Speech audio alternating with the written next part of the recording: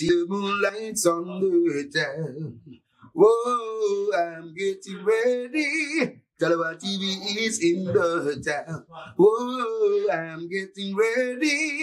Got a corner on the telephone. Yeah, this is the Shout Out the Messenger, and you're watching Tallawah TV with the host and best. So Davis, take it away.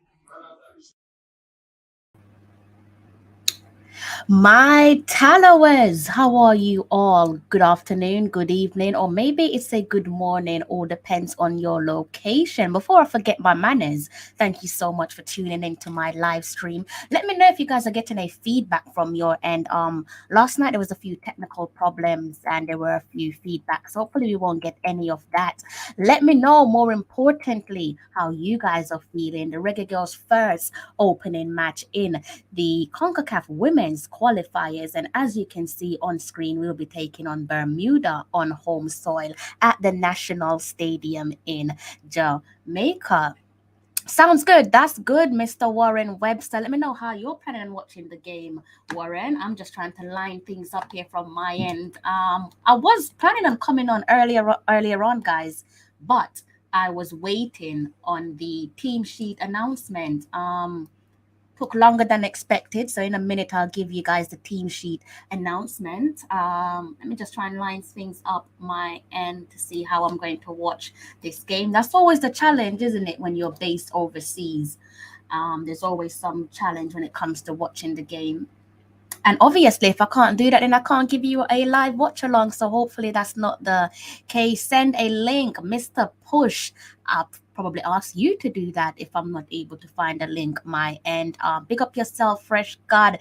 Guys, how is everyone feeling? I'm not going to lie to you. Before I came on here, I was feeling a little bit nervous. Nerves and excitement combined all into one for obvious reasons. Last time I watched the girls play on home soil was back in October the 24th to be precise. And that was just a friendly, a little knockabout against Costa Rica. And that game frustrated me for so many different reasons. The main one, that being us being unable to put the ball in the back of the net. Hopefully tonight will be much, much different. I'm thirsty. I'm hungry for some goals. Anxiety. Yes, it is, Mr. Morgan. I'm definitely high on anxiety. I can't even say the words properly, but I am most certainly high on anxiety. The game, well, I was told that this one will be kicked off at 11 o'clock, unless there's a slight delay that I'm not aware of. Let me know if the game has kicked off for you guys, because it shouldn't have, even though it does say the match kicks off at 11 o'clock UK time. I don't think it has actually kicked off. So maybe there's a tad bit of a delay somewhere there. So do let me know. Massive good afternoon, or is it a good evening, Owen? Good day to you, sir. How you feeling? Not nervous. I know the girls got this. I think it's more excitement. I am really excited, fresh, like just, yeah, I can't sit still with this one. I'm going to be reading out that team sheet for you all in a moment. Before I get into all of that, let me know. I'm going to try and see if I can multitask tonight. So if you see me with my head down, it's because I'm trying to update my other platforms. So Instagram and Twitter as well. So I'm not ignoring you all, and I'm definitely not being rude. Let me know where you guys are based, by the way. I want to know how you guys are planning on watching this match. That, again, guys, that is always the challenge.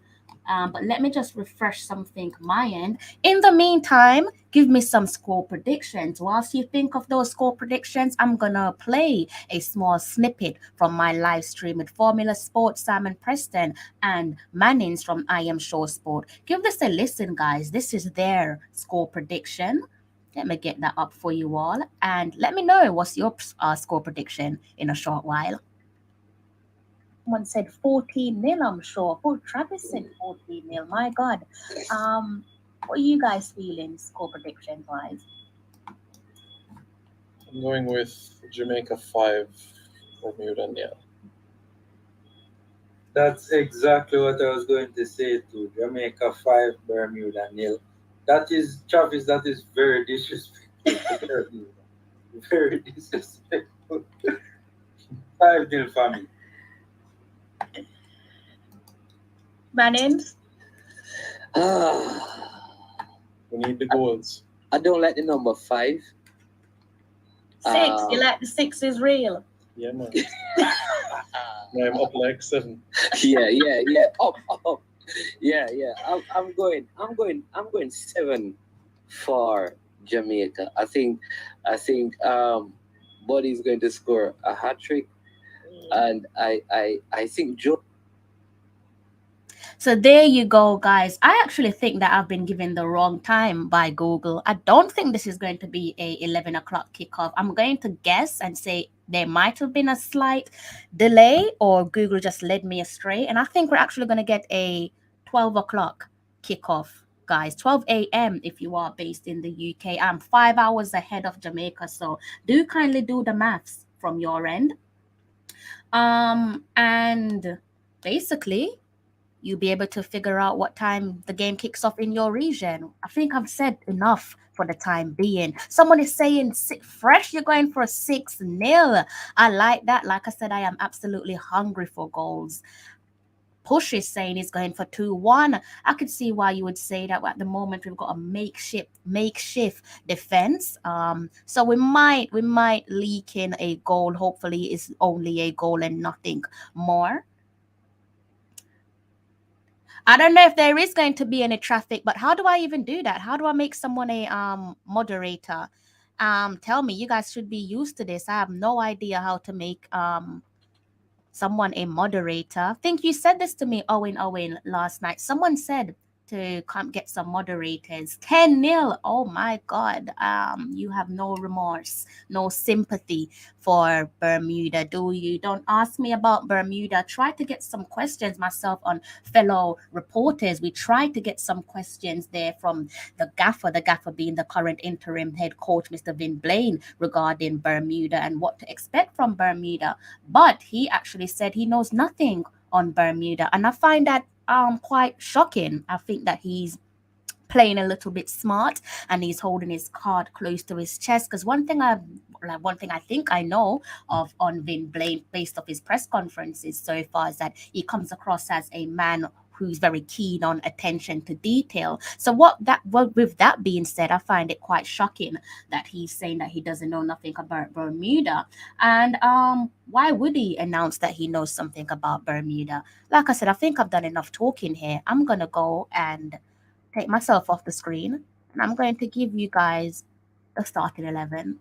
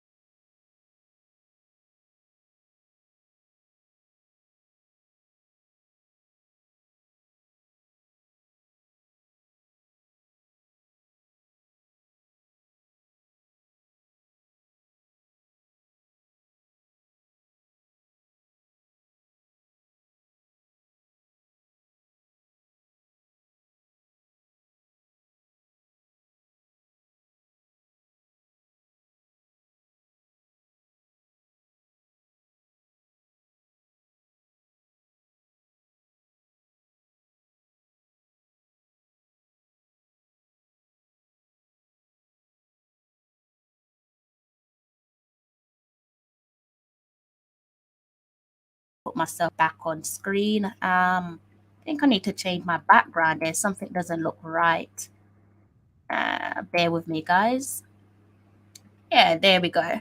Let me see what you guys are saying in the comments section quickly. Up and run. Mr. Karumi, how are you, sir? How are you watching the game? Someone told me that apparently you're not able to watch the game on TVJ. I did tell them that they'll be able to watch the game on TVJ, but apparently you guys can only watch the highlights.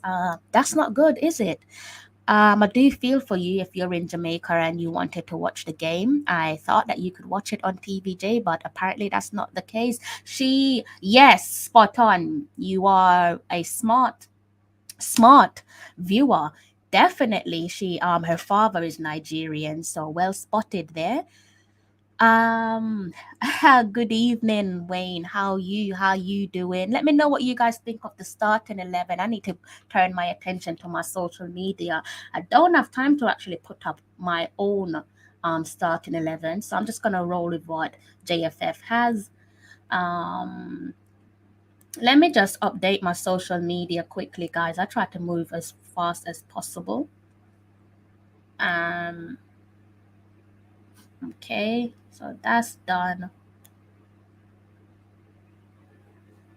And then I think I need to do the same for my Twitter. I'll do Twitter in a bit. You can watch it on, I hope so. I'll hold you to that. I will definitely hold you to that. Let me know what you guys think of the starting 11 so far. For those of you who are wondering, so those of you who are new to the Reggae Girls, this is our opener, the first hurdle for us trying to qualify for the upcoming Women's World Cup taking place in Australia and New Zealand. We're trying to do it for the second consecutive times. Can we do it? I most certainly think that we can, but now it's over to the girls. I think it's safe to say that the 12th man most certainly are behind them, and we believe them, and we will be standing by them in every step of their journey. Let me go up and see something quickly. Also, guys, if you're in Jamaica, let me know what time the game's kicking off from your end, because I think I might have been misled here. I don't actually think there can't be. It's now almost what, 11:15, so there's definitely not a kickoff at 11:15. I think this one is kicking off at 12 a.m. UK time. If you are based in Jamaica, I am 5 hours ahead of you. So do the maths if you are based somewhere else. Asking if there is any debut. There's no debutants in this game, and I think that might be a smart move there. I can go back. Let me go back and bring that team up. But before I do that, before I forget my manners, massive thank you to those of you who have already tuned in, those of you who are active in the comment section, and those of you who are a little bit too shy to say something. I hope your day is going well, and I hope your day can get better with 3 delightful points on the table from the Reggae Girls. We're taking on Bermuda on home soil, so 7 o'clock Jamaica time. So that means I was definitely misinformed there. So we have just under an hour to go until kickoff. Thank you for that, because I was wondering. So there you go, guys. If you fancy joining me live on stream, on air, then do go ahead and click that link right there. I only have one rule, really and truly, and that is to make it child friendly. So that simply means please be kind with your language. Let's see. Said, is there any debutant? I think that was what? Yes, Karumi said, is there any debutant? No, there isn't. I can go back to that team there for you. And I think we perhaps didn't expect that. If you listen back to the press conference from last night, I did dissect that press conference alongside Formula Sports and Simon Preston and Mannings as well. I think Mannings chimed in towards the end. We went through that press conference with fine tooth comb, and Vin Blaine did say that he's not expecting to start any debutants. And by the looks of things, first glance, I don't think he's actually done that. So let me pop over and look back at that starting 11 there.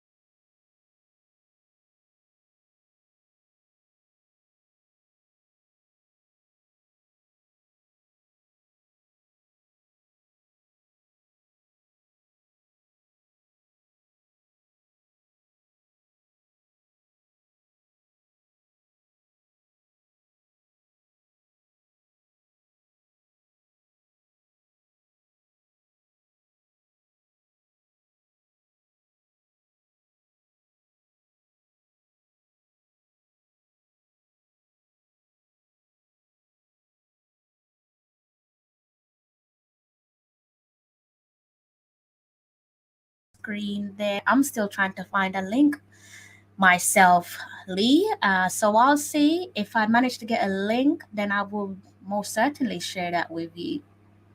Please do listen to what Fresh God said already. If you guys haven't touched that like button, then do go ahead and hit the like button. Also, someone Owen said I need to try and get some moderators. How do I do that? I think I might have to switch to my mobile phone quickly to see if I can do some moderators. So bear with me quickly, guys. And if you want me to go back through that press conference before the game gets underway, then do let me know. Let's see. How do I do moderators? How do I do moderators? Okay, I've figured it out. Let me know if you want to be a moderator for tonight's game, guys, in the comment section. I'll figure out how to do moderators. That's quite easy. Good evening to yourself. How are you? It's nice seeing you on here. I think you was here last night or possibly the night before, if my memory serves me well. You know, it hasn't snowed in London in a while. I can't remember the last time I saw snow in London, but maybe if you go up north of England, then you're bound to come across some snow because it's a lot colder up north than it is in London. People like please do go ahead and hit that like button.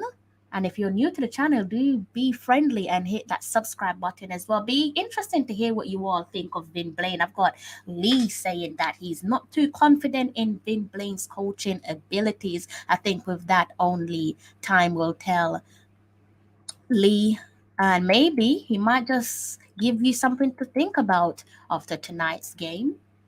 Get the likes up. Thank you in advance. I want to echo that. I do want to echo that. Thank you in advance. So guys, like I've said, if you're keen to be a moderator for tonight's game, then do go ahead and hit that comment section and let me know, and I'll definitely make you a moderator for tonight. Let me go back over onto Twitter so that I can update everyone with the starting 11.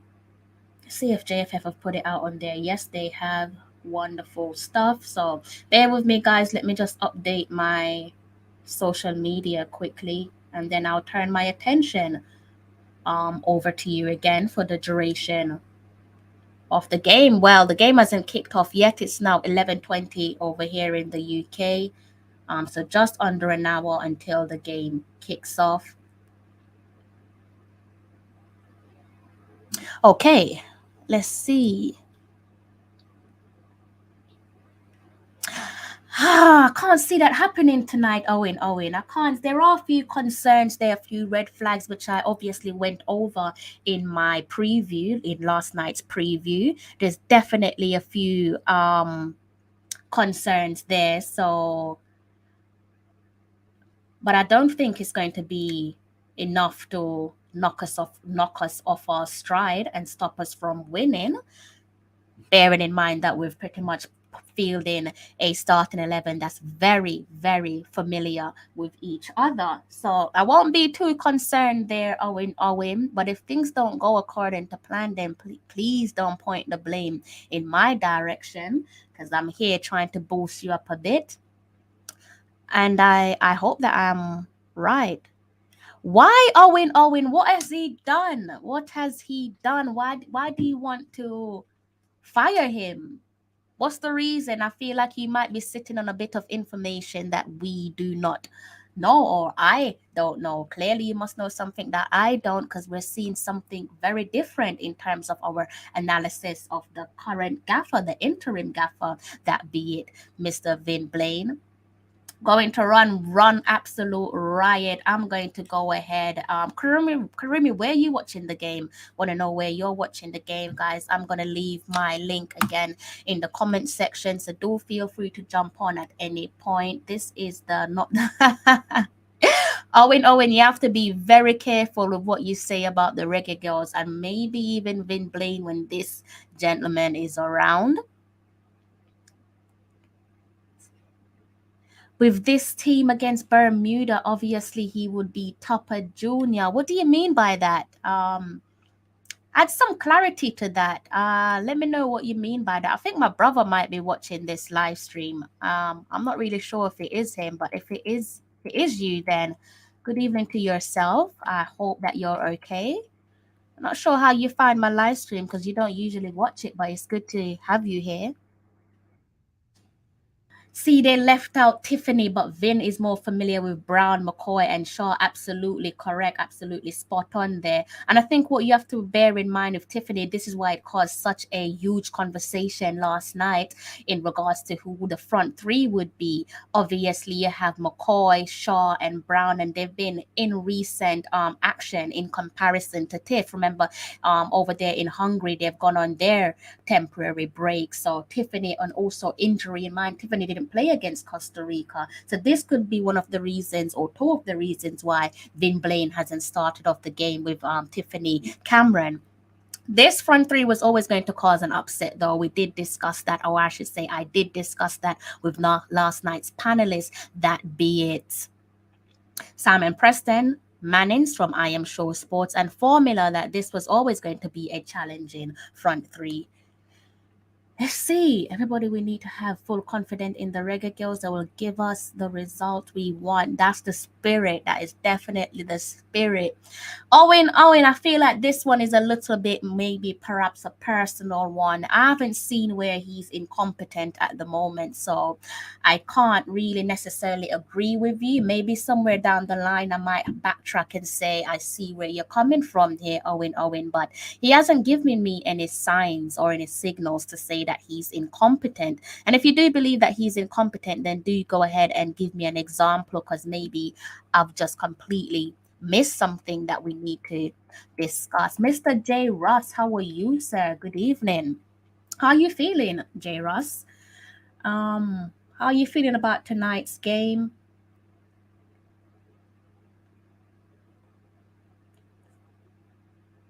Okay, let me hit tweet. I didn't send that tweet out earlier on. I just had to reread that and hit tweet. Okay, my attention is all yours. I'm okay. Where have you been? I haven't seen you around for a really long time. Good to have you back. I hope your week has been going good. I hope you've been having a good week. Hopefully the Reggae Girls can kickstart your weekend. Hopefully the Reggae Girls can kickstart all of our weekend with 3 delightful points in the bag. I kind of don't trust in Vin. Let's see what happens. What is it that you guys don't trust? Or what is it you guys are seeing that I'm not picking up on? I would love to learn from you all, because obviously that's what this space is all about. Me listening and sharing my thoughts with you guys, and you guys do the same in return. So let me know why you guys don't trust Vin Blaine. And for some of you, why you feel that he is incompetent. Full confidence there that so Scott is saying that he doesn't believe that we're losing tonight against Bermuda on home soil. If you're just tuning in and you have missed that Reggae Girl starting 11, do let me know, and I will be more than happy to go over it with you once more. Before kickoff, it is now 11:25 here in London. Kickoff is at 12 o'clock, so that one is steadily approaching. Mr. Garvey, how are you, sir? How are you doing? You should be asleep. You should definitely be asleep. Mr. Dushan, you should definitely be asleep. It's approaching your bedtime. I'm surprised you're not playing games. So thanks for tuning into my live. I hope you've hit that like and subscribe button as well, since you can find time to say something in the comment section.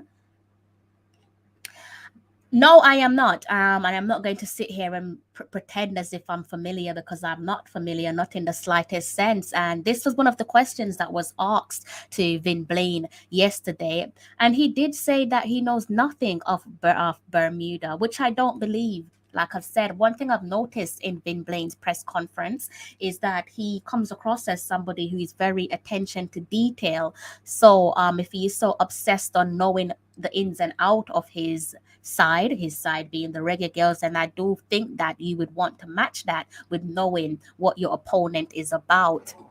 And this is one of the most trickiest positions to be in when you follow women's football, especially CONCACAF teams is that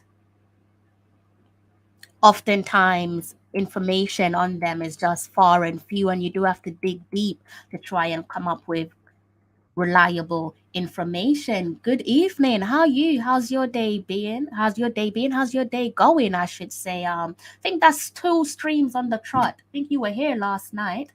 My memory served me well. You was definitely here with me last night. So it's good to see you here again. I hope this isn't your final live watch along with me. Okay, guys, right. Let me go through the comment section. Excited to see the girls dominate Bermuda, maybe get a couple spectacular goals past them. I hope so. I hope so. You guys still haven't given me a score prediction yet. I'm still waiting to hear you guys' score prediction. Thank you, sir. I might treat you to dinner tomorrow. Might treat you to a dinner tomorrow as my way of saying thank you. So much appreciated. You want to watch the match, do you know the link to it? Okay, Mr. Rowe, I'm still here trying to find a link to the game myself. So as soon as I'm able to do that, then I will share that information with you. All depends on where you're based in the world, though. I don't know where you're based, but if you're based in Jamaica, then I can go over and see what the federation is saying in regards to how to watch the game. I believe they did say that you can watch it on TVJ, but I've been told by a friend of mine that that is actually on replay. Okay, so yes, it says Flow Sports, TVJ, SN, CBS Sports, and One Soccer. So if either of those are accessible in your region, then you're in luck. Unfortunately for me, I can't gain access to neither platform, so I'm going to have to try and figure out a different way of watching tonight's game.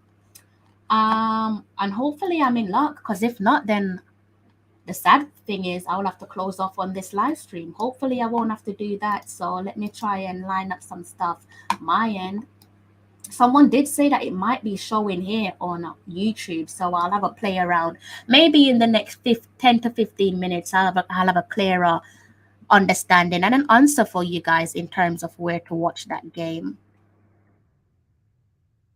Was it the one who said Leon wasn't good enough to play for Jamaica and was average? Jairus, you'll have to answer that one, since that one is pointed in your direction. I have not come across that one, Owen.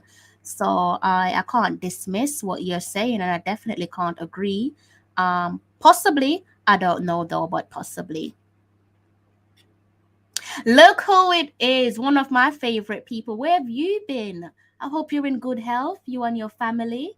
I hope you are in. What's your score predictions? I haven't spoken to you in ages. This one might sound a little bit strange, but happy belated New Year to yourself. I hope that this year is your best year ever for you and your family. Good to see you around. Let me know what your score prediction is. He knows nothing on Bermuda, and that is true because he's not a good coach. I think that is him trying to pull his card close to his chest.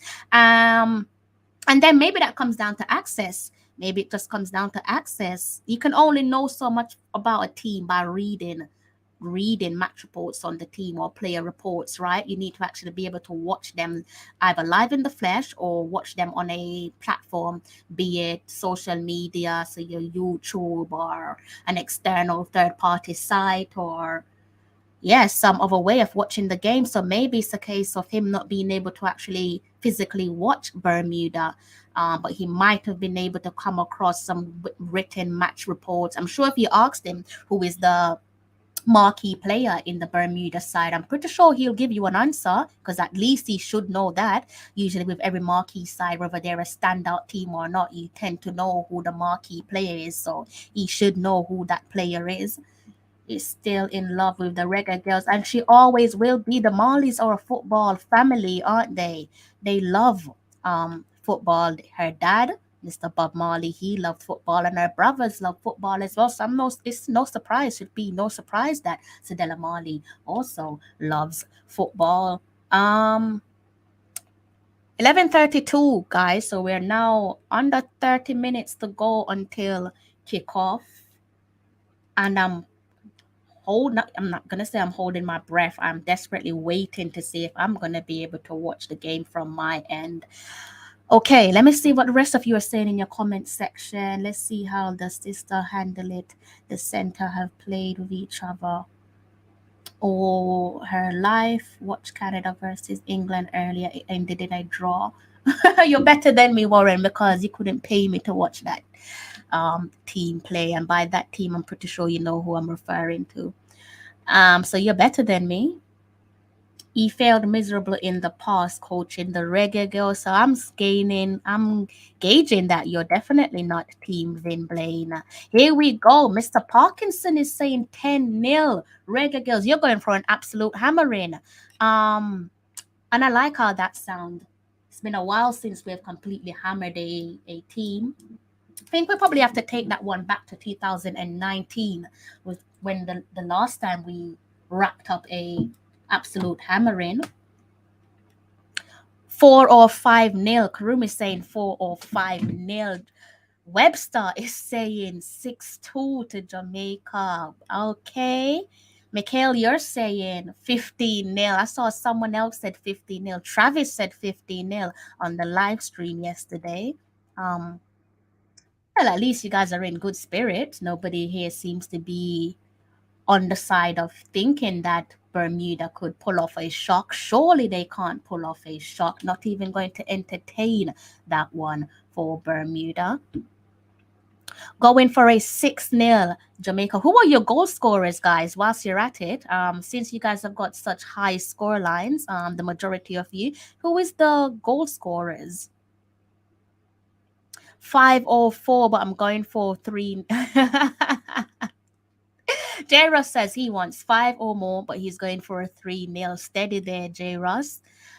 Okay, so Fresh God, the man himself, one of the most trusted, he's saying that the game will be shown on Concacaf YouTube. J. Ross, if it isn't shown on Concacaf, anywhere you are in this world, I must find you before halftime for getting my hopes up. Mr. Owen says hit the like button. Guys, please do listen to the man himself and go ahead and hit that like button. Karoom is saying the same thing as well, that it will be on YouTube, so that's fantastic. TVJSN, One Soccer as well, and the usual being Flow Sports. That is if you're in the Caribbean, at least you have a few options there, and if you're in Jamaica as well. You're looking for something spectacular. You're saying that you want a bicycle kick. Okay. Okay, so there's definitely we're spoiled for choices for once in terms of where to watch the game. I trust in all of you because you're pretty much all saying the same thing in terms of where to watch this game. So I'm going to be trusting in all of you. CBS Sports Online is another one. If you are based in the diaspora, go ahead and check out CBS Sports. You allegedly said he was an ordinary player. I think you're probably referring to Leon Bailey. Have you ever played football in your time? If so, what is your position? I get a striker. I can't play. King Jav, I can't play. I've said this plenty times before. Cannot play to save my life. It's actually quite sad that I can't play. I would love to be able to knock a ball about, but I can't. So sad. Thank you, sir. Thank you. So far I can remember he was once in charge. He's used to the is used to the female program, the women's program. That's definitely something that he is most certainly familiar with. I think that would explain the starting 11 as well. Don't trust Vin Blaine. Romaine, why is that, Mr. Norris? Why are you saying you don't trust Vin Blaine? And the clock is steadily approaching 12 a.m. I'm excited, a little bit sad at the same time, because when these goals fly in, I won't be able to celebrate as I would normally like to celebrate, obviously because of the time difference. So that's probably the only thing that I'm a little bit downbeat about. As long as Jamaica execute, we should do well. Simple. I am interested in how we are going to approach the game. Yeah, he did say that, he being the gaffer, he did say that he's not looking to go with a traditional 4-4-3, 4-3-3, my apologies, guys, formation. And I can only put that down to player availability. Obviously, at the moment, as things stand, we're playing with a respectively makeshift defense. So that could explain why he's chosen his formation for tonight. Okay, let's see what the rest of you are saying.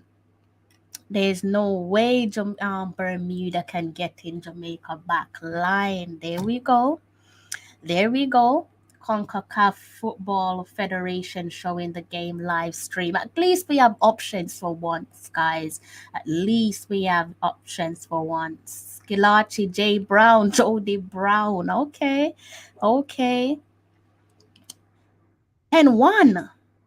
Am I reading that right? You're saying 10-1 and you think, or is that, yeah, that looks like a 10-1 score prediction, and you're saying Jody Brown Skilachi. So surely you're not telling me that Jody, as outstanding of a player as she is, I'm pretty sure she's not scoring all 10 goals tonight. So who are your goal scorers, guys? Let me know your goal scorers. If you're just tuning in and you want me to go over that team sheet once more, do let me know, and I will go ahead and read out that team sheet for you all.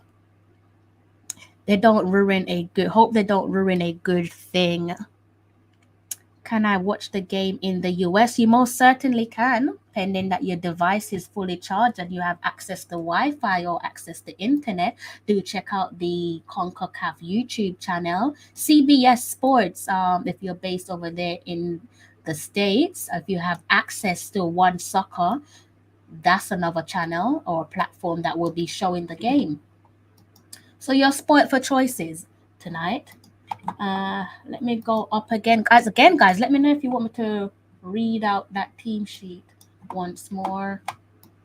Good to see that none of you are nervous or feeling miserable. It's usually the case when we watch Jamaica football, but definitely not the case when we're watching the women's team play. So it's nice to see a bit of positive energy here tonight, guys. I am here to listening to the expert. I'm definitely not the expert. Thank you for your warm words, but that's a heavy cannon to carry. And I'm not the biggest in the world, so I think I'll put that one to the side. Thank you though for your warm words, but I'm not the expert. Definitely far from an expert. Saying my location. Where are you based? Maybe we can help you out before the game kicks off. It's almost 20 minutes, just under 20 minutes until the game kick off. Just to remind you all, guys, this is what it's all about. Let me go back and bring up my banner. That's what it's all about tonight, guys. The Reggae Girls versus Bermuda in the CONCACAF Women's Qualifier match. And obviously, this is your official live watch along. The Reggae Girls first hurdle, they come up against Bermuda on home soil in Kingston, Jamaica, seeking to try and qualify for their second consecutive Women's World Cup, upcoming World Cup taking place in New Zealand and Australia.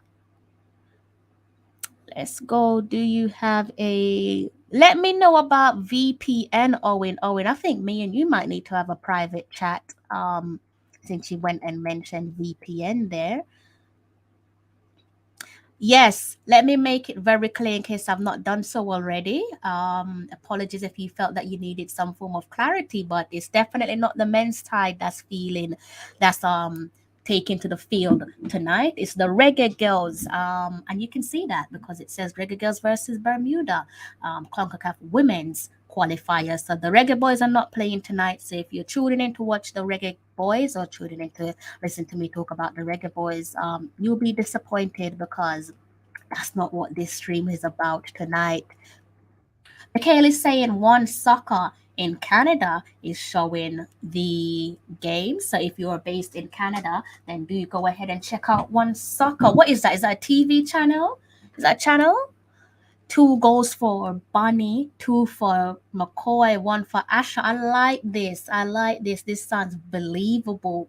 This definitely sounds believable. I think before the game kicks off, guys, I might go ahead and read out that starting 11 for you all once more. My most reliable website, I like to have backups. My most reliable website isn't working. Well, it's working, but it isn't showing the game. So that's a little bit disappointing.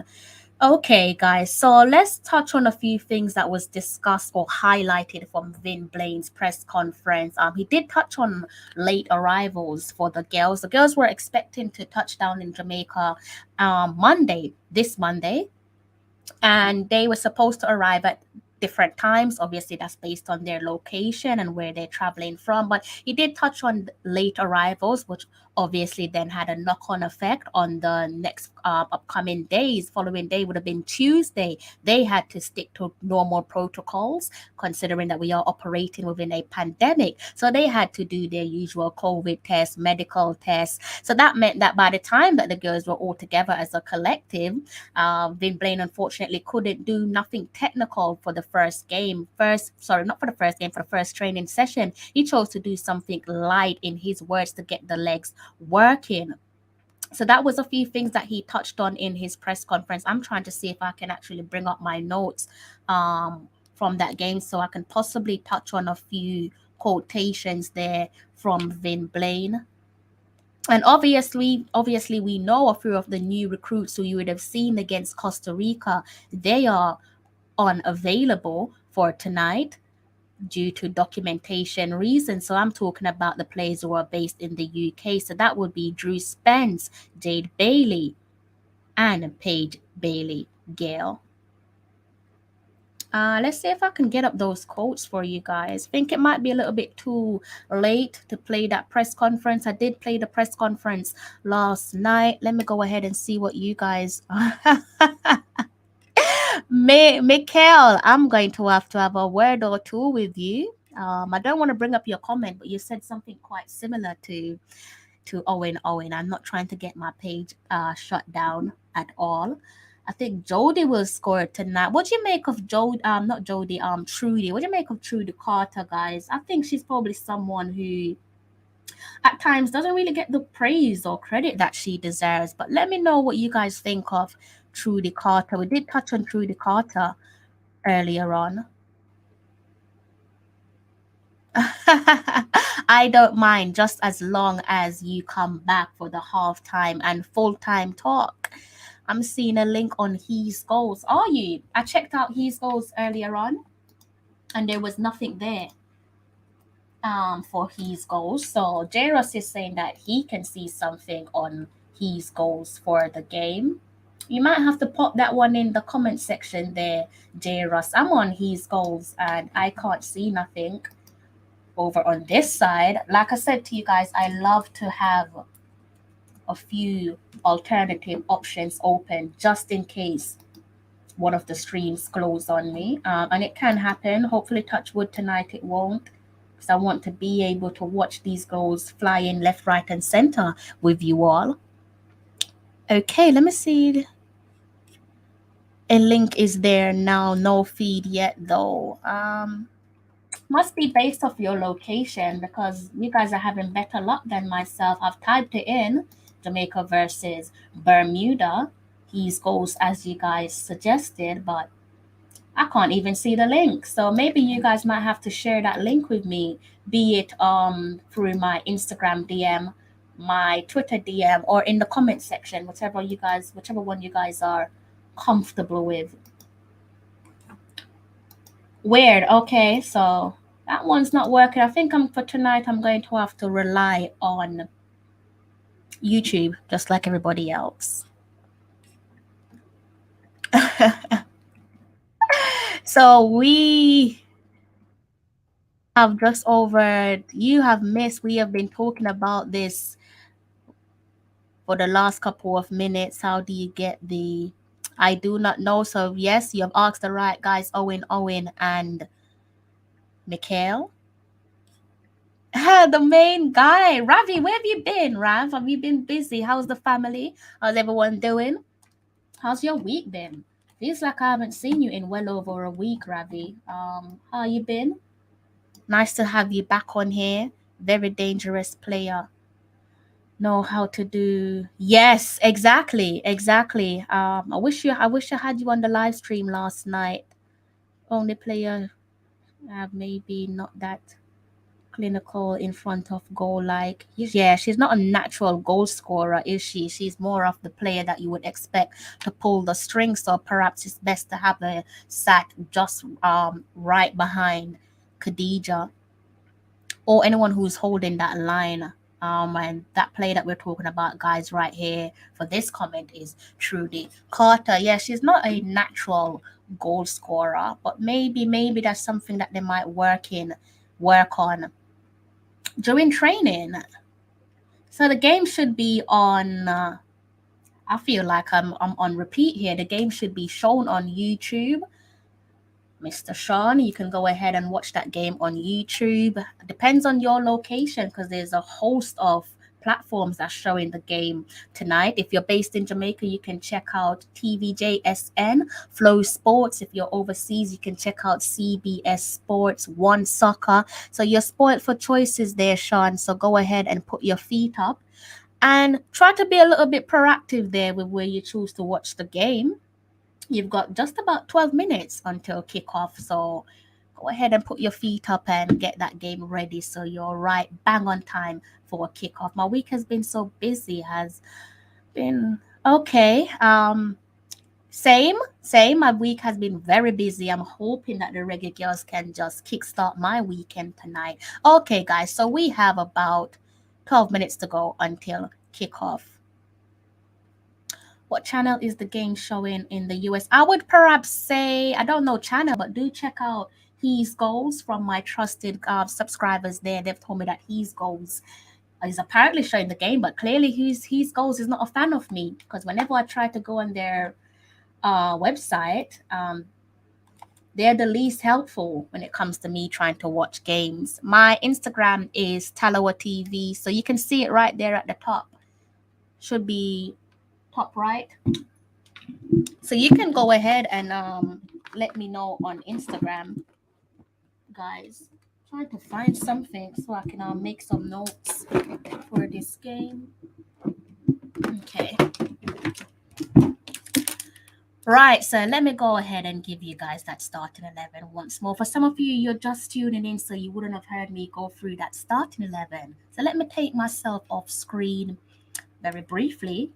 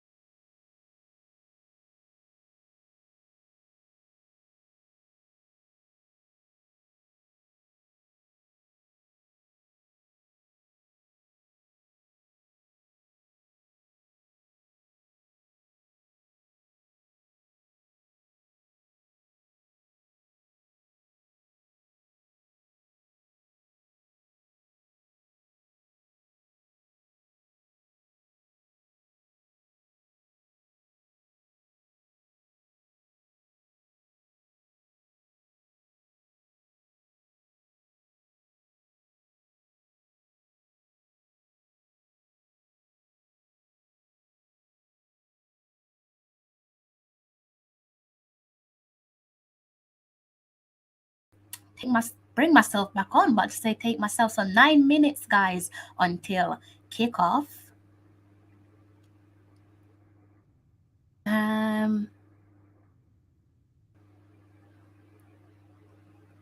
Really, you guys didn't hear that? That's a disaster. I did well there as well. I'm not really sure why you guys didn't hear that. I might have to let me know if you want me to give that another spin. You probably don't because effectively the only thing that you should want to see is the team announcement. A bit weird. Let me know if you guys want me to give that another spin. That's the second time that's happened to me. Happened to me last night when we were looking at the 23 player squad, and tonight it's happened to me again. No idea what's going on. So we are just 9 minutes away from kickoff, guys. So do try and have your things ready together. Don't know if you guys are snacking and watching this game. I'm not as fortunate as you. I won't be doing that for obvious reasons. Also, if you're watching it on YouTube, let me know if the link is up yet. If the link is up on YouTube, then send it to me in my DMs, be it on Instagram, Twitter, or drop it down in the comment section.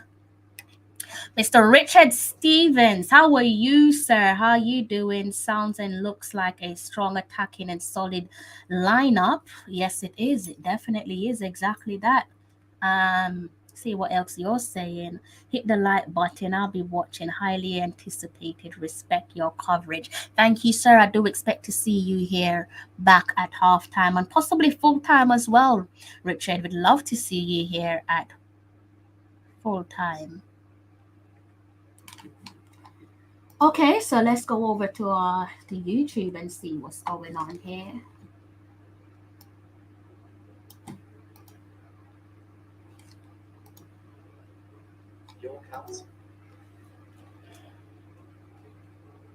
I love how you guys are so responsive. Definitely feel like you guys are some of the best, if not the best, subscribers and supporters out there. No, matter of fact, yes, you guys are. So I'm waiting to see the team walk out of the tunnel there, guys, in Kingston, Jamaica. Good night to yourself, Mr. McDonald. How are you? How are you doing? Where are you based? How are you planning on watching the game? Let me know your score prediction.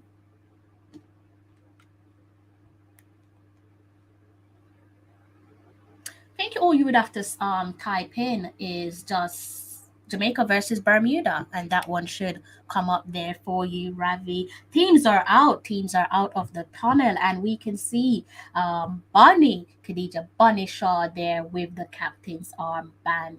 Both teams coming out of the tunnel.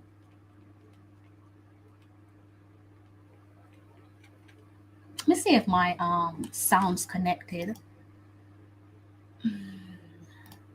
If you are late to the live stream, or better yet, I should say, if you're just tuning in, then do let me know what your score predictions is. Up and running. So there you go, guys. You can go ahead and check this game out on CONCACAF TV. Should be good to go. I'm not expecting any technical issues there since it is CONCACAF and they are the host competition. Are you guys getting sound from this stream? Let me know if you guys are getting sounds from the stream. Someone is saying 6, that's 6-0. George is saying 6-0. George Manning. Manning, are you related to Manning's man? George is saying 6-0. Mr. Powell, good evening to yourself. How you doing? Guys, let me know if you're getting any audio with your stream.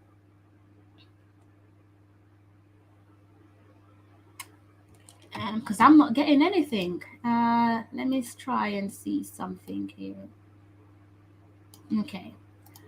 Okay, so the best national anthem on the planet's playing. Players have clearly got their game faces on.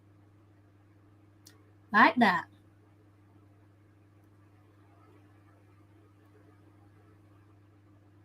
I love our national anthem. I feel like we have the best national anthem on the planet. Go ahead and hit that like button like what Owen has stated. Wonderful stuff, Owen. I finally got audio. I don't know what was going on, but I finally got myself some audio. So I've said, guys, the girls have got their game faces on camera doing a little pan along there with all the players. Coming to the end because we're now looking at Rebecca Spencer and Bunny Shaw.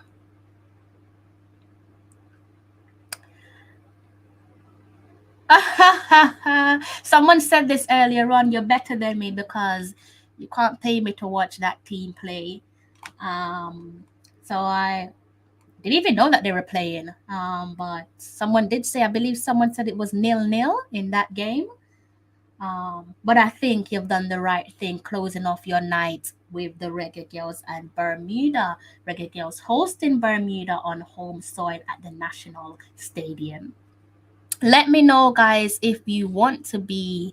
Thank you, guys. Thank you for that. I like when I talk to people and they give me a response. It's a little bit weird sitting here and not getting a response because kind of feels like I'm talking to myself.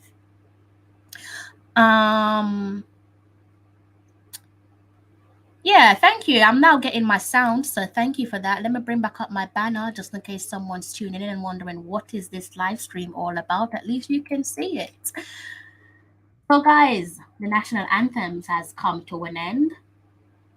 Unfortunately, I missed Bermuda's anthem, national anthem. I'm sure it was a good anthem, but I missed that one due to a lack of audio from my end. And the teams are now lining up for their team photo. So we're minutes away from our kickoff, guys.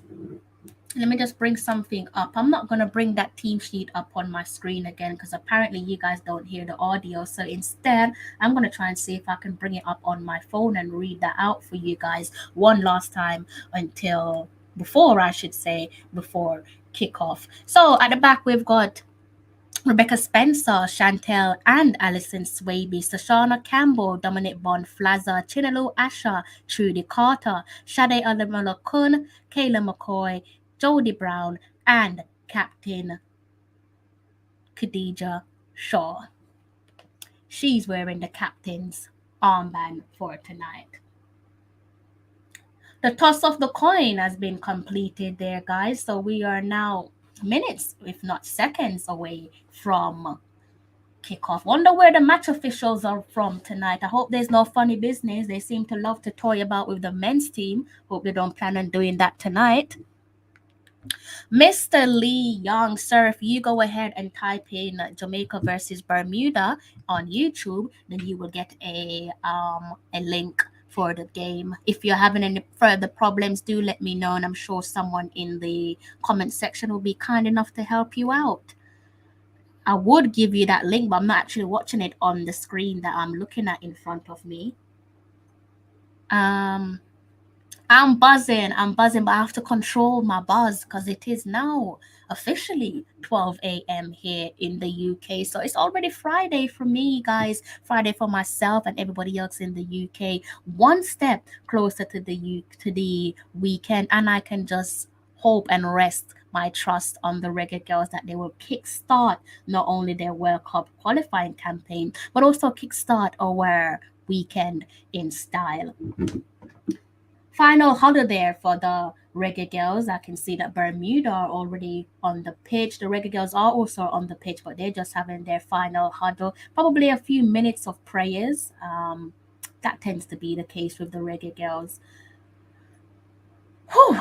All right. I hope so. Hope everything will be airy for the whole match. So it will be Bermuda that gets us underway. They appear to might have won that toss of the coin. Here we go, guys. Here we go. Again, if you see me looking down at any moment, it is because I am trying to do my talking points, halftime talking points.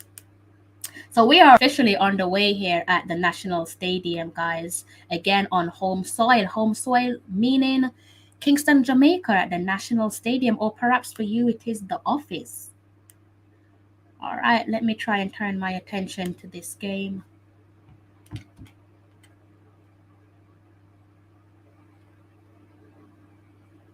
You got Alison Swaby on the ball.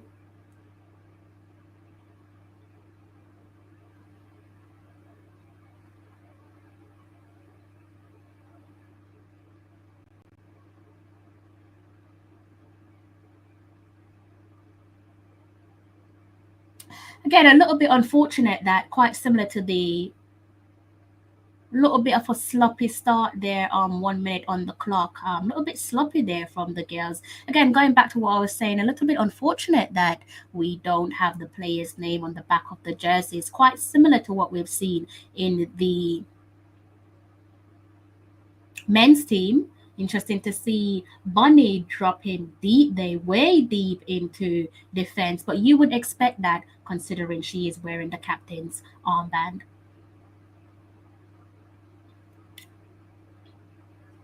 Guys, please do go ahead and help out Lee Young. Share the link, guys, to the YouTube channel for the CONCACAF that you guys are watching the game on. Please do go ahead and help him out. Big up yourself. I was about to call you El Chapo then. I saw the L and almost got carried away. Big up yourself. How's your day going? How's your week been? So we're only 2 minutes into the game so far, guys. And Bermuda have a throw-in deep in our half. Jody Brown there wins that one for us with some defensive duties. Bunny on the ball down the flank.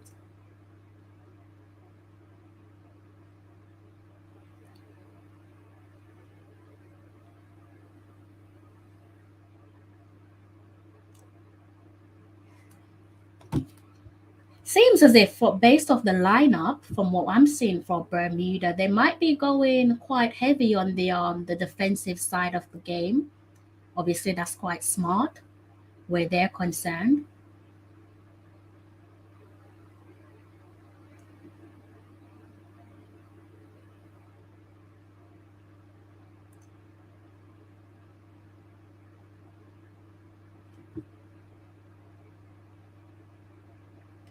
Good to hear that you're okay. Will automatically. Okay, okay, well, don't drop the link then, guys. I'm not really sure why they're like that. So yeah, don't drop the link. All I can say, Lee, is to just give that another try. So go over to your search button and hit the type in Bermuda versus Jamaica or Jamaica versus Bermuda CONCACAF women's, and it should definitely come up. Let me know if you're still experiencing troubles. You might have to find me on Twitter and I should be able to send you a DM via that method. Big up yourself, Pagan. How you been? Where you been? Where have you been? I haven't seen you around for a while. Bunny dropping quite deep there again, guys. So that's quite noticeable.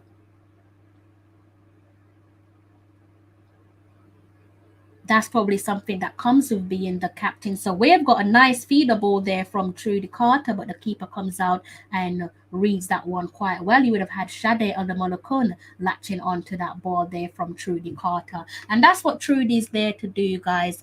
Clearly be the feeder for the attack.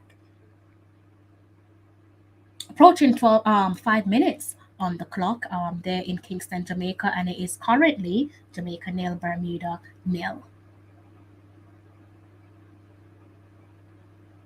Let me know as well, guys, what you make of the shirts and the fact that, from what I can see, there are no names on the shirts. Let me know what you feel about that if you're new to Jamaican women's football.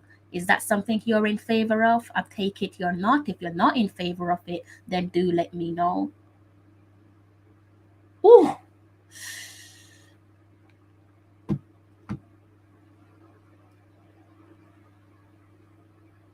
Should be a deflection there for a corner. So Jamaica's got their first corner of the game just 5 minutes into the game. Looks like we've got Shade that's going over to take that corner kick there, guys.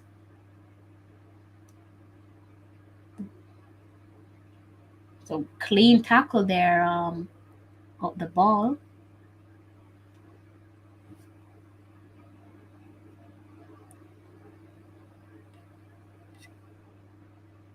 Shade's gone with a short pass there. Caught at the edge of the box. Chantel Swaby. think it's safe to say that 5 minutes in, or maybe I'll hold on to my opinion until at least quarter of an hour has been played in the game. Probably a better way for me to drum up an opinion. Sade latched onto that one, but she's waved offside. And once we hit quarter of an hour on the game so far, guys, do let me know what you think of our ball movement. Let me know how we look or how you think we look as a collective. Let me just go ahead and make some notes.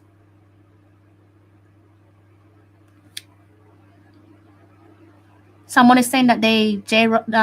Okay, Lee, that's wonderful. At least you managed to find it. I couldn't find it on there, so at least Bunny's on the ball. This should be 1-0. Oh. I think she was looking for Trudy. She tried to pull that one back to Trudy. Should have been 1-0. I was expecting Bunny to bury that one, but she was trying to be kind and spray that one across to Trudy.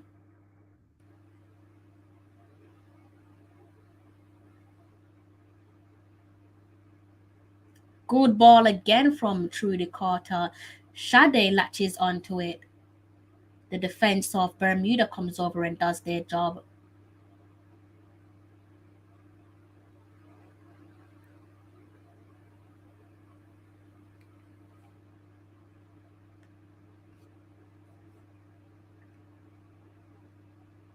Definitely need to be a bit more selfish there. Don't think she'll be doing that again when presented with the opportunity. Quite impressed with Bermuda so far. Very, very organized.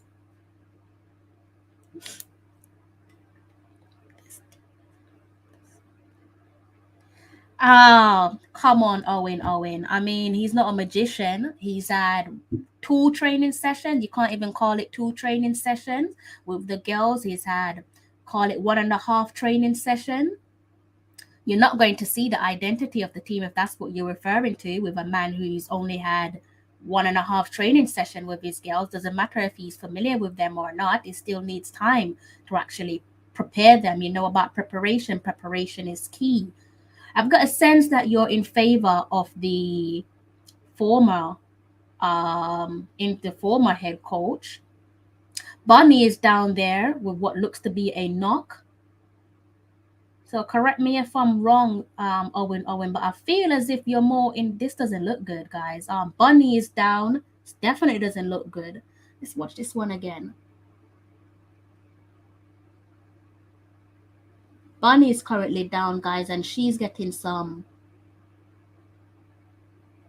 what appears to be some treatment there from the Jamaica medical team.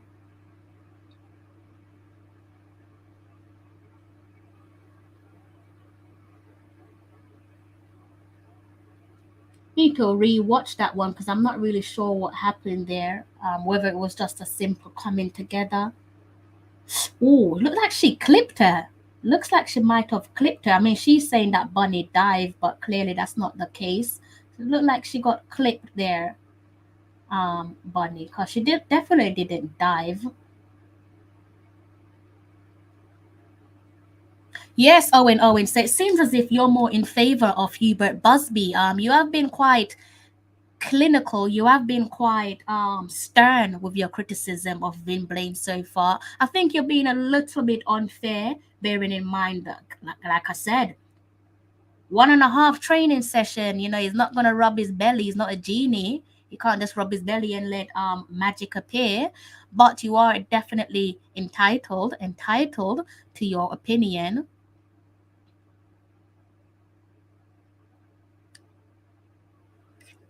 I said I was going to buy you dinner tomorrow. I might have to take that back. I don't think I'm buying you dinner tomorrow. Definitely not settled yet, Mikhail. This is why they say preparation is key. But once they get settled, woo! Jody Brown there putting on the burners down the flank. We've got Trudy Carter is on the ball. Takes a shot. Oh! Oh my God, off the crossbar. Oh my God. This is what I mean about Trudy Carter. Like, this is it. Whoa, that one rattled the crossbar. I thought Bonnie was gonna follow that one up with a header. But we're warming up, guys. First real attempt came from distance, and that came from Trudy Carter. I would say 11 minutes into the game. Let me try and get my timing right. That was nice because Bermuda at the moment, Bermuda are playing a bit of hard ball. So they're trying to stifle us out with their defensive duties. So sometimes you have to try and catch them off guard to open them up and force them to come out and play. Because at the moment they're sitting back and trying to stifle out any creativity that Jamaica has to offer. Possibly the more, say, 2 to 5 minutes into the game, the opponents, the visitors, look like the better side. But Jamaica are creeping into the game there, guys. 12 minutes on the clock. Jamaica against Bermuda at the National Stadium. And it's Jamaica 0, Bermuda 0. Did it? Did it? I don't know. I do trust you guys, but I don't know myself. Owen is saying it definitely went over. Where's VAR when we need it, guys, eh? Good opportunities, really good. I wish that goal had gone in from Trudy Carter.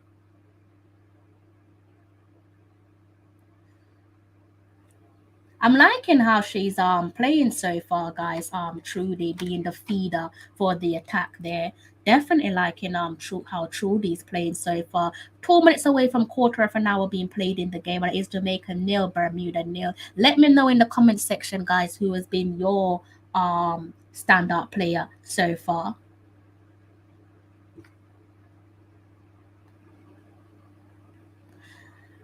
I've not heard them talk about VAR, but most certainly it seems like it's going to be a repeat of what we've seen in the men's game, where VAR was introduced quite late into the World Cup qualifiers for the men's team be it the Reggae boys.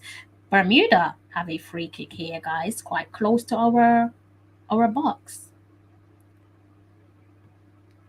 So they have a direct free kick.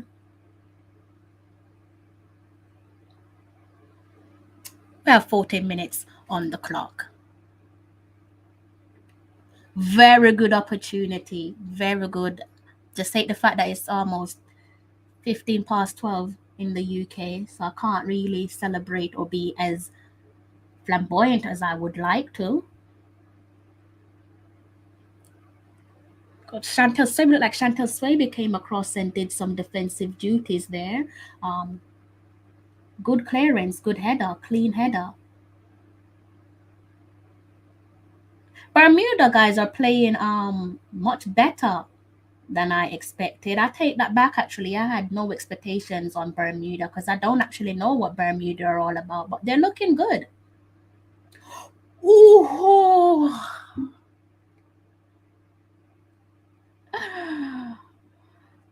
Tad bit too far there for Buddy to latch onto. I'm seeing flags. Does that mean it's a goal, or are you just happy there, Mr. Godfrey? She couldn't have hit that one any sweeter, Richard. Hopefully you can jump on at halftime, Richard, to go through some halftime analysis there with me. Let me put that in the link in the comment section, and that link is available to everyone, not just Mr. Stevens. It's also available to each and every one of you. Kai as well. I would love to put a face to your name, J. Russ Owen Pagan at some point in the future, guys. Shah, woo!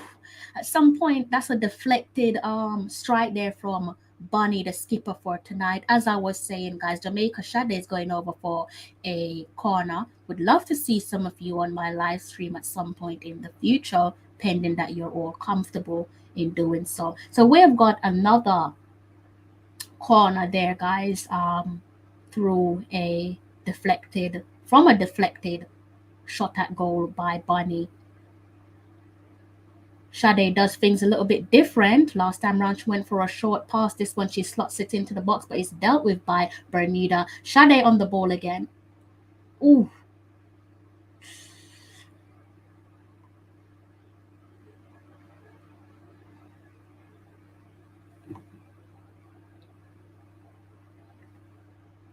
We should have scored already. What's going on, Jamaica? They're going to have to take some time. It's going to come, Mr. Johnson. The goal or the goals will come. It's just a matter of getting in our rhythm, getting in our stride. We're not in our stride or our rhythm yet.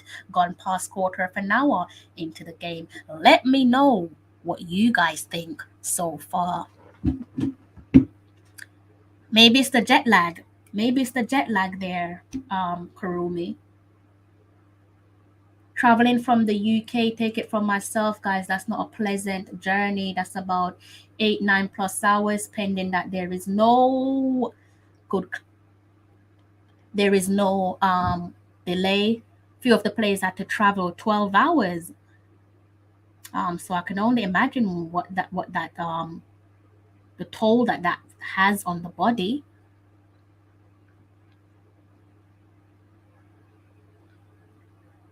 Go ahead and search for the game in your YouTube search bar, because it is being shown live on YouTube over on the Concacaf channel.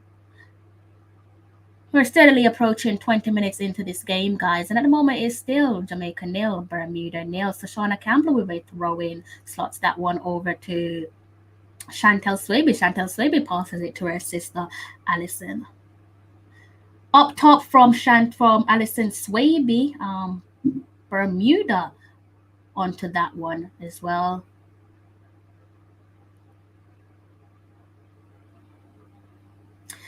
One thing that has most certainly stood out for me, guys, so far with 18 minutes on the clock is most certainly, I've said it already, Bermuda's defense. Clearly, that's either a strength or that's something that they've intentionally switched up. A free kick there for Jamaica, a foul on Jody Brown. Decent position this for a direct free kick. Don't know who's going to stand over this one, but that's a decent free kick. I don't know what she was thinking. She clipped her, completely clipped the heels of Jody Brown. We have Khadija Shaw with the ball in her hand. Khadija Shaw, for those of you who haven't noticed yet, Khadija is the captain for tonight. Captain's armband on the arm of Khadija, and she's actually standing over the free kick. Would love if this one find its way in the back of the net. Let's see what Bunny is capable of from this direct free kick.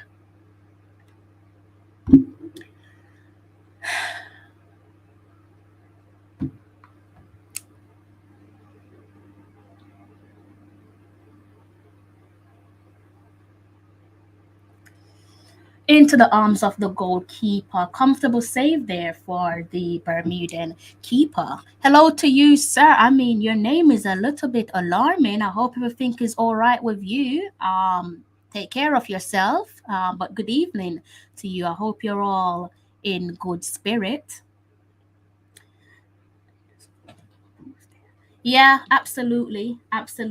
Credit to Bermuda. They look the sharper of the two. Little bit unfortunate to say that, but Bermuda most certainly looked the sharper of the two. And with what was said in the press conference by Vin Blaine, I don't think that should come as a surprise to anyone in the comment section, most certainly not to myself, because Vin Blaine did stress on a few concerns going into this game. Bunny looks like she switched sides. She's onto the ball. She's running there into the box. That one has been waved offside. Jesus. Is the flag up?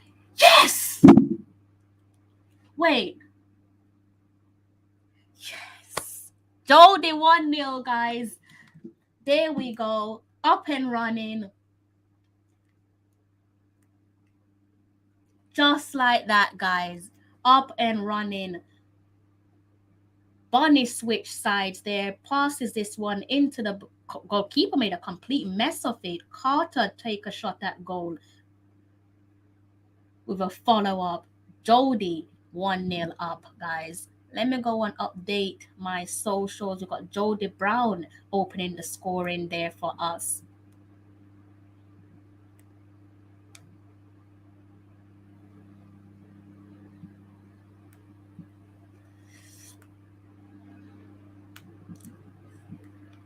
Sorry guys, I'm a little bit quiet, but I'm trying to update my other social media.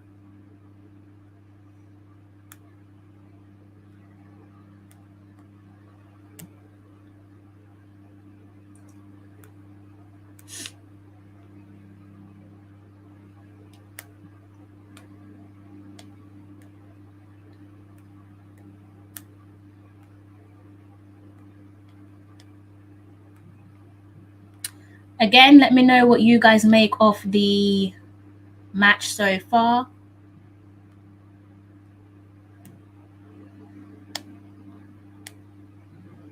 It's nothing quite like autocorrect when you're trying to update your socials.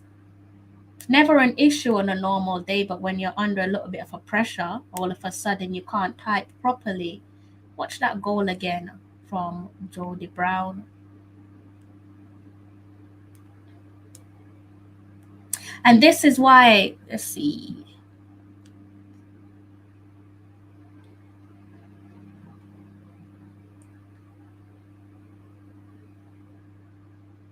And this is why there is so much talking point around the Reggae Girls front three. Who do we want to see start? Is it Tiffany? Is it Jody Brown? Is it Kayla McCoy?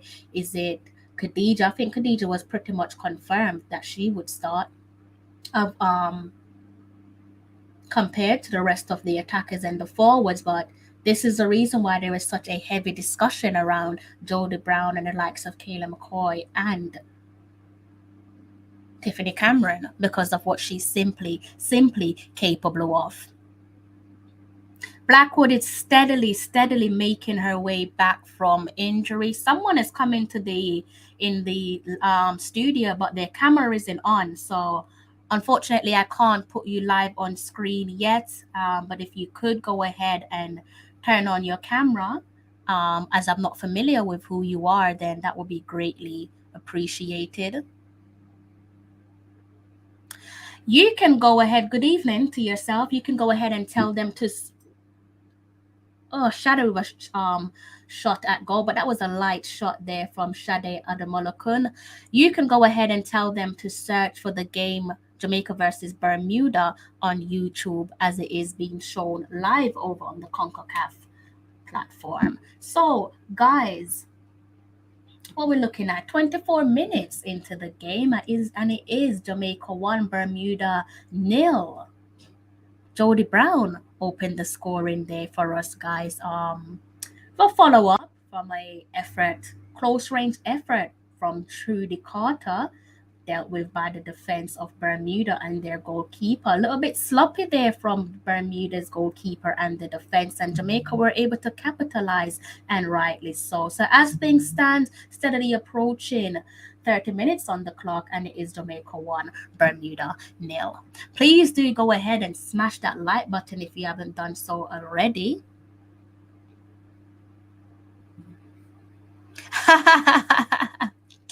Nine. We're saying 9 more from Jody, right? You did call it.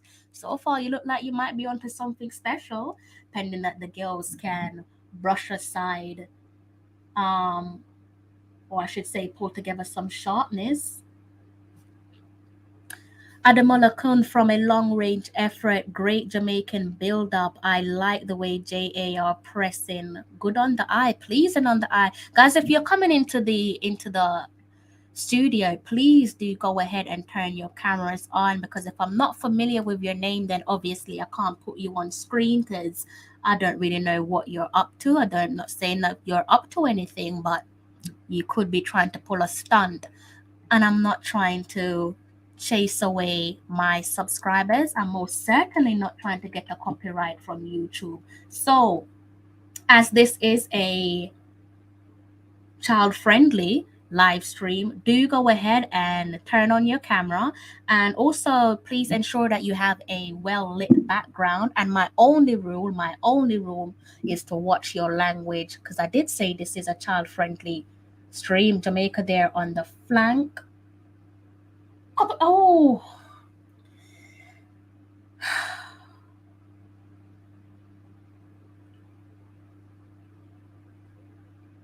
hoping that Bunny's all right there, because she's holding her leg again. Whether that was due to a bit of an awkward fall. Bond-Flasza whips one into the box, falls onto the chest. I think that just came across a little bit too early, too quick for Bunny. Fall onto her chest. Sade over another corner kick. Whips this one into the box, and the Bermudan defense handle their duty. Again, somebody else is coming in and they're not putting. I think you might have to refresh, because your device isn't showing on screen to the last person that tried to come into the studio.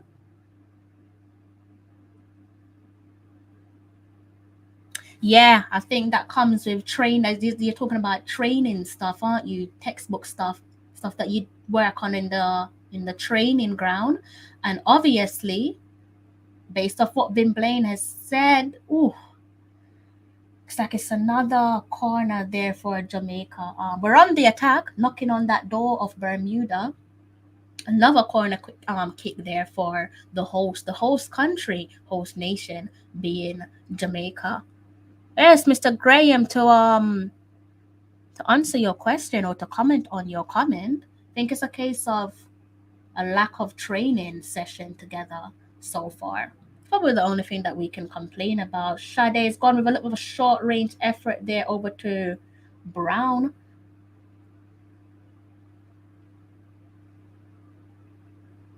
Got Chantel Swaby there on the ball, passes that one back to Rebecca Spencer. Bond-Flasza whips this one up top, across to Jody Brown. Jody Brown there trying to dance her way into the box, but she's stopped in her tracks by Bermuda. Passing, not pressing. JR taking the ball off Bermuda oftentimes just outside their box, or managing the game, steadily managing the game. I think they're creeping into themselves. Took a bit of a while to get going, but I think considering what we knew in terms of facts, in terms of stuff that was stated in the press conference with the gaffer being Vin Blaine, we perhaps expected Jamaica to start off like this. Bond-Flasza there on the ball, whips this one down to Bunny on the flank. See what she's going to do with this time round. Plays it back to Bond-Flasza. We've got Asha in the middle with the ball.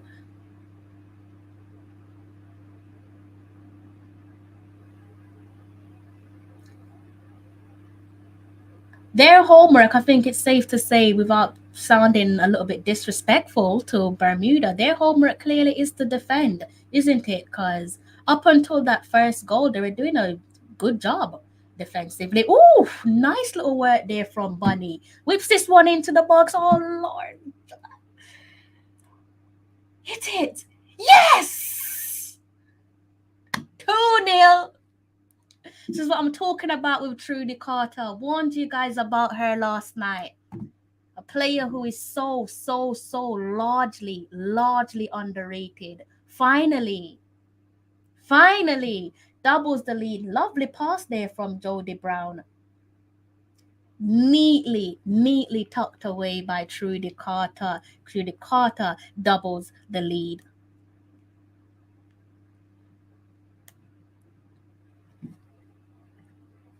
Love it, guys. I'm feeling good.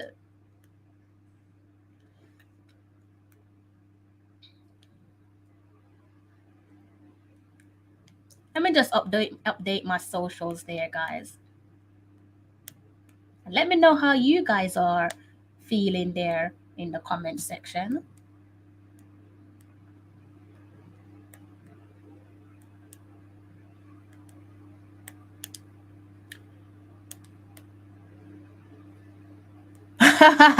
Definitely big side. My apologies there, guys. I'm gonna be with you in a second. Just kind of let me update my socials before I get back to you. So we got just past 30 minutes on the clock, and it is Jamaica 2, Bermuda nil. Bermuda standing over a direct free kick. They whip this one into the box. That one is dealt with by the defense and the keeper of Jamaica. Looking good, guys. We're looking good. We're looking really good. I'm trying to see if I can actually rewatch that game. We're looking really good.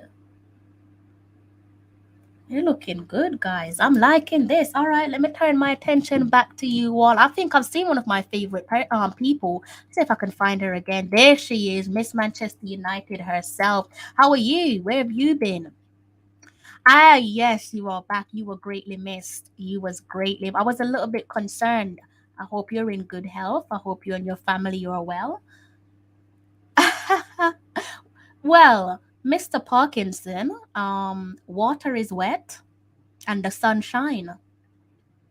Love that goal there from Trudy Carter, a player that is so underrated. Finally, this is something I think we can give Vin Blaine some credit for that, because he did say that he will be trying to utilize Trudy Carter to maximize her potential. So I guess we can go ahead and give some credit there to Vin Blaine. Almost, where we're what, 12:33 here in England. So a few of us who are based in the UK, we're running on the same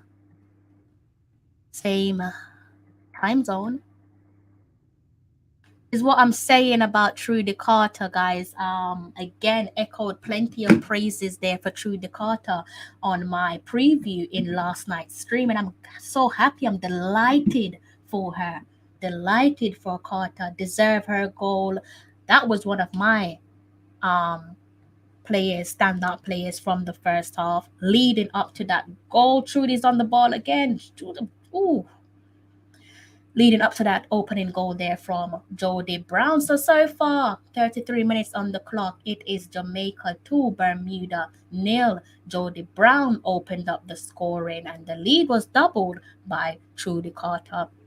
Jody Brown involved in both goals there. Goals and an assist from Jody Brown.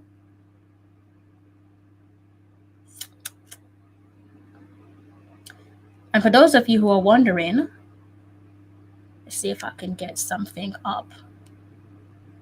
Almost deleted my notes from the first 45. So let me try and see if I can bring that back up. Yes, I can. All right, let me see what you guys are saying in the comment section. Mr. Devon Smith, I think you might need to give his goals a try, or pop over to the YouTube search box and type in Jamaica versus Bermuda. Simply search for the Concacaf channel and you'll be able to watch the game. Is that the rest of us?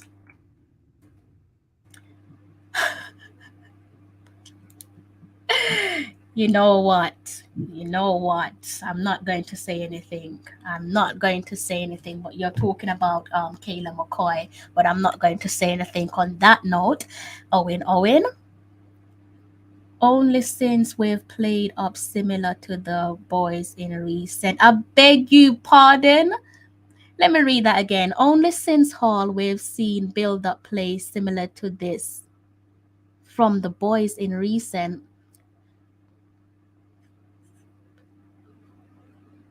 Okay, I read that wrong, J. Ross.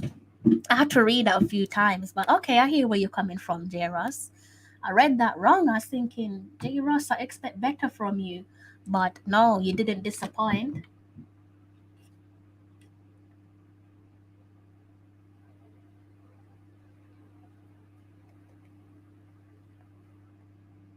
Good evening to yourself, Mr. Porter. As stated in the first couple of minutes into the live stream, and also from my preview, that's not a surprise, bearing in mind the number of training sessions that the Reggae Girls had going into this game. They had pretty much 1.5 training session. I'm pretty sure you're aware of that, Mr. Devon Porter. And as a coach, I'm sure you know just how significant training sessions are when it comes to preparation. Preparation is key. So that simply means that training session, full proper training sessions is essential if you're seeking success. At least you get to see Luca, your countrymen, your compatriots. So it's not all doom and gloom. One of my favorite people, my brother, has joined the chat, guys. Good evening to yourself. How's the little one doing? I know you're loving the Reggae Girls because I know you support them and you know them like the back of your hand. So how's the little one doing? How's the family doing? Luca is starting to grow into the team. They are improving and getting results too. That's music to my ears. Absolute music to my ears there. So let me try and turn my attention back over to this game, guys.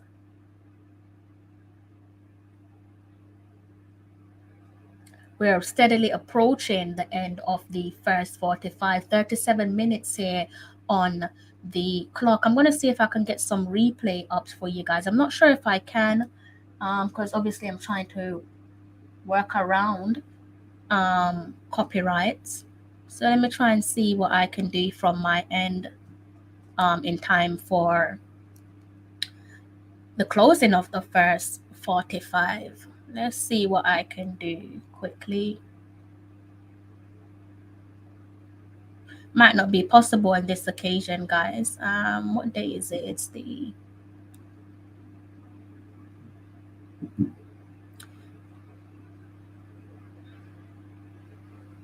if I do manage to find the replay, I think what I'll do is pop it in the comment section there so you guys can watch it rather than showing it on screen.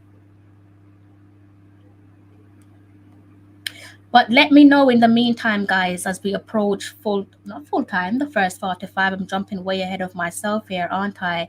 Let me know what you guys make of the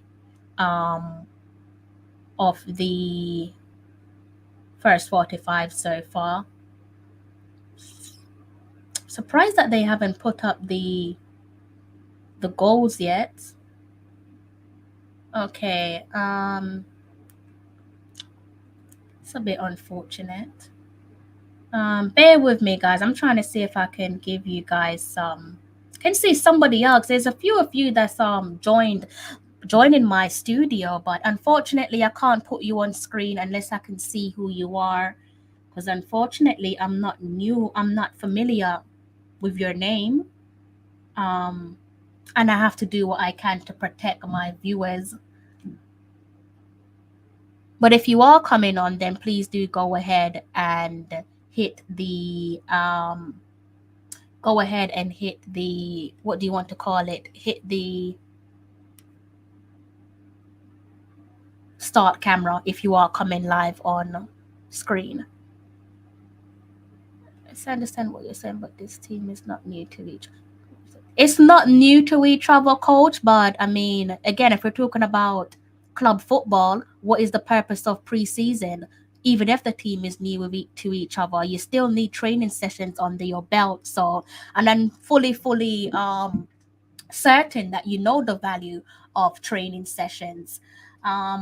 So it's not something that I'm going to use against Vin Blaine, because that's completely out of his control in terms of getting the team's rhythm together.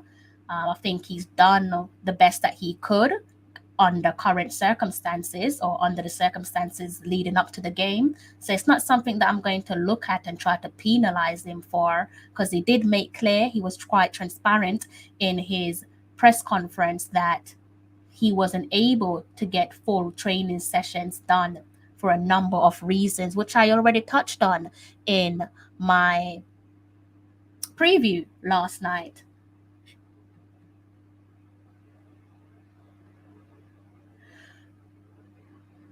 Let me try and get something up for you guys.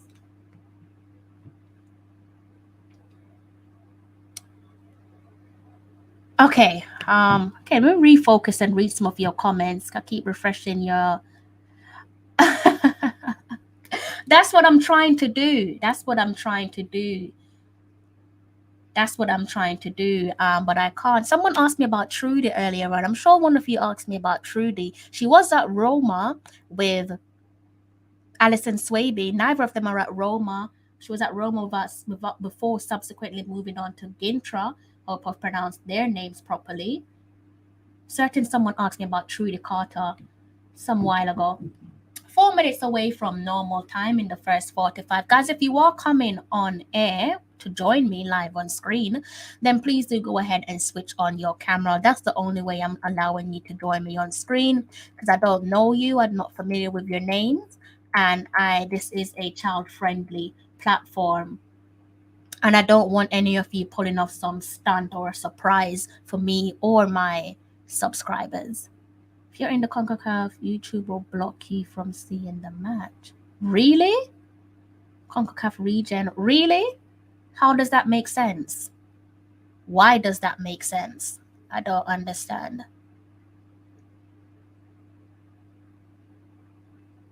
I don't understand how that makes sense. Definitely don't understand how that makes sense.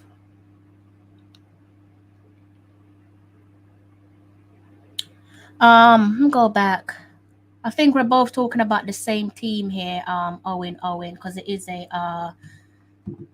a Lithuanian team. So that should answer your question. I don't know. Someone asked me. I can't remember. I'm seeing Kai say thanks, so I can only assume that it was Kai that asked the question about Trudy Carter in terms of her club. So this was before she went to, after she played for AS Roma there, Owen. If it was you that asked the question, sorry if I keep mentioning your name. Can't quite remember. Talking about McCoy there, Owen. It's a good start by Jamaica. Expect to do better in the second half. Yeah, hopefully in the second half they would have warmed up and we can open up the floodgates for the goals. But I think they're looking steady so far. Shoshana, Trya, Antonio. I think it should be perhaps an Antonio trying a Shoshana or any one of those reggae boys trying a reggae girls, since there's only one team that's been to a World Cup in recent years.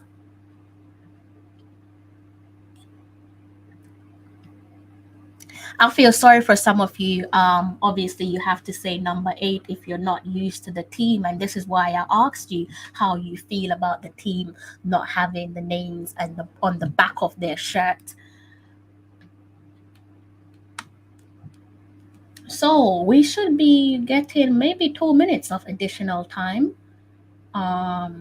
there, if not maybe 1 to 2 minutes of additional game time.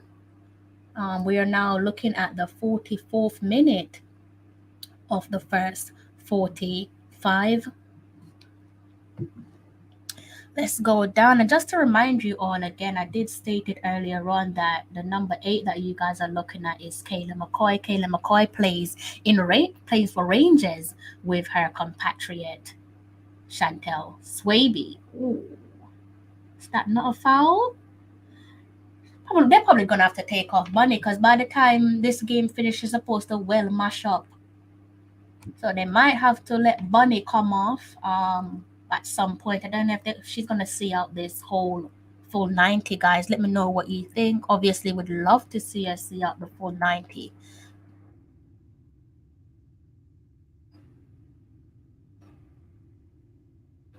No stoppage time there, guys. I was expecting a few minutes of additional time, but there's no stoppage time there.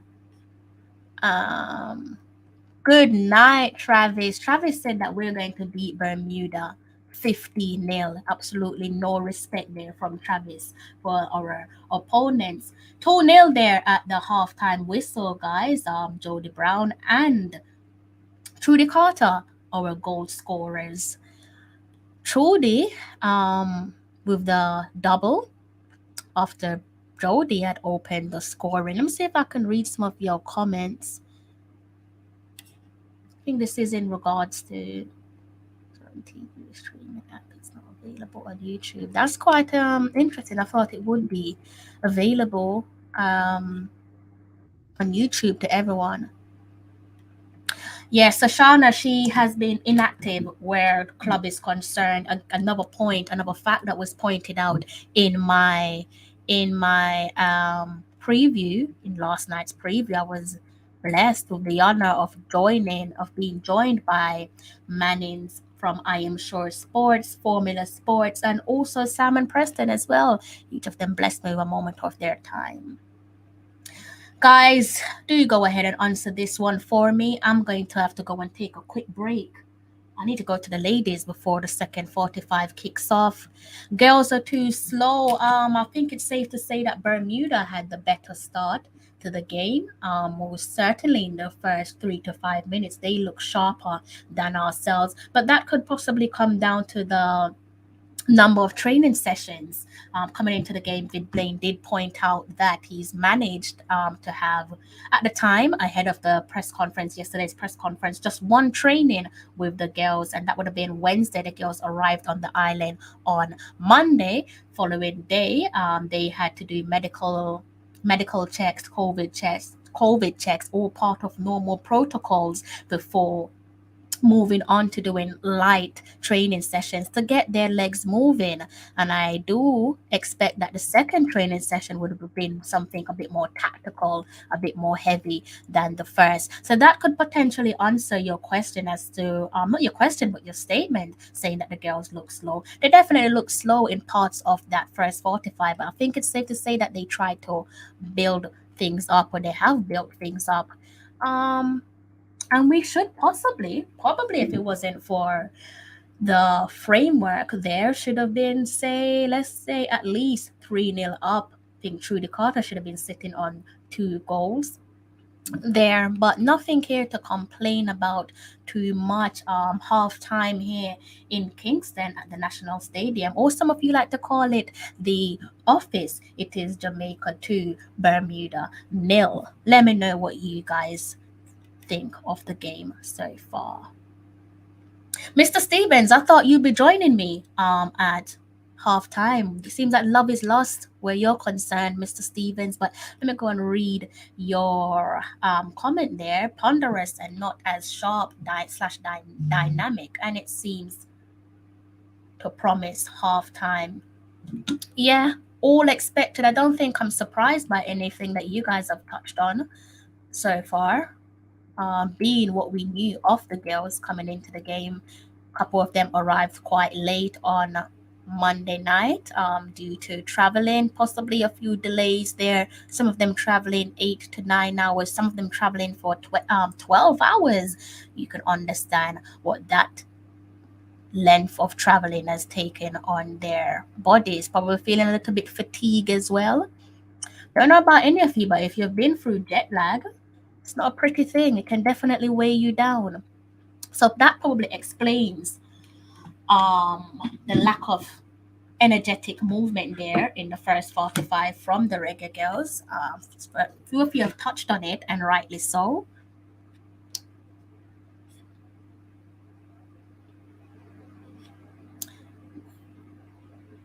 Yeah, they're going to have to come back in at some point, aren't they? Be it at the second hurdle. A few of the players that you're referring to are out either due to injury, personal reasons, or documentation reasons. And I'm sure we're all familiar there with documentation reasons. Let me go through. Thank you.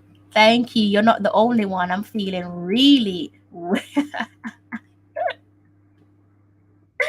I'm feeling at ease. I'm feeling relaxed. Would have loved to have seen more goals, no doubt, but I'm feeling relaxed there. Don't really have much to complain about. Would have liked to have seen more goals, but it is what it is. At least we're not trailing. So that would have been in the opening 45 for some of you who are just tuning in. Just to remind you, it is Jamaica 2, Bermuda 0. And the goal scorer for the first goal, the opening goal, was Jodie Brown, Khadija Shaw with the assist. I'll write these down before I forget. Second goal, which would have been the double, that was tucked away by Trudy Carter and Jodie Brown with the assist. So Jodie so far has had one goal and one assist. Player who is on everyone is on the tip is on the talking points, tip of the lips for everyone is Kayla McCoy. Kayla McCoy, there, part of the strike force, plays for Rangers with her fellow compatriot Chantel Swaby. I'm gonna take a screenshot of this. See, maybe we could dissect that.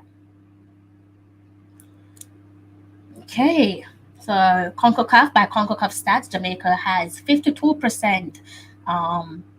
Compared to Bermuda's 48%. Zero shots there from Bermuda. Not surprised because they are quite defensive heavy, aren't they? Clearly, that's their game plan, to stifle out our creativity.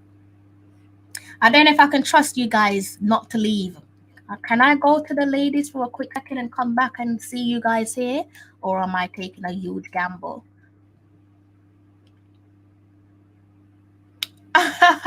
Mikhail, Travis has never trailed me before, but that doesn't mean that I am siding against you. But he's never done any trolling on me, unless he has a burner account and I'm not aware of it. But he's never trolled me before. This is right, Jamaica not playing as good like when Hubert Busby have them all we going to not win, not playing well. That's from Mr. Scott. Vin Blaine's style isn't impressive for the special edition. Coach need to make them run. Travis is saying the coach needs to get them to run. I mean, you're saying something here, Travis, and I think we've all touched on um, Vin Blaine, and based on what he's accused of, absolutely had to tell him to pack his bags, whether it's temporarily or permanent. I'm not going to get into that tonight because I've done it so many times before. So I'm not going to talk about whether or not Vin Blaine should be here. Based on what he is accused of, he shouldn't be anywhere near the team because of the nature of the accusation. But I have one man who is in the studio patiently waiting. So let me go ahead and bring him up. He is a familiar face. Just to remind you all, guys, halftime at the National Stadium, and it is Jamaica 2, Bermuda 0. Mr. What is going on there? Let me change my background there. That shouldn't be up there at all. Let me go ahead and change that real quick. How you? How you doing? Good night, Crystal. Good night. I am well. Well done for hosting this watch along. Jamaica 2, Bermuda 0. Highly anticipated. Really good to watch the Reggae Girls. I've been watching it live and chiming in where I can to your good self. I've got a question for you. I know you said you wanted to use the WC. Do you have you've got permission? I can hold tight. It's entirely up to you. How are you feeling? Can you hold tight for now or what? You are a blessing. Thank you for asking me that. No, I can't. I'm absolutely dying. I'm dying to go to the ladies. So Well, can I trust you to hold the court for me?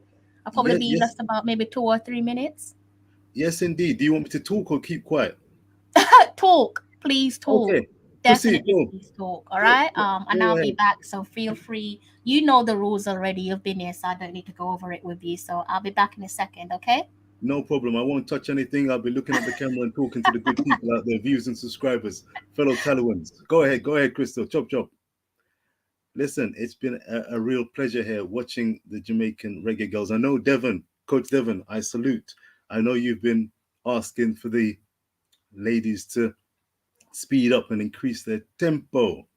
You may have a point, but I've got to say, given the build-up preparation, that old bugbear, given the preparation time, I think that the Reggae Girls have done pretty Well, all things considered, I'm trying to stifle a cough here, but really enjoying the performance so far, and it's a winning effort. I think it's comfortable and fair enough to say that this will be a winning start for the Reggae Girlz, unlike our Jamaican reggae boys. So I'm sitting pretty, sitting very comfortably. Pretty, pardon the pun. Uh, Listen, that's Crystal's bastion. But look here, I'm really impressed with the patience of the Jamaican team overall. Bermuda, in contrast, sharp contrast, are limited, really limited. I did say that they were offering sporadic counter-attacking threats, but they've been dwindling. I think they know that their cards and days are numbered. I think they've entered their own Bermuda Triangle. My. So I think this is going to be a winning effort. 3 points in the bag. Apparently, the Dominican Republic offer the greatest threat to the Reggae Girlz. Of course, remember, only the top teams from the 6 groups, only the top teams qualified to go on to meet the United States and Canada for the final competition, 2 groups of 4, as well as the hosts Mexico. So I think that Jamaica, we don't want to count our chickens too soon, but I think Jamaica are going to be sitting pretty where the Reggae Girlz are concerned. But they've got to put in a real professional effort. Funny enough, earlier I was watching the Canadian ladies taking on England in England. It ended 1-1, and the comparison. Good to see you back, Crystal. The comparison. I was just You're giving me a run for my money. I probably made a mistake telling you to hold the fence for me. You sound good. But I also have one of the most lovable person. I'm gonna leave the floor with you in a second, but I've just come back and I've seen one of the most lovable guys are sat in the in the in the waiting room. I think he's here to give me a beating because I think we sit on 2 separate fence. So I might have to put up a fight tonight, guys. He needs no introduction. It is Mr. Devon Porter. How are you, sir? Captain Devon. Are you muted, Captain Devon? Come in, big man. I think you're unmuted, Devon. Yes, I'm pretty much good. How are you guys doing? Well, doing now this that good? you're here. Good to see you, Coach Devon. Good to see you, sir. I'm going to stifle my cough. The floor is yours. I did mention your good name. You were suggesting that there may be a little bit too much of a slow play on the part of the Reggae Girlz. But what say you, sir? 2-0 Yes, Bermuda opening game. Speak. yes. I'm looking at the build up of plays, and I think we're a little bit lackluster the way we're moving the ball. Um, we need not to make any excuses for how they're playing like this. This team has 13 ladies from the World Cup team. They know each other, even with limited preparation. They just played a game against Costa Rica, maybe 1 or 2 games. So they should know each other and they should be able to move the ball quicker. I'm not seeing the transition game as quickly. They look like they're playing down to the level of an amateur Bermuda team. You know, when you look at it, we are professionals. These ladies are professionals, and I mean, Bermuda is gonna get a handsome beating tonight. But I need to see we use this game as a training session, because when we meet the big guns like the Canada, the Mexico, USA, it's not gonna be a stroll in the park. It's gonna be a tough night. So this should be a stroll in the park. So what they need to do is move this ball around and use this as their training session going into the latter rounds. Just to remind you all there, guys, the game has kicked off. So the second 45 has kicked off. I'm going to go back to talking to Richard and Devin Porter there in a second. But just to remind you all, we've kicked off for the second 45. And I'll feed you in with the updates as we continue our conversation. I disagree there, Devin. I definitely disagree there because it's not exactly the same team that we saw in the game against Costa Rica. Even in the game against Costa Rica, some of our most influential players are unavailable, be it due to personal reasons or reasons that's completely out of their control, or maybe even documentation reasons. That's the reason why we have not seen few of our marquee players on show. And also, taking that into consideration, training, as I quite rightly stated earlier on to you, that training is essential if you're seeking success. So I think it's unfair for us to rain on their parade and stifle out what they've done so far with negativity if we're looking purely at the facts. And the facts of the matter is they landed in Jamaica, the team, on Monday at various times. Unfortunately, due to a few late arrivals, they were unable to then proceed to a training session the following day that was met by further disruptions. So that would have been their COVID testing, their medical testing, and so on.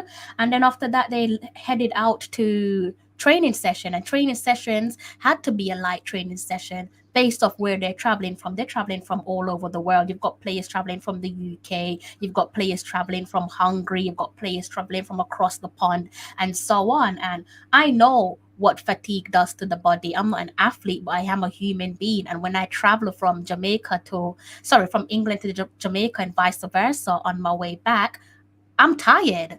Jet lag is absolutely killing me. And for players who are traveling at 12 hours just to reach into Jamaica, I can rest assured that that's taking a toll on the body. So I think it's things that we should definitely consider. I know that there are people who are absolutely out of favor with Vin Blaine, but I think we should just focus on the facts. And the fact of the matter is the lack of training session is definitely on show here. I don't think it's necessarily to do with the coaching ability from Vin Blaine, because I don't think it's a case of him being able to work magic. But I think based off the fact that he's had limited number of time to see these girls as a collective. Remember, let's remind ourselves, Vin Blaine wasn't here back in the latter stage of last year when we played against Costa Rica. This is literally his first time seeing some of these girls. Yes, he is familiar with the core of the team, but it is the first time that he's meeting them as a collective. So I think we do need to balance our criticisms of Vin Blaine. Ooh. And over to the rest of you, over to yourself, and also Mr. Stevens as well. I think you're being very fair, Crystal. It'll be interesting to hear what Coach Devon has to say. The question that I was going to put to you, Crystal, is that you've obviously watched more of the Reggae Girls over the years, including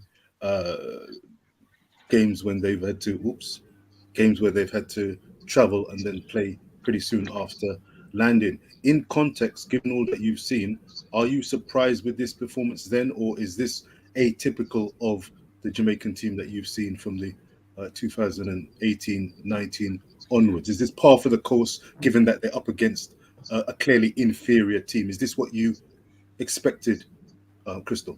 I think, given what was said in the press conference last night in relation to training sessions, and also we have to remember that a few of the girls as well, we know we're looking at Bunny. Bunny was playing on the weekend before she traveled. So Bunny's last game would have been the Sunday. So imagine straight after the game, you're then going to Jamaica because she played for Manchester City. So a few of these girls, again, coming on the back end of playing the game, then going straight to the airport, I imagine, and then meeting up with their team. So I think we do have to bear in mind the limited number of training sessions. And obviously, it's not what we're used to. It's not displeasing on the eye. It's still quite pleasing on the eye, but they're not at the level where they need to be. Shaw there on the ball, that Bermudian keeper comes across and clears it. She's definitely not at the level, or the team, I should say, as a collective, is not at a level where it should be or where it needs to be. And in terms of Bermuda, you're absolutely right. We are the superior team, but I don't think you can pick apart Bermuda's weakness at the moment, because they really were piling on pressure for us, or I should say start to stifle out our creativity within the first, be it first 3 minutes, possibly the first quarter of an hour of the game leading up to Jody Brown's opener, because they were sitting back, they were quite compact, and when questions were asked of them, they were doing their defensive duties. So it's not a case of up until Jody Brown's goal we weren't asking no questions. Questions have been asked, opportunities have come our way, but we do look a little bit disjointed, and we do most certainly in that first 45, again leading up to the first goal and the double, we most certainly lacked sharpness. As Sorry, I'm I'm just watching, looking at the game. no, that's okay. As I'm watching the game, Coach Porter and yourself, are you surprised? And can you shed some light? Again, many of us are new to watching the women's game and the Reggae Girls in particular. Are you surprised that the girls don't literally pass the ball around from back to front and through the midfield channels and just hold on to the ball, looking and probing for opportunities? They seem to have the ability, and I'm watching the game and almost half hoping that, no, don't have to showboat, just knock it, pass, knock it, probe, and then pick a pass. So they should be relaxed enough and competent enough, technical enough to actually do that against this Bermudan team. But they seem to lose possession. I think they could create much more chances if they just kept calm and cool and collected, pass through the channels, get the Bermudans to run around more, tire them out, and then pick a pass for someone to run onto. But they don't seem to have that dynamic drive in the final third with the guys, with the team attacking third, making those deadly runs. What are your thoughts? And Richard, you're absolutely right.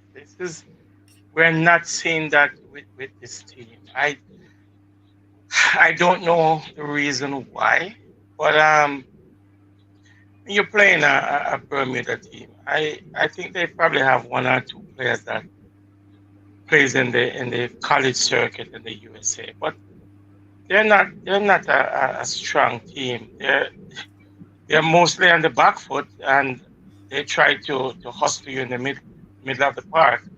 What you need to do is just open the field wide and knock this ball around them and try to get it in behind them. Somebody runs onto it and score. Look at this. This is what I'm talking about. Nobody opens up. Everybody is just in a little cubicle and playing. There's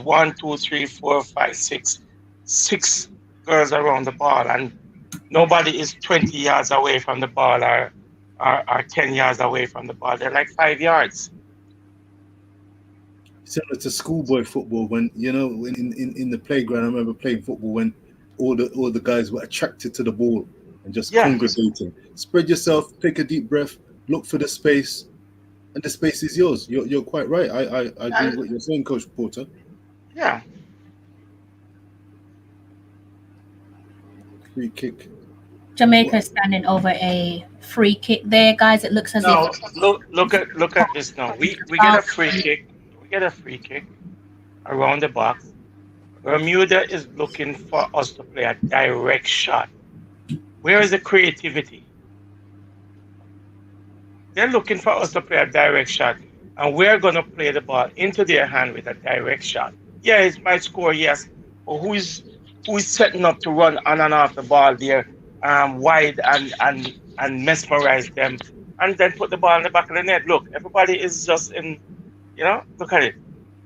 See? Is this a direct free kick though? Is it a direct free kick, or can it actually be played to someone? It looks like it's a direct. It can be played. It doesn't matter. It doesn't matter if it's a direct or Can I indirect just free kick. ask you though, Devin, does it not matter that the coach has literally had 1.5 training session with the girls? How much work can you get done in 1.5 training sessions? And you're the best person to ask this, because you're a coach yourself. These girls are professional. It doesn't matter if they're professional. You can get a lot done in a 1.5 hour session. That's a goal. That should be a goal. You work on your systems, your phase of play. you don't need a lot from these girls to understand. They understand football fully. Only plays for one of the biggest club. You That know. that that that looked like that should have been 3-0 there. I mean, these are the kind of gilted opportunities that we should actually hopefully be seeing more of. But that was a missed kick right in the 6 yard box there. This is cutting edge. I mean, this game is as good as done. The game is won, but as you say, you're looking to build upon form, fitness, and game And sharpness. Big up Richard, yourself, I don't know. Rizzo. Maybe it's a national stadium where we're not good at home. How are I say? How are you really? I say, Repeat that coach. again for me, coach. What was that? Repeat that again for me. I said maybe it's the national stadium. We might not love playing at the national stadium. It should be a fortress for us. The But girls, I think it that's doesn't probably seem something that that way. I think that's something that can be said of the boys, but not most certainly not the girls. I don't think it matters where they play. I think just like you said, they're professionals. They know their assignments. They know how to get the job done. To be sitting 2-0 up against a Bermuda side that's tried to stifle your creativity, that's been very defensive. In that first 45, they had 0 shots at goal. 0 shots at goal. For all their Yes, defensive work. we So that tells you everything of what Bermuda is all about and what they've brought to the table so far. we all understand that. So what we should do, just open up the field and let them run. If they want to chase, we're gonna have them running all night and just move this ball around them. Let me see what the rest of you are saying in the comment section. Wow, I've actually missed out on quite a few comments. Like I said before, big up yourself, Jermaine. I hope you are okay. Let me see. Definitely need to take the tempo up a notch. Definitely.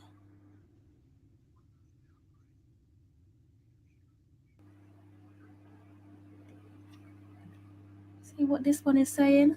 Come what?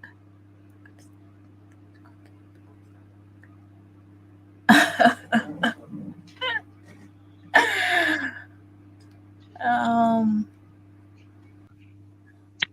Yeah, from watching Crystal and Coach Porter views and subscribers, it looks like the Reggae Girls have taken their foot off the gas. When I was really impressed with McCoy. I think in the midfield seemed very composed, was willing to pass the ball fairly quickly and spread the play.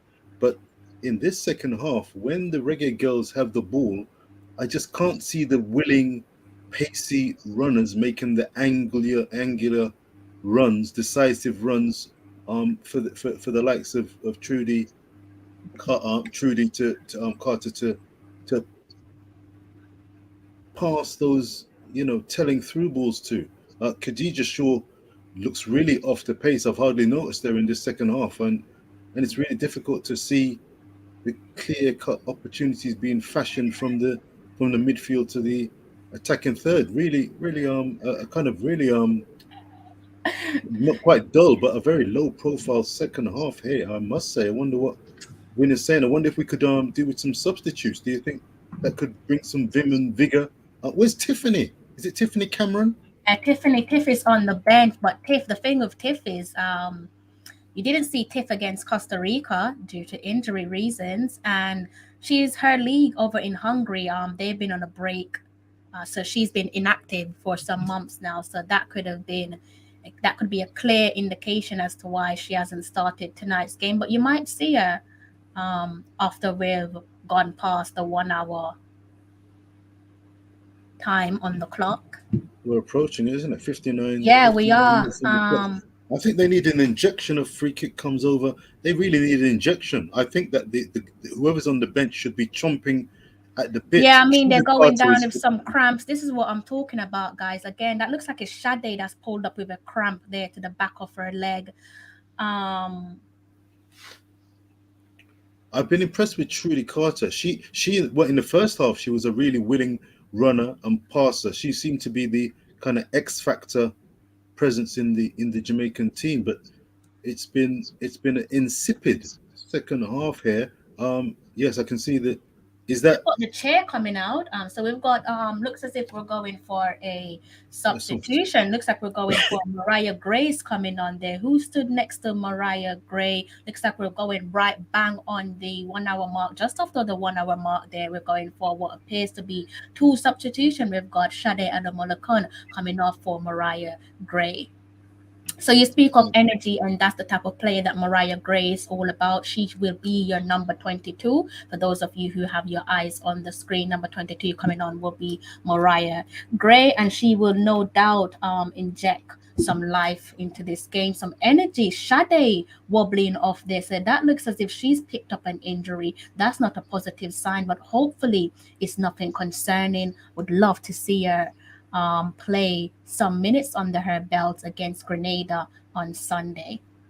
She's So had a Sade pretty has had solid to game. be forced off due to injury, guys. Sade's had a pretty solid game, as well as a few of the other players there. Oh, it doesn't look too good at the moment, Crystal, for No, Sade. I never like to see players get injured. Yeah, it's awful. It's And they've been awful, helped off the awful. field. And they've I been think helped of off the field. think we always know that once you see the stretcher coming out, that it's never a good sign. Once you see that stretcher coming It's out. it's one of the better things. I don't know if the viewers and subscribers, Coach Porter and Crystal, if you agree, but one of the pleasing things about the women's game is the opportunity for free flowing football and not so much of the crunching midfield tackles Just coming to in. pause you there, Is that truly coming Richard. off? No, yeah, we've got Calissa Van Zanten. She's come on. That's the final substitution. Unfortunately, that one has been for Trudy Carter. Trudy Carter has come off for Calissa Van Zanten. And sorry to interrupt you there, Richard. You can continue to take the floor. No. That's that's okay. I was just saying the women's game seems to be not quite devoid, but there doesn't seem to be those kind of Roy Keane esque tackles being flying in the midfield, which is quite pleasing from a fan's point of view. I don't know if the viewers and subscribers agree with me, but it's an opportunity for the players to express themselves and increase the ball possession, passing the ball around, spraying it around. And again, I agree with Coach Porter. The opportunity to show your skill and footballing IQ by spreading the game and creating chances more simply could be. I think, and I just hope that. Oh, there's a through ball there, but they should be offside there, isn't it? Is that offside? No. Okay. What minutes are you in the game, Richard? Just past the 63-minute mark. Just past the 63. Oh, you might be a tad bit. 63. How many seconds? 15. Okay, you're a little bit behind me then. That's what I was thinking. We're not seeing the same thing on screen. Let me just continue to go through. Again, more players going down with cramps. This is why I'm saying we can't necessarily sit here and be too heavy on Vin Blaine, because you're seeing it for yourself. It's not a case of the players are pretending. We saw Sade, she picked up on an unfortunate injury. Now we're seeing Jodie Brown going down with some cramps. So the players are most certainly feeling the impact of one, delayed travel and a lack of full-on training sessions. Hopefully that won't have an impact on them as we edge closer towards our second and final game for the February CONCACAF Women's qualifiers window. I think you're making a very good point, Crystal. Traditionally, or in the last 2 or 3 years, how have the Jamaican coaches managed substitutions and use of the players? Jodie is only 20 or so years old.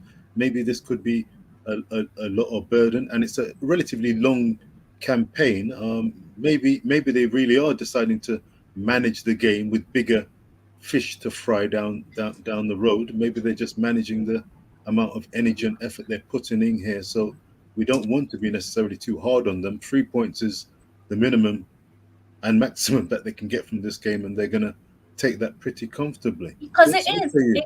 it is the first game. I definitely get where you're going there. But in terms of Jodie Brown, she's used to the big occasions because she played a pivotal round at the last World Cup qualifying campaign, and she done absolute in she's had a sensational season with FSU, that's Florida State University there. One of the Bermudan players has gone down. I'm gonna come back to her in a second. FSU over there in the United States with Jodie Brown. So she's not shy. She's not. It's not as if she's unfamiliar to the big occasion. She knows what's expected of her. Small in stature but mighty in performance. So I think she can definitely handle the occasion. But just like a few of her teammates, she has been inactive at club level for her university. Again, Florida State. So that could play another role into why you're seeing a player like Jodie Brown go down with a cramp. Unfortunately, we're seeing that stretcher come out again. This time it is for one of the Bermuda players. A tackle Tough, there, nasty looking coming tackle. together there Tim. with Bonnie. That looks like it might be a knee injury, a knock to the knee. Hopefully, it's nothing concerning, and she's able to play her next game, and that has resulted in a yellow card for the skipper. The skipper for tonight is Khadija Shaw. Yeah, they're just showing a replay. Have you seen the replay? Okay, she's coming in. That was a little bit accidental. Khadija was there, and She's it was gone a over and case of- she's given her sorries. So clearly she didn't mean it, and she's not that type of player that will go out there and try to injure the opponent. Yeah, I think the Bermudan player was just a little late in actually trying to clear the ball and inadvertently smacked into Khadija, and she's quite a unit. Mm-hmm. Mm-hmm. That's unfortunate. Literally an accident. I think the Bermudan just went in to clear late, and that showed the chasm. There is a gulf in terms of class between the two teams.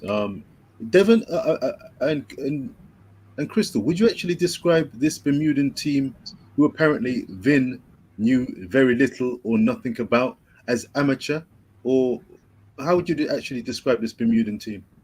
I think he was Here we go. being Here's the replay again. I think he was trying to Oh. hold his card close to his chest there, the gaffer, when he said in his press conference that he knows very little about Bermuda. And it's the reason why I say so is because we've seen in the last couple of press conferences that he's been about attention to detail with what he with how he scouts his players and how he checks up on his players. And the expectation that he has on his players. I don't bite for a minute that he doesn't know the Bermudan side. But I think he knows them to an extent, and extent could come down to accessibility, because we all know that watching women's football is a task in itself. It's not easy, especially if the players are playing in leagues that's not well known to ourselves, or the prolific leagues. It is difficult to find a live stream for most of these girls, even for the girls that play for Jamaica, and Jamaica is the superior country. So in that regards, perhaps he doesn't know a great deal about Bermuda. But I think so far Bermuda can most certainly hold their head high, and it makes me think a tad bit more trickier when you're going up against an opponent that you know very little of. It's like the silent man in the room. You don't go around and poke the silent guy in the room. That guy's capable of anything. You pick on the loudmouth. You don't go and try and touch the silent guy. So that could be the way that Vin Blaine has looked at Bermuda. I see somebody here, Teresa, I think I pronounced your name right. You're saying, come on, Bermuda. So big up yourself, Teresa. Hope you're enjoying the live stream, and I hope you're having a lovely day. Over to yourself, Richard and Devon. And Richard, you hit the nail on the head when you said this Bermuda team is an amateur team. We're just in the park, having them staying in the game. We should put them away from before halftime. They should be 6-0 down easily from before halftime and have their heads in the ground. We shouldn't have them fighting right now at 2-0 in the 70th minute, in the game. They should, right now, they should be at least 8 or 9 years down. I think That's strong. That's strong, coach. Eight, No, 8 or 9. listen, You say. the I last have time to we played them, I have to how much say did we give them? I We have gave to them like say 9 or I have 12. to I have to say, Mr. Porter, that for a coach, you've actually completely floored me tonight. Because I think you know better, but you're intentionally choosing not to actually speak truths tonight, and I'm not really sure We Uh-oh. why that is. we are listen. Uh-oh. We are no minnows No, in because he knows Concacaf better. Coach anymore. and We are a powerhouse in he's yes, Concacaf. but we are a powerhouse in the Caribbean, but we still have to look at reality. We have to listen. This is one of the questions I asked Vin Blaine. Bearing in mind that we're staring at the facts, and the facts again, late arrivals, minimum training session. Should we temper our expectations going up against Bermuda? Paraphrasing, he said no, because we should win. Is he going to tell me that no, you should expect a high score line? That'd be stupid of you to tell me to Yes, we expect a should high win, but score win line. how? We should win, but win how? Yeah, but what is there to for us to We sit should here have an and emphatic win against them for what for? There is no rite of passage here. We're not to entitled prove to go to out there and prove absolutely to hammer prove to the rest Bermuda. of CONCACAF that we are a powerhouse and we are coming. Manchester United are also a powerhouse. How are they doing in the Premier League? Uh-oh. We're going toe to toe here. Toe to That toe here. there was a powerhouse, not a good team anymore. We've got more But stoppages in the game. We're not missing anything, folks. More stoppages. yeah, but I think we should be. I mean, taking this Bermuda team and and just put them to the sword. But we're not doing that. We're having them hanging in this game, and you know what they say about a 2-0 lead. You can be very vulnerable when it comes down to 2-0. One goal and they're back in it, and you give them a ray of hope that guess what, they can get something out of this game. From the first ball, we should have our feet on the gas and never take it off. We should be beating Bermuda 9 or 10 right now, easily.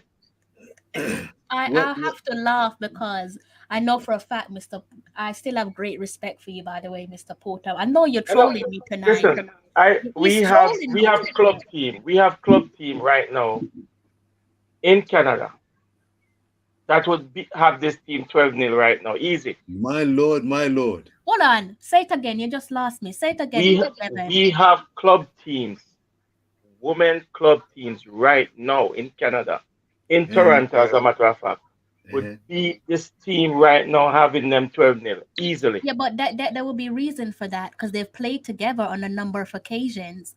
They're fresher. The Reggae Girls, them just a Listen, tout, Devon Porter. Them not ready they yet. Them are them just a 30. Listen, tout.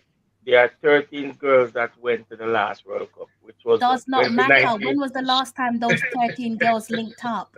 When was the last? And I know you know this because you're a coach. So you're trolling me big time tonight. You are absolutely trolling me. Remember, we're not playing Mexico here. We're not playing say Guatemala. Guatemala is way better than Bermuda. We're not playing Costa Rica. We're playing Bermuda. Uh-oh. We're not playing Trinidad. We're playing Bermuda. Uh-oh. Crystal, can you please read out that comment that is on the screen now? Coach Porter, you may have struck a chord as well as fresh. God. Uh-oh. That's a Goal given difference. in any competition, though, isn't it? When you're looking at knockout tournaments, and this is a knockout tournament, of course, Yes. goal difference is going to make a difference.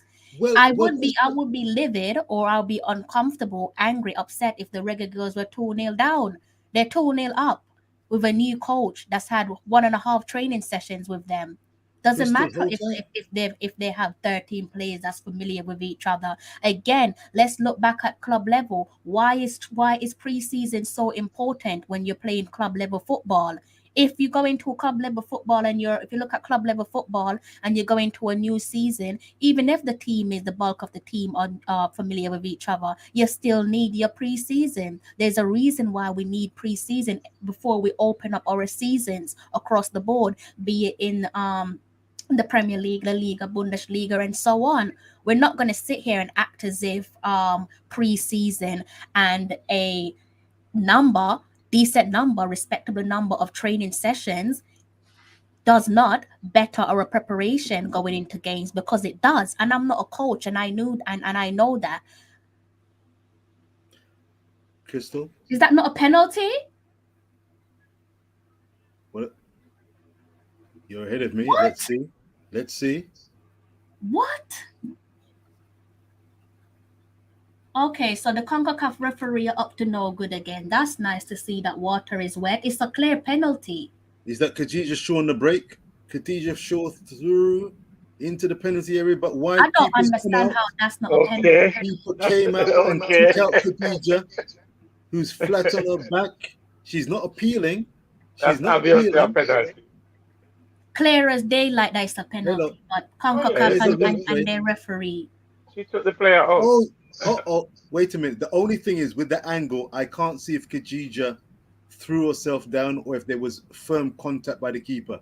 If there was any sort of contact by the keeper, that would have been a penalty, and Khadija wouldn't have had to throw herself down. So from this angle that I saw there, I can't see if the goalkeeper made full contact with Khadija. And Khadija, to be fair, she wasn't remonstrating. Sometimes I think that Jamaican players are either too honest or too naive. I'm not sure if that was the case in this instance. They've got the 2-0 lead, but was it a penalty? I'm not gonna rail up. It looked a clumsy challenge by the keeper, but may not have got full contact on Khadija there. I mean, based off what we know of Khadija, just touching on what you've said, I don't think she's the type of player to throw herself to the ground. I think she's a fair and honest player. I do think it was a penalty. Maybe you're right. Maybe you could say that maybe you need to look at that from different angles. But from what I can see, I think that's a penalty. I'd love a different angle. It looked a good shout, but as I said, Khadija wasn't remonstrating. Didn't see the other Jamaican players remonstrating. And to be honest, really, Jamaica should have been able to fashion and should be able to now fashion opportunities to convert. I mean, coach is talking about 89-0. Based on what? Not the chances. I saw a comment. I saw a comment in the chat by Pagan. And he's saying, which world am I living in? I'm living in the real world, my friend. Because I'm telling you, we have teams, and I can name them in Toronto, that can beat this Bermuda team handsomely any day of the week and twice on Sundays. Yes! Yes! You're ahead of her. I can see that the Reggae girls have been increasing the pressure here, so it looks like it's paid dividends. Richard, yes. It should be 9 like that already. Well, the intensity levels, and the decisiveness. What's that? Look at that. Okay, Richard. Yeah. Richard, I'm gonna say something to you. This is the 79th minute. Okay. 79, is that sure with the goal, I believe. Yes. So this is the 79th minute, and if Jamaica score 3 more goals before full time, there is no reason why we couldn't beat this team 12.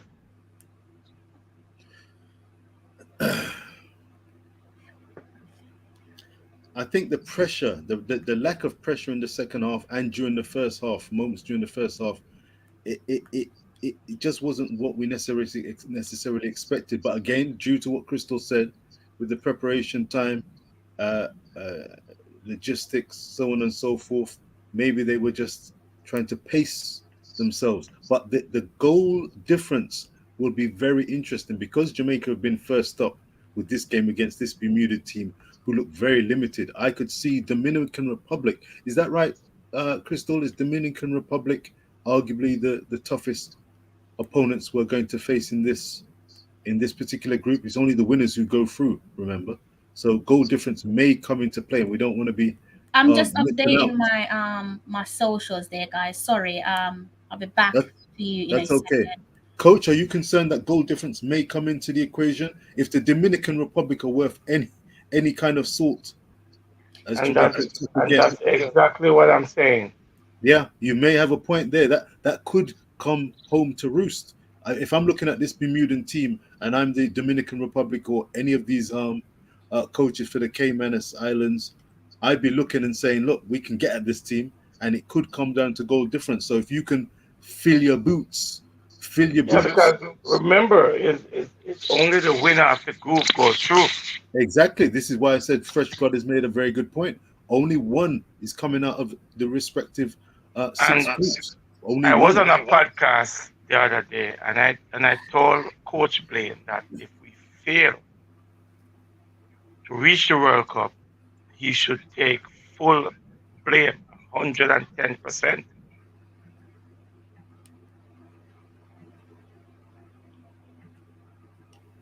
Say that again. If we fail to reach the World Cup with this quality team that we have, Coach Blaine needs to take the blame 110%. Crystal, what say you? What was that? If he doesn't take the if we don't If this team doesn't qualify for the World Cup, this quality squad that's built upon the 2018-19 squad with experience and talent, Vin Blaine would have to take the blame 110. no, not 110%. Definitely not 110. The reason why Vin Blaine The reason why Vin Blaine is the gaffer is because of the disruptions internally, and that disruption centers around the previous gaffer, who is Hubert Busby Jr. And that's not something that we're going to dispute against. That was the disruption. Had he not faced allegations, be it true allegations or false allegations, we wouldn't be sat here with Vin Blaine. So I'm not going to sit here and say that the bulk of the blame is solely down to Vin Blaine. The bulk of the blame started off with the disruptions. That's the reason why we're saying that. A lot of you in the comment section are saying that perhaps Hubert Busby would do a better job. Hubert Busby would be here had he not found himself in hot water. He landed in hot water, and I think it's safe to say that Jamaica Football Federation made the right call to give him a red card and say, sit this one out and allow for the investigation to take its course. They had to make that decision. They absolutely had to make that decision. So this is the first game, and it's quite alarming that already there's negativity boiling with the women's team. Possibly should be 4-0 up if the woodwork, the frame there of the goal wasn't in the way for Trudy Carter's strike. Right, through the I think that ball was over the line. 4-0 up. So for us to sit here and be negative and say that if Jamaica failed to qualify already, are you kidding me? We're at the first hurdle. The girls had minimal training sessions, 2 training sessions, if that, and people are already finding excuses saying that if they don't say, you're talking about the Reggae girls, you're not talking about an ordinary team, and you're saying if the Reggae girls don't qualify, Vin Blame is to blame 110%. That's bizarre. That's bizarre. If we're going to say who's to blame, we have to backtrack, and we have to start off with Hubert Busby Jr. because, like I said, he found himself in hot water, and that is the reason why he's not leading the charge at the moment. But that's just what I think, anyways. It'd be interesting to know what you guys think in the comment section, and also to yourself as well, Richard. Would love to flip that question back on you, so that you can answer your own question. I think it's really interesting, and this is one of the reasons why we salute Tallawah TV. Please hit the like, share, and subscribe button, please, viewers and subscribers. You give balanced perspectives, and you have information that you don't withhold, but you bring it to the party. You bring it and lay it down on the table. It's a very interesting point you raised with regard to Mr. Busby, and I must say, with the news that FIFA didn't officially reprimand or hold an investigation, is that right? I think when it comes to the nature of that subject, you have to also look at FIFA themselves and whether FIFA has come under investigation for similar subjects before we can even make an assumption as to why or if we believe that was the right call by FIFA. Right, because we can unearth so much more in football where FIFA is concerned. If we're being honest here, the fact of the matter is, be it football, be it any sport, those type of subjects, that accusation that Hubert Busby is accused of is often brushed under the carpet. No one takes that serious. It's very rarely investigated. So we're not going to sit here and say that, well, FIFA didn't investigate it, therefore it's not true. Where's the proof of that? The point is, he was accused of something that's quite damning, quite serious, something that is traumatic for a lot of women. And JFF stepped in, be it because of they were under pressure. They stepped in and they pushed him to the side. They have to push Hubert Busby to the side. Had Hubert Busby still had the accusation looming over his head, and he was still coaching the Reggae Girls, I wouldn't support them because I think that is just outrageous. So I do think that the JFF made the right call in pushing him to the side, be it temporarily or permanently. But again, I'm just at loss as to why we're even being negative when it comes to the Reggae Girls. This is the first hurdle. They should be actually 86 minutes on the clock, and it should be maybe 4-0 had Carter's goal found the back of the net if it wasn't for the woodwork. But again, it'll be interesting to hear what you think, Richard and Devin. I'd love to hear from Devon because he went straight for the jugular of Yeah, Coach the Vin buzz, Blaze. Can you expand a little bit more, Coach? What say yeah, you in light of the the feisty Busby, evidence on behalf from Crystal? yeah, the Busby situation is a touchy subject, and no, I don't think any female will take it lightly. You know, 3 0. 3 0. it's 3 0. 3 0. 3 yeah, 0, folks. It's officially 3 0. it's tough, but as they said, you're innocent until proven guilty. We don't know the nature of it. We don't know what really happens. It's an accusation, and until they get the facts and look into it and see where they go from there, there's nothing the JFF could have done. I mean, they were under pressure, and they have to release Busby. In terms of what I said earlier, that Coach Vin should take the blame. Um, as a matter of fact, I wasn't even the one who said that. He was the one said that, and I said to him, "I am gonna hold you accountable for that because you said if this team with this much quality don't get to the World Cup, I am responsible." And I said, "I'm gonna hold you to that." From the horse's mouth. From the horse's Yeah, mouth, Coach. Okay. exactly. Okay. I mean, I heard something in addition when he's saying that if anyone beats Jamaica to uh, qualification, then they deserve to go to the World Cup. So Crystal, he does have a point. I mean, high standards have been put in place, but the context that you've given regarding the Busby affair has to be taken into consideration in It my has to be opinion. taken. Busby's not getting a pass here. Busby's not getting a freedom pass to go and roam freely and nobody look at him. I am looking at him because, oh, but there's gonna be another goal. Because at Who's the come end on of by the the way, day, Crystal? Who's come on by the way, Crystal? There's a long-haired um, number 3, is it? A long-haired lady in the midfield. Diane Who's, Sampson, she plays for Charlton Athletic in the okay. championship over in England. Yeah, going Go back ahead. to Busby, at the end of the day, like if we're going to talk about destructions, the destruction started with Hubert Busby. Chance, That's cut back. that's Hey. that's an absolute fact. That's where the disruption started with. So again, I would never sit here and say that the whole entire blame is down to Vin Blaine. That's not something that I'm going to, even if he does not win a single game in this qualifiers, right? For the group stage, I would not have said this whole blame is down to him, because it's not. Factually speaking, it's not entirely down to him. Not at Well, all. he was the one who said it. He was the one who said it. So we should blame him. Jamaica should hold him accountable. If you said to me, if Devin Porter said to me, Devin Porter is an idiot, Crystal Davis, would not look at you and say, yes, Devin, you are an idiot. I'm going to disagree because of the facts that I know of you. And I know, factually speaking, you're not an idiot. And what do we expect from Vin Blaine? I'm not expecting him to say that, no, it's not my blame. It's not my, I'm not one to blame, because straight away I'm looking at you and I'm saying that you are failing, or you're not willing to apply accountability when faced with it.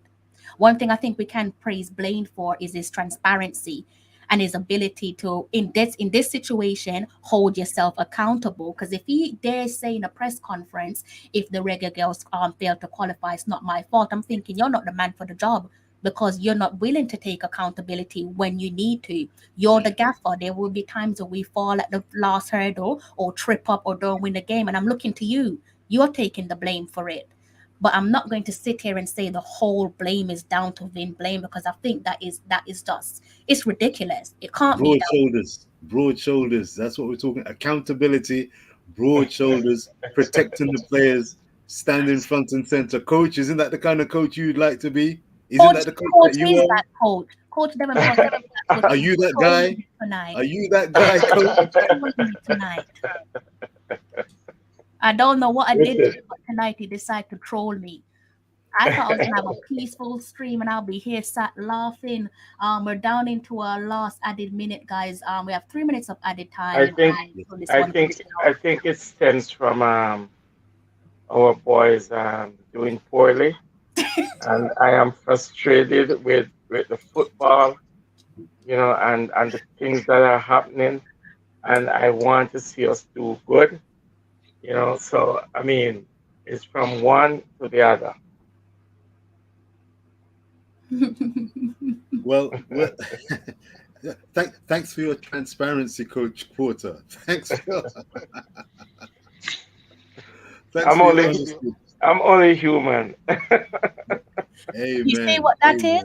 You know what that is? That is called accountability. That's self-reflection and accountability. And I know that he's got in his life. Is this the real Carl Brown? Yes. 4-0. Let's see. I'm still watching the game. You see, it's never over until it's over, and I think every goal will matter. Let's see. It's a great way to finish it. It's a feel-good factor. Let's see how this goal was scored. Build-up play. Ricochet still in the penalty area, right-hand side, cut back. Is that Khadija? Good turn. Left foot strike. Bang. Was that Khadija? Yeah. Yeah. She is an imposing figure. This is what we know she's capable of doing. Exactly. Look at that. You go down, cut back. Look at the turn. You see a professional quality holding off the player. Bang. Knows where the goal is. A real natural goal scorer. Knows where the goal is. Held off the play with her right hand. Shift the ball a little to give herself space. Bang. Sweet strike. Nestles into the right-hand corner. Goalkeeper had no chance. That's a great way to finish the game. 4-0 minimum. Bonnie heard Mr. Porter talking and said, all right, mate, here you go. Enjoy this one.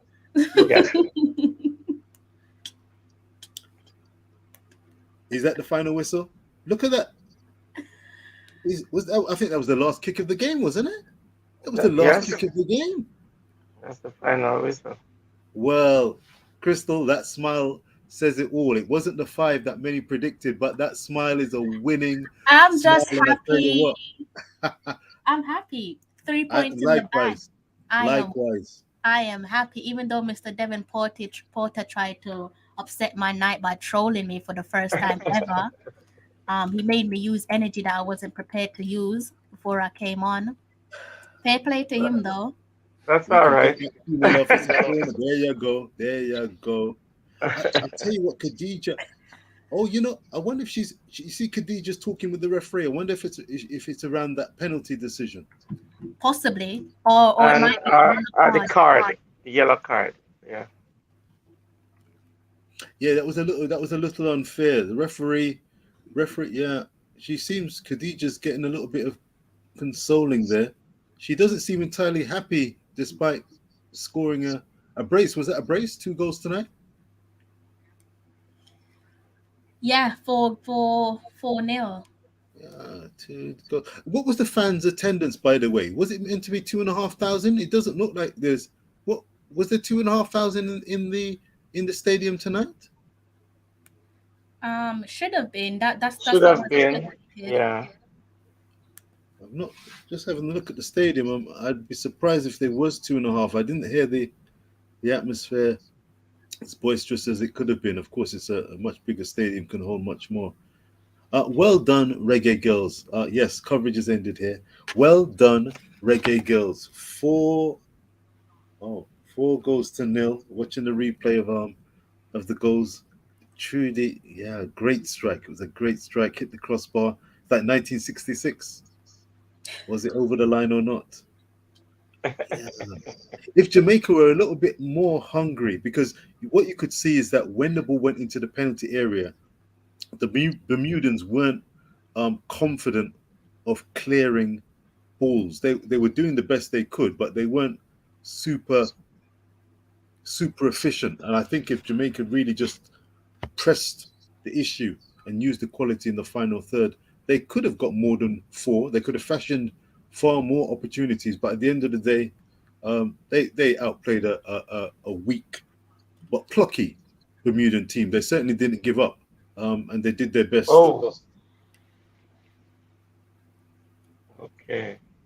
Did their best. 4-0, a clean sheet. Do you think that Spence, is it Spence or Spencer? Spencer, do you think that she'll retain her place for the next game instead of Schneider? Why change a winning team? I think she'll start. Request from you guys, if you don't mind. Look at that. Oh. Do you guys mind if I just I'm gonna keep myself on screen. I need to update my socials. Okay. We'll give you time to do that. I'm gonna grab myself a cup of tea. Mr. Devon Porter, I think I need you to hold the fort for me with this one. I'll hold tight. How long? You do what you need to do. And Devon, can you stay online for a few minutes while Crystal does her thing? Yeah, I can. We can talk about the game a lot more. So 4-0. Yes. A 4-0 clean sheet, a +4 in the goals difference column. It's goals in the bank. Dominican Republic have yet to play. Caymanas have done. Was there any more games played in this group, by the way? Yeah, I think I was going to check the other results. Did Jamaica play? I'm not sure. I'm going to check all the other results. I know there were some other games played in other groups. I think Guyana played, but in this group, which is Caymanas Island, Grenada, Dominican Republic. Who's the other team in this group? And Bermuda. Good and Bennett. Wow. Oh, yeah. Yeah, I think it's going to be a two-way hustle and tussle come the final whistle. But well done to Jamaica. And how good does it feel to get a win under the belt for our national football team?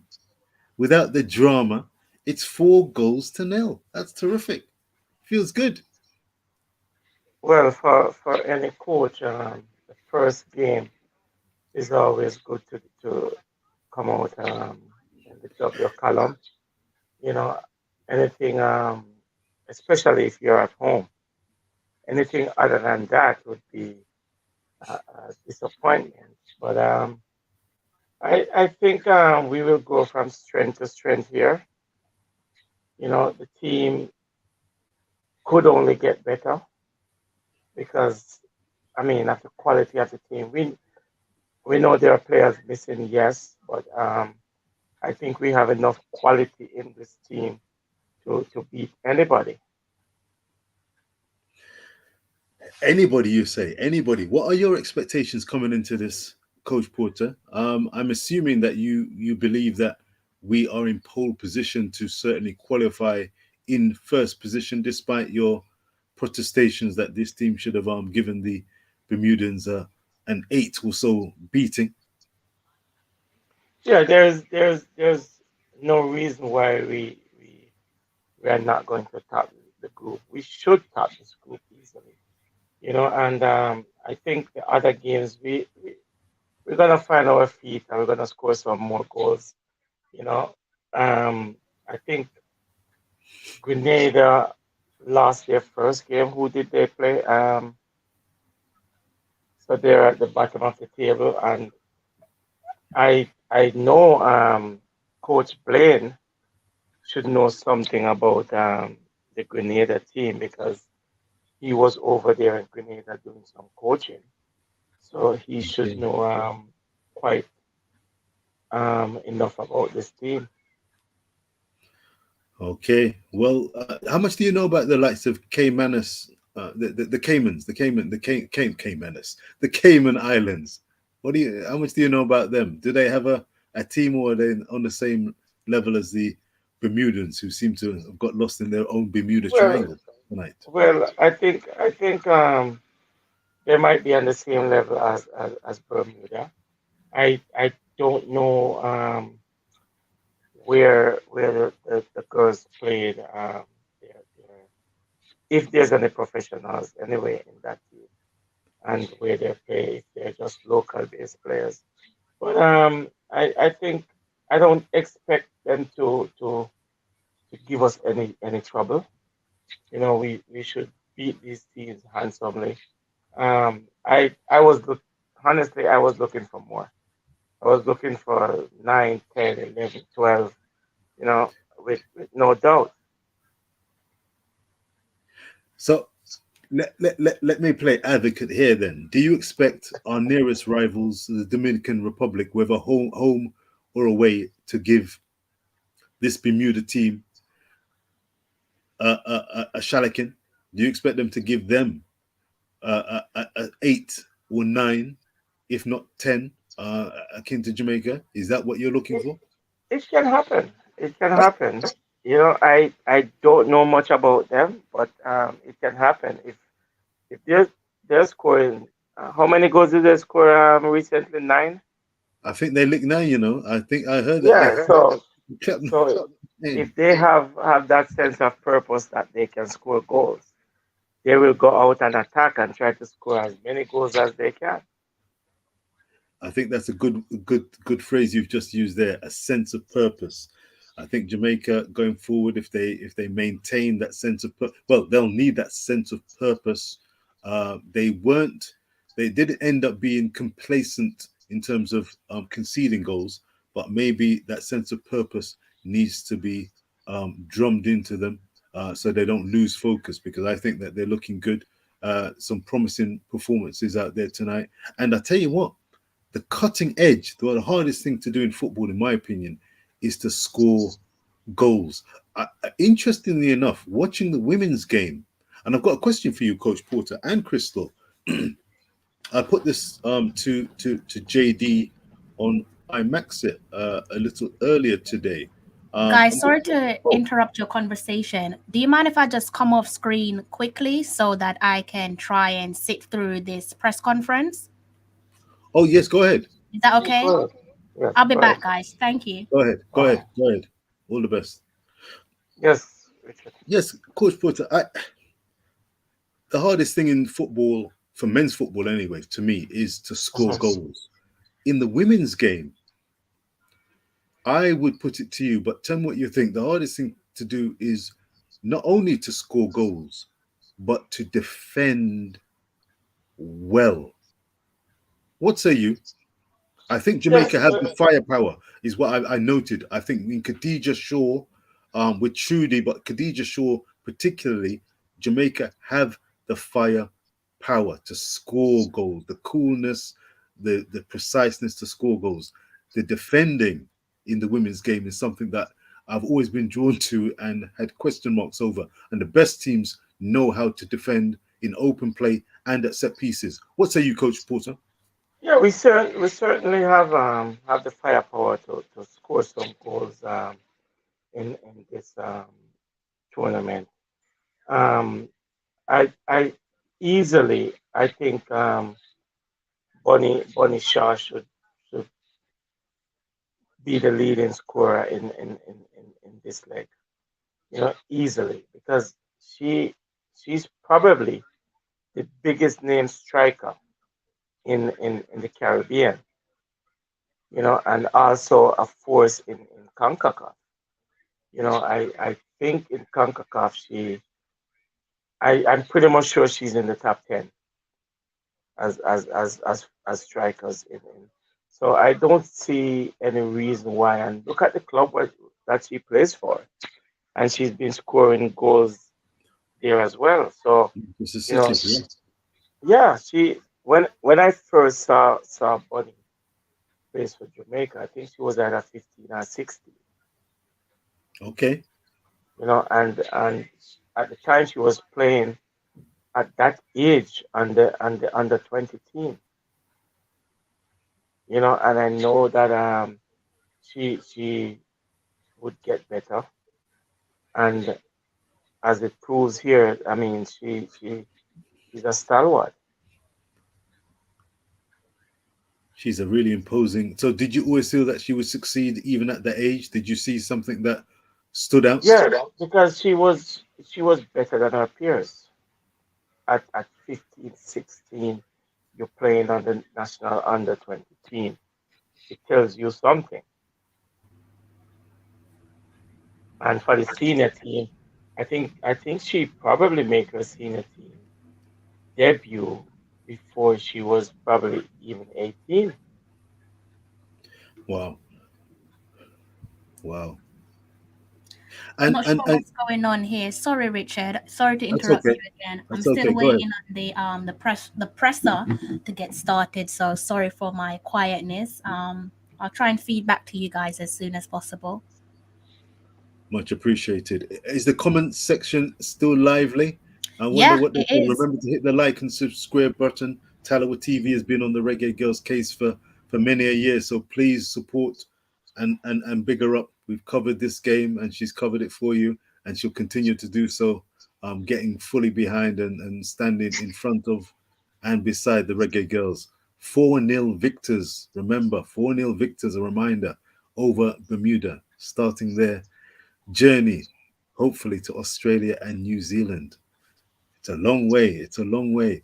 Coach, I'm here. I'm here. defensive, the defensive side of the game, the defensive side of the game. How impressed are you with the development of the defensive side where Jamaica and women's football is concerned? Do you think it's as robust and as IQ high as you'd like to see? Yes, I think our defender are. If you look at tonight's game, they're I like the calm, Swabies. I like the Swabies cool. personally. I think good. Yeah, calm, cool, collective. I mean, they're World Cup players. They've been there. They know um how to do, and when you look technically, they're technically sound players. If you look at how we play the ball from the back, how composed we are on the ball, we shouldn't have a problem in that department. Um, I that what's her name? Is it Samson, based in England? I think she's a very good player. The Swabies, they're good, but I was looking to see more from the midfield, especially from what's her name, Bond-Flasza. I think she's an exceptional player, and I was looking to see she do more with the ball at her feet. In terms of taking on people, dismissing people, and use her interior game to split the defense and the midfield and get the ball to Bonnie a little bit more. Did you describe her as exceptional? I did see her on the ball a few occasions. Did you say that she's Yeah, in the exceptional category? Strong praise. High She is. praise. She is. She is. She is. Okay, well, we can look to see more because, as I said, maybe with that kind of class, in addition to Carter and Sade, I like the look of Sade when she was on the pitch. I thought that she was looking pretty good. Yes, she's not a bad player. And Carter, she's always that energizer bunny. She I runs like hard. Carter. She will take a yes, I like her. and I think Jody um I think she's just a fantastic player, and I mean she's how old, 20. I think Yes, I must say. she's only gonna get better. I do you expect someone like Jody to shine? Well, again, it's the opening game. So as the games go on and the Reggae Girls warm to the task and get the minutes under their belts, I'm looking for the likes of Jody Brown to show us exactly what they're capable of. They've got some. Well, I think they've got an away game. They've got some away games coming up. I think they've got an away game. The next one is away, isn't it? Is that to Grenada? Right. So, but I'm looking to So see Jodie with the ability that I've been told that she has. And many fans who are new to the Reggae Girls will be anticipating some of the names that have been brought to our attention. So Tiffany Cameron, who didn't start the game, I was looking forward to seeing her. So maybe she'll have a part to play as the campaign goes on. Of course, Khadija Bunny Shaw is coming with a brace and made her presence felt. But hopefully, we'll see and Tiff more of her when she's up to and speed even more. Tiff is a very good player. I used to watch her here in Canada play, and I can't wait to see her run out for the Reggae Girls. I heard a lot about her. What exactly does she bring to the party, in your opinion, Coach Porter? Tiffany She's Cameron. she's good on the ball, technically sound, and she knows where the goal is. She will put the ball in the back of the net. That all goes even more well for Jamaica. If it's the hardest thing to do to score, we see that Shaw's got the ability, Carter's got the ability to fashion opportunities for herself, as well as sniff and get those second balls in and around the penalty area. She's not backward in coming forward. Looks like she can use 2 feet pretty well, left hand, right foot, left foot. So yeah, I think it's looking good for Jamaica. The anxiety levels, total contrast to the Reggae boys. Total contrast. It really is refreshing, and I hope Vin. Well, he's already admitted and acknowledged that he's got a talented group at his disposal. So that's one part of the puzzle. What's really refreshing as well is that, for the most part, from an armchair fans' perspective, is that the Reggae Girls are a talented bunch. They seem to be really united in purpose. They've got a bubbly attitude and approach, the right attitude. They want to win, but they want to win with a smile on their face. They want to win against the odds. They want to win and display and showcase their talent, their resolve. And I love that. I love that package personally. I think it's really, really, really refreshing. And I think that all goes well for their campaign going forward. Of course, they're going to have challenges ahead with the likes of United States and Canada. And right now, because we don't want to jump the gun, the Dominican Republic are going to be standing probably as the major rival to the first step towards the Australian and New Zealand World Cup. But I think it's really refreshing that they can showcase their talent, and I think it's terrific and it's refreshing. Really, really, really good, really good. In contrast to the Reggae boys, boy, oh boy, oh boy. Coach Porter, is there anything the Reggae boys can take from the Reggae Girls going forward, especially with the last 3 games lying ahead? Any advice to Mr. Paul Hall? You know what, Richard. I think it's just an unfortunate situation that we got ourselves into. From the early get set. If we had from the first game came out of Mexico with that 1 point, um, and then we played. Who did we play after the U.S.? We lost to the U.S. and even the Costa Rica game. If we had gotten a win in the first Costa Rica game, the 1-1 draw, it could have been something different, But I I think I think something went wrong. I can't put my fingers on it, and we just have to take it with a grain of salt and says we missed this one and we have to build. The team is definitely have to rebuild because when you look at some players at their age, they won't be around for the next one, and we have to look at all the possible options that we have going forward.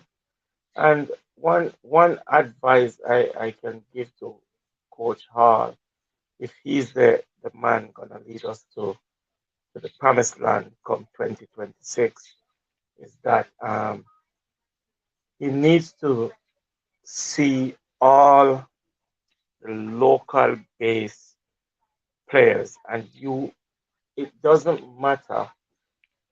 You have to have a local base contingent of players in training at all time.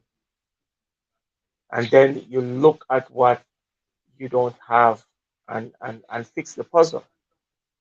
You know, I'm not saying that everybody is gonna get into the squad or into the team, but you have to see everybody. And what you need to do is have JFF furnish you with a list, and of all the young guns locally and abroad, so you can take a good look at them, make your notes, and assemble a good squad. And you have to have the pool has to be deep.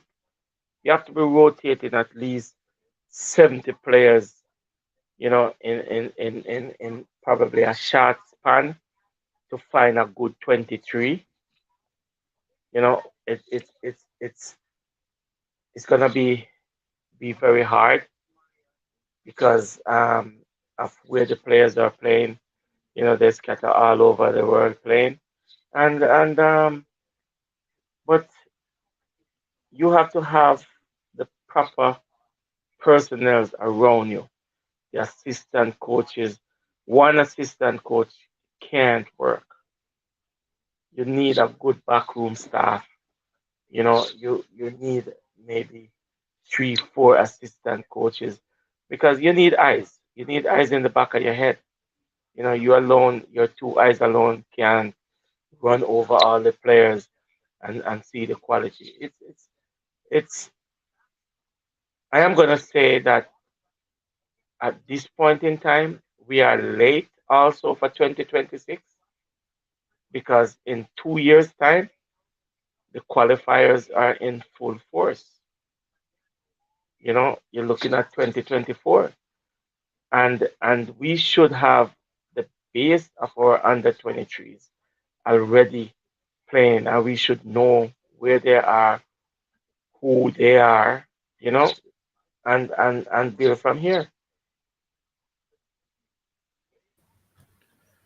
It's a very, very, very important point you raised. I joined the proverbial wagon or Juta bus during that Gold Cup, most recent Gold Cup campaign. And I thought that the unique challenges as well as opportunities itself to Jamaica, or themselves to Jamaica, were going to require really good navigation and negotiation. As the months have gone by, that task is ever more difficult. I doff my cap to the Reggae Girlz, because interestingly, the way that they've come together from all over the world, and the way they've come together, and we've talked about the unity and common purpose that they've shown, is admirable. Busby was at the helm. Now we've got Vin Blame, and it's going to be interesting going forward how Paul Hall really works with the talent at his disposal. Coach Porter, you already mentioned about a band of 70, up to 70 players that Paul Hall may, and the JFF may need to look at. That infamous database that the likes of yourself and Cataract, get well soon, Cataract, get well soon. I hope that this victory was a useful fillip for you on your road to recovery. Reggae Girlz 4, Bermuda 0. When you've got so many players to choose from, Coach, is that a blessing or a curse? I think it's a good thing. I think it's a good thing, because then everybody will be on their P's and Q's, because if you slip up, the next man up. I like that. It's going to be a big challenge, though, because people have ideas as to who can play and who should play, who should be given first choice and who should be given second choice. So Paul Hall has got the mother of all challenges. Vin, I think, has got a solid crew and a solid squad to work with.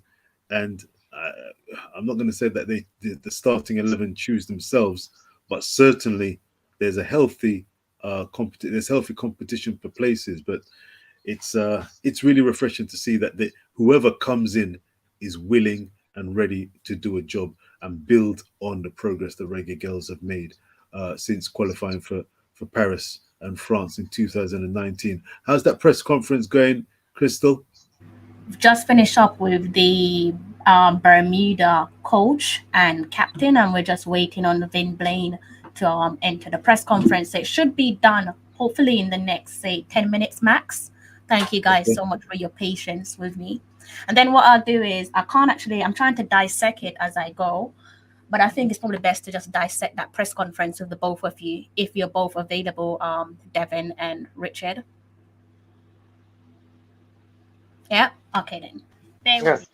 No problem at all. Hopefully there's good meat to chew over. My goodness me. And Richard, yes, sir.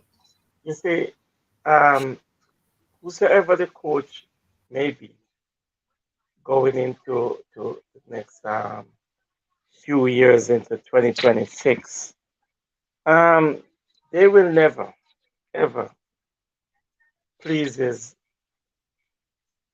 6 million Jamaican home and diaspora.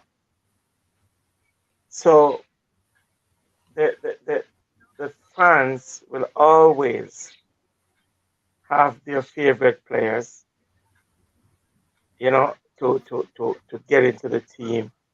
But whosoever the coach is the coach. The coach chooses who fits his system and style of play and who will do the work.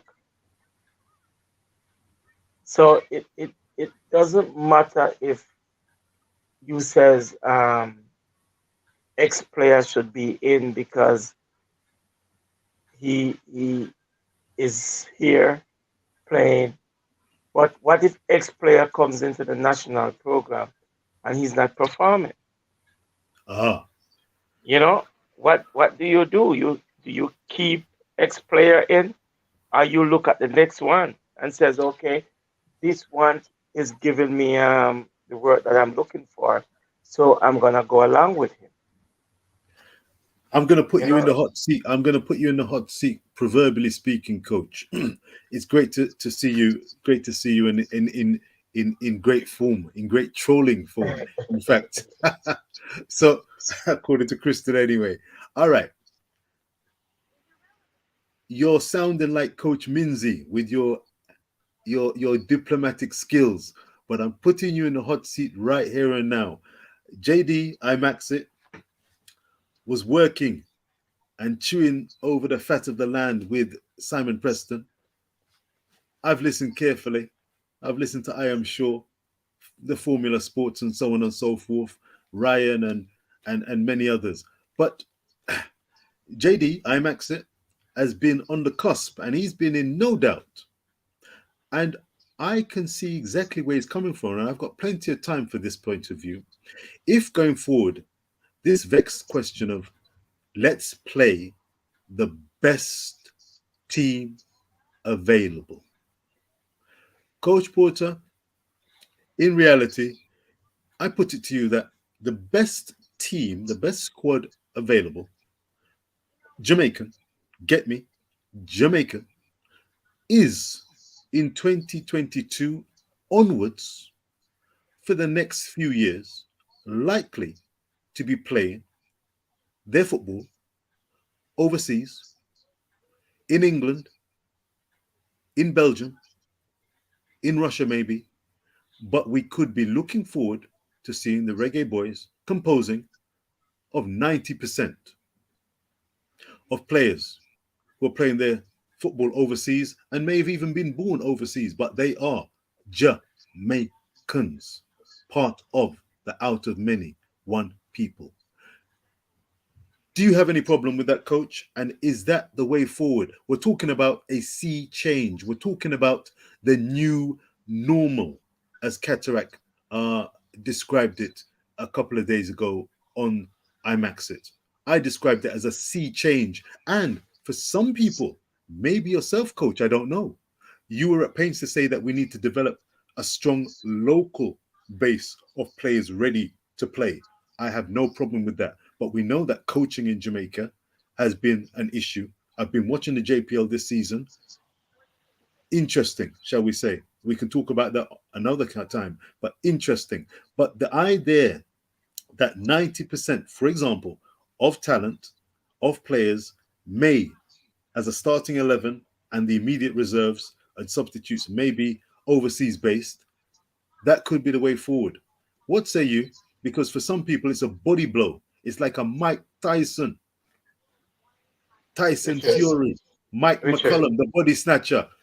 It's like a body blow to some people. Can you give us a perspective? Because it goes deep into the Jamaican psyche. The Reggae Girlz are performing. I don't care where they come from. I just want to see the best players playing for them. And it looks like that's the case. It's a wonderful, wonderful stew. Speak, Coach. Speak. Richard, You're in the hot seat, my brother. we have to be realistic here.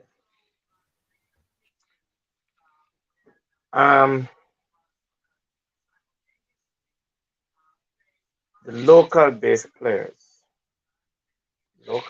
players, yes, some have some qualities. Yes. Of course. Some people think that they are good enough.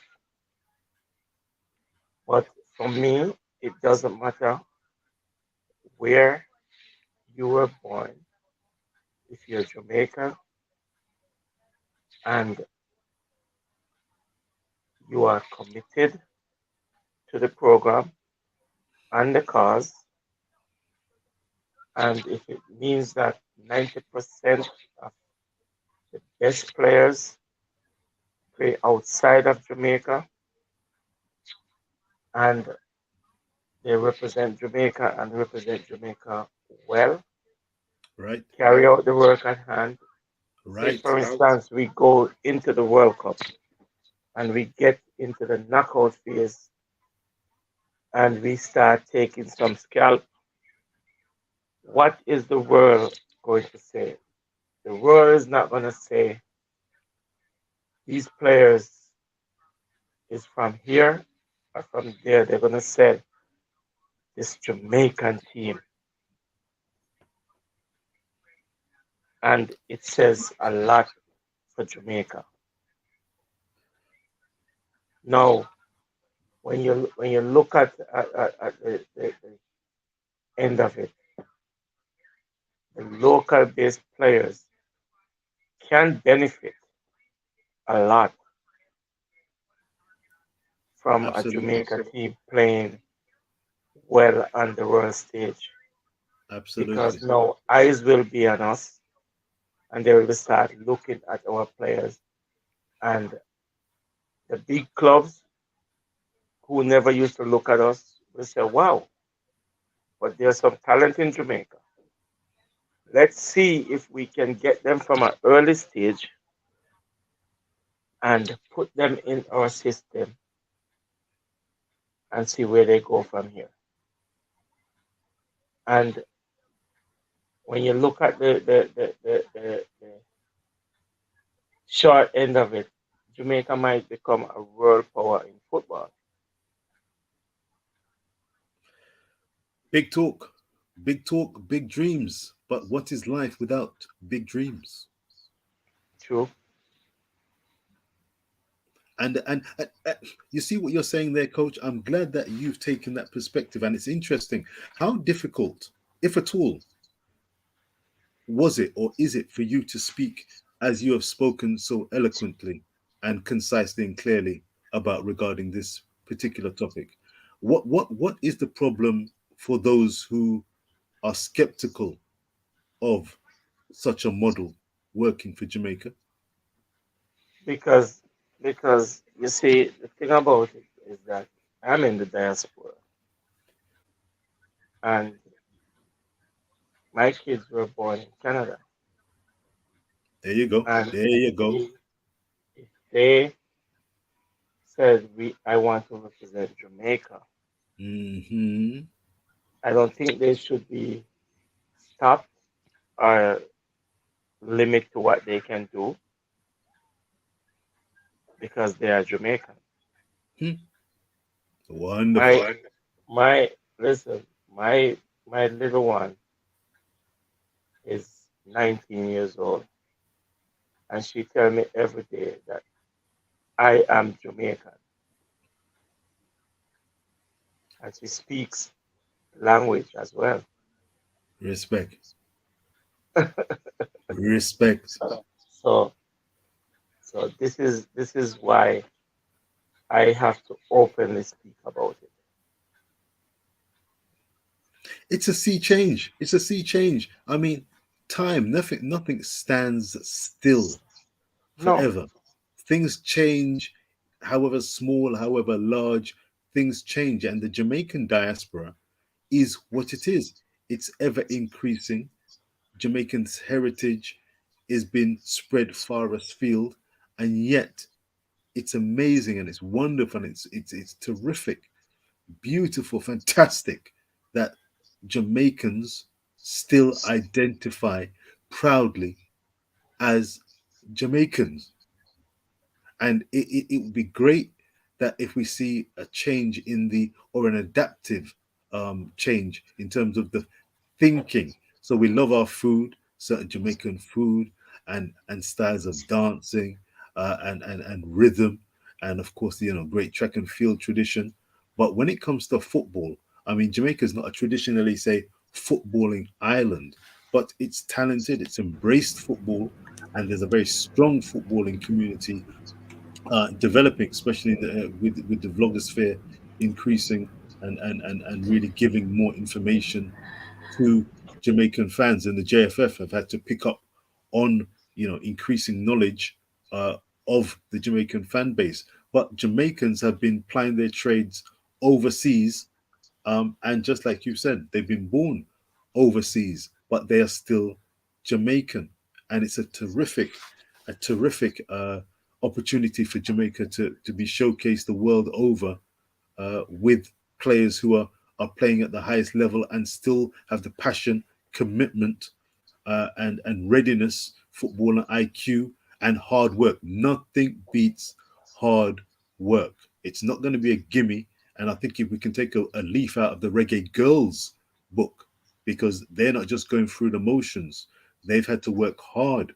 They're not earning, £1 million, $1 million contracts, but they are putting out effort. They're showing in interviews their love of the game, their passion for the game, the things they've had to overcome. And I think it's all under the banner, just as we are here tonight, us three, the beaming Crystal, who must have really been finding something for sweetheart, which is wonderful. And we are all here celebrating Jamaica, land we love, being represented. Coach Porter, I salute you for your honest answers, and your sons born in Canada, I'm sure will be proud to represent Jamaica if they get the call. And there's so many people in that boat. Let's get the creme de la creme, as the Reggae Girls have done. The creme de la creme representing, and that can also bring up the local talent to aspire to rub shoulders with these players and to up their game. Work, work, and work some more. Crystal, your smile has not gone unnoticed. Trust me. Speak! You're On muted. mute there. First of all, thank you guys for your loyalty to my wonderful co-host tonight. That's Mr. Devin Porter and Mr. Richard Stevens. Thank you guys for your support, and a massive thank you to you guys in the comment section for riding this one out with us. I was smiling because that is one of the quickest press conference I've done. And for obvious reason, both teams are going to be traveling, getting themselves together to prepare themselves for the next game. So it was a short press conference, quick, but I think it answered all the questions that needed to be asked. So I think what I'll do, let me shut down my laptop actually. I would like to know what Coach Vin says about his team. I actually asked. I said, sure you will. apparently you had a conversation with Mr. Devin Porter, well-respected coach over there in Canada, and you said that you're ready to take all the blame. And he gave me an interesting response there, coach. So I think I should perhaps go ahead and play that press conference. I think what I'll do is I'll play the Bermuda press conference first, because they were the team that went ahead of Jamaica, and also I think they touched on a few key facts there as to why the scoreline is 4-0 to Jamaica, and perhaps nothing higher than what we expected. So if you guys are all ready, I could go ahead and hit play on that press conference. When You all you're ready good? to go. Yeah. And I can't wait for Mr. Devin Porter to hear what Vin Blaine has to say in regards to Mr. Porter later on. Let me know in the comment section if you guys can hear the press conference. And we also have the captain from Bermuda, Eva Yes. Zoli. And first, we'll speak with the coach. Coach, welcome to Jamaica. Considerations. Oh, we are happy on this side, though. Take us through the game, though. I mean, I thought you guys played well. Even though you lost 4-0, you played well. Take us through the game. We came. It's a game plan, and it worked. It worked. We frustrated Jamaica for most parts of the match. Recording in progress. Our strategy was to not allow Jamaica to play through our center, obviously as really good is, and to send them outside. And then once we send them outside, set the trap to try to win the ball, and if not win it, just keep them out there. So it worked for the better part of the game. As we fatigued a bit, Jamaica were able behind us. First half scored two goals, one off of a mistake from our goalkeeper, and the other we just didn't apply the pressure when it was needed. So. We're very proud of our players. We're very proud of the girls for the work that they done and for the game that they played. In the second half was much of the same. Took Jamaica a little longer to score in the second half than it did in the first half. So we were definitely doing the job that we came to do. Obviously, we didn't get on the score sheet today, but it wasn't for lack of trying. Jamaica set a little deep and played a lot around the back, and we kind of held a different line. But it's something that we will definitely be working on. So this is a very encouraging start for us. We played Jamaica many times, and each time we played, we tried to improve and right up to the last kick of the match. We we had improved on the last result, which was 4-0. At that time, it was 3-0. So we're still improving, and we use this start as an encouraging start to go on to our next match. Your thoughts on the Jamaican team as you probably won't see them again until that's it. You probably won't see them again because you're not going to play unless you win the group. You won't go to the next round. Your thoughts on the quality of the Jamaica team and do we have a chance? Yeah, I mean Jamaica's a quality team. We knew that. We've been watching. We've been studying. A team full of professionals who have the ability to go on and go further in this tournament. And if not us, we will be supporting and hoping that they do well as they've done in the last World Cup. Some quality players in Jody Brown, Trudy Carter, and Khadija Shaw. So if they come to play and if they are able to get on the end, as you saw all three of them score today. And if you keep getting those performances from them and goals from them, then I think Jamaica will stand a chance. All right, thank you. I mean, let's go now to the journalists we have online, and let's go to Likkle. Go ahead. Sportsman.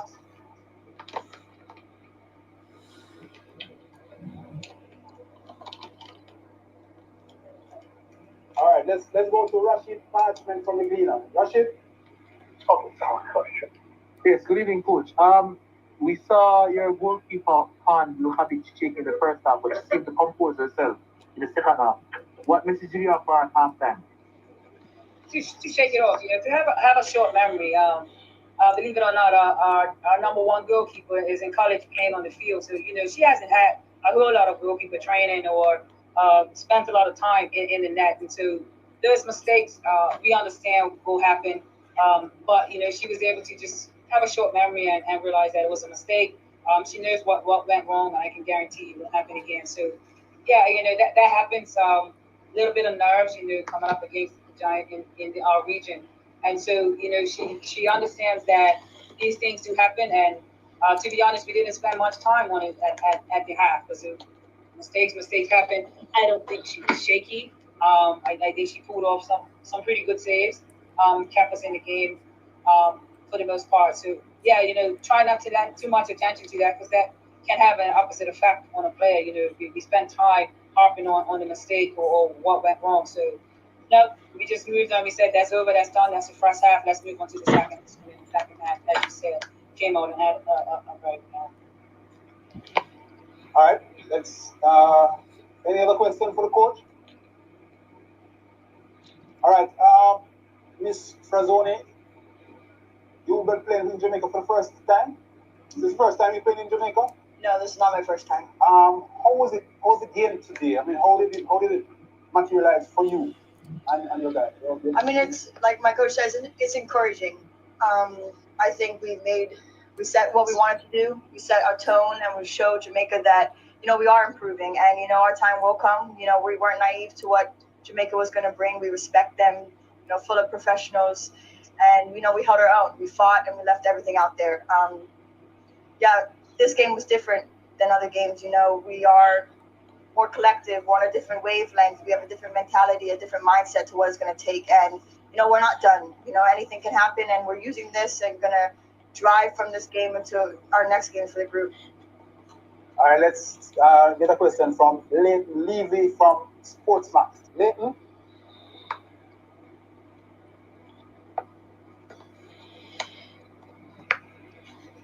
Hello, can you hear me? Yes. Yeah, go ahead, man. Yeah, good. Silent. Coach, good night. Just a quick question. In hindsight, was it part of the plan not to have how many players going forward when you want the ball in the midfield areas? Because to me, it looked like we didn't have enough players going forward. It invariably ended up losing possession of the ball to the Jamaican centre back because he didn't have enough people going forward and options for passes. Can you give us a sense of what the thinking was, why that didn't happen? Yeah, no, it wasn't by design that didn't happen. We wanted our attacking players to get closer to the goal and to get in more attacking areas. However, our game plan coming in, yes, was to set a medium block and to work on the counter attack if we could. But as you say, we have to respect what Jamaica brings, and they didn't really allow us to have as much attack as we would have liked to. It wasn't our intention to just sit back. It was our intention to try to attack, and we did get into the attacking half. Probably not as much as we would like, and we didn't capitalize when we did get there. But I wouldn't say that we just sat. I would say that we did try to get our 7 and our 11s up into the attacking area. Would have liked to engage our 2 and our 5 more, but again, respecting the opposition and knowing that what it is that we want to do. We didn't come here to give up a whole lot of goals, and as I can't stress it enough that we have to respect the opposition and play on our game plan, but also understand that they may not give us those opportunities. So yes, we would wanted to ask our center forward on 9 to load the ball up and wait for the line to move. Sometimes that just didn't happen. Jamaica did play R1, always had 2 on her, so 9 times out of 10 they were winning the ball, and then they were coming back at us. So we spent a lot of time in our block formation, to try to win the ball and attack. One final question for the other player that got hurt in the game, that happened with Punisher. How is she now? Yeah, she's still in the medical room. She's in good spirits. Khadijah came over at the end of the match. They had a quick chat, had a quick hug. But she's a tough girl. This player that's been through 3 ACL tears and 3 ACL injuries, and she's come back strong. So we anticipate that she will be fine. We don't know the extent of the injury, but we do hope that it's not too serious and that she will be back up and running. All right, thank you, guys. All the best going forward. Thank you very much. Thank you very much, Coach. Thank you very much, Ms. Frazzoni. And we look forward to seeing you again at some stage. All the best. Thank you. Thank you, guys. Take care. And there we have it, guys. That was the press conference for the Bermuda national team. For those of you who were just tuning in, Jamaica have kickstarted their CONCACAF women's qualifier. Good, steady 4-0 win against Bermuda on home soil. Home soil being the office being the national stadium there in Jamaica. Jody Brown opened the scoring inside the first half, and before the first half came to a close, we saw Trudy Carter doubled the lead, and the skipper for tonight's game, Khadija Bunny Shaw, wrapped things up, secured maximum points with 2 goals etched to her name.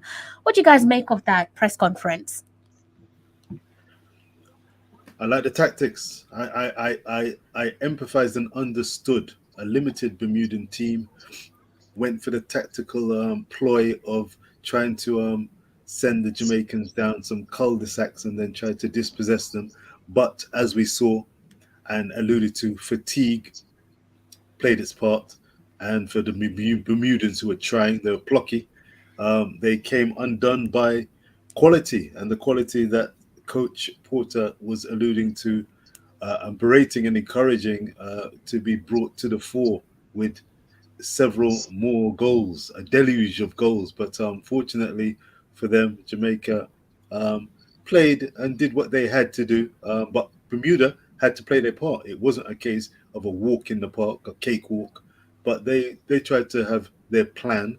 And as we said, the counter-attack, the occasional counterattack was their plan, but they just didn't have the quality to carry out that plan effectively and pose little or no threat to the Jamaicans. And I think that was something that they admitted to, but they believe that they will build and go forward. And considering Coach Porter was talking about, doubling up 5 and making it 10, I think that was a highly encouraging performance by the Bermudans, with a goalkeeper who was not their first choice as well. And I like the positivity because that goalkeeper was being encouraged to say, okay, take accountability for their performance and they will go forward, hope to improve and build upon their performances. But they've got different ambitions to what Jamaica have, and they absolutely bowed and said Jamaica are one of the big fishes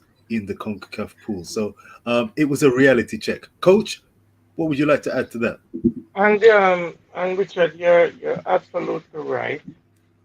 But as the Bermuda coach says, they came with a game plan to frustrate the Jamaica team. You know, we want to compact the middle of the park and put them wide. But yes, you compact the middle of the park and put them wide. Now, as a coach, going into the second half, you see that's happening. Now let's see if they can dance to our tune. So what we're gonna do now is that you push me wide. I'm gonna play a barrage of crosses in behind your defender and see if you can defend that. You know, so you come with a plan to upset the uppercut. I'm gonna use the same plan against you and play crosses day in, day out, and have my strikers get onto the end of it. And this is how we would beat them 10 and 12 to see if they can. Because first of all, the defenders are short. Look at the height of Bunny.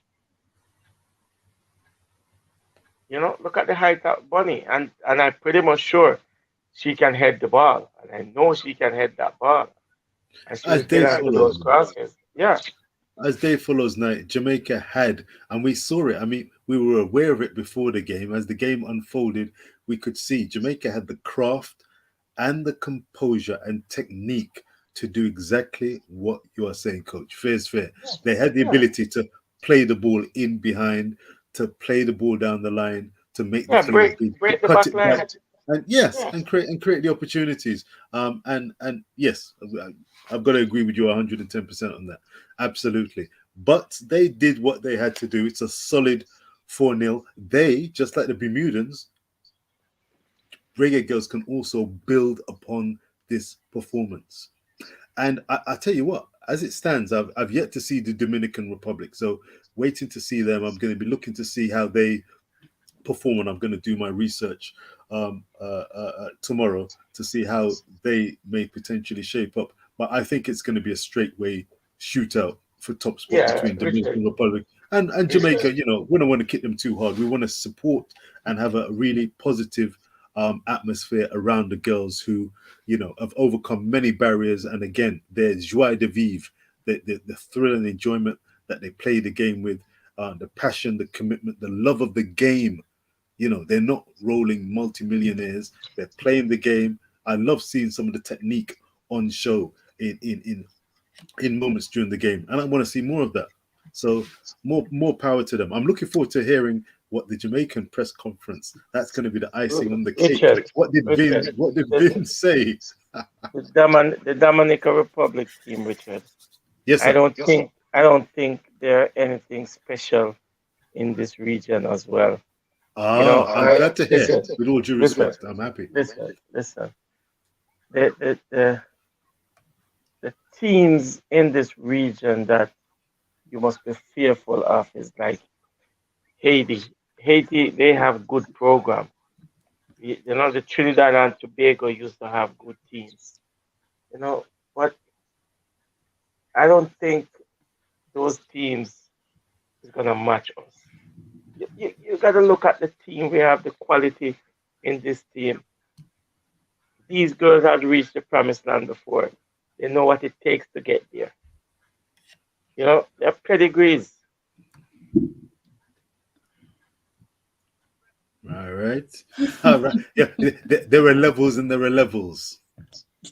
There are levels. There are levels to this thing.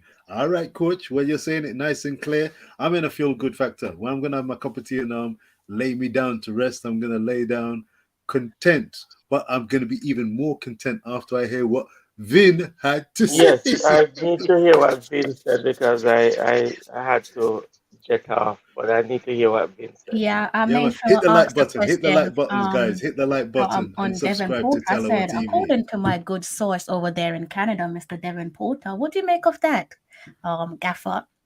So you can hear that in a minute, guys. But yeah, just to reiterate some of the stuff that you guys have already touched on. Fair play to Bermuda. I like what they were saying, and I think it's stuff that we touched on in the latter stage of the first 45 there, and quite rightly put it, they said that Jamaica, paraphrasing here, are giants in our region, but nevertheless there was great amount of respect there for themselves and Jamaica. They touched on Jamaica sitting deep, and I thought that was quite telling. That would explain the reason why the scoreline perhaps isn't as high as many would have expected. And I think at the same time you can probably flip it and say, well, fair play to Jamaica, because the defense of Jamaica was our major concern. That was the area where we assumed that we might leak in a goal or two. Not saying that we would have lost, but the defense of Jamaica is definitely our weakest component. So it was interesting to hear the Bermuda team touch on our defense and say, no, we sat deep, and as a result of that, we made it difficult for them to get on an attack, and obviously that simply means that they weren't able to score any goals.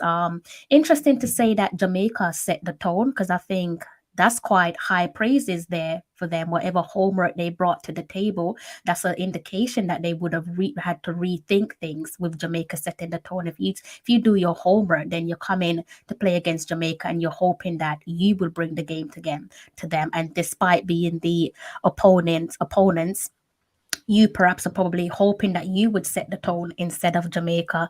But they did also say that they didn't come into this game being naive. And I think you can definitely say that about Bermuda again, leading up to that goal against the opening goal for Jody Brown. I think Bermuda held themselves together. I think throughout the whole 90 plus minute there, they definitely held themselves together. Interesting to see how they complemented us on our defensive work and how we passed the ball out and how the girls passed the ball between themselves. They said, paraphrasing here again, 9 out of 10 times they were winning the ball, that being Jamaica.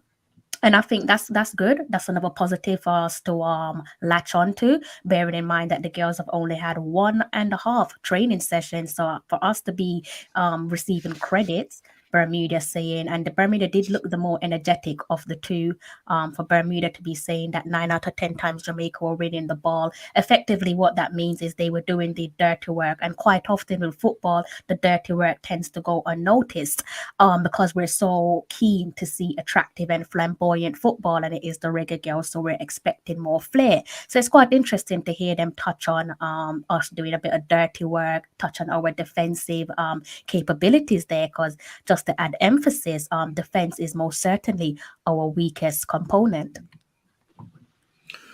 I think you're right. It's good feedback from the press conference. Going forward, it'll be interesting to see how the midfield actually copes against the better teams. Sometimes the midfield battle is where you've got the engine room and you've got the area where chances to transition into attack is formed.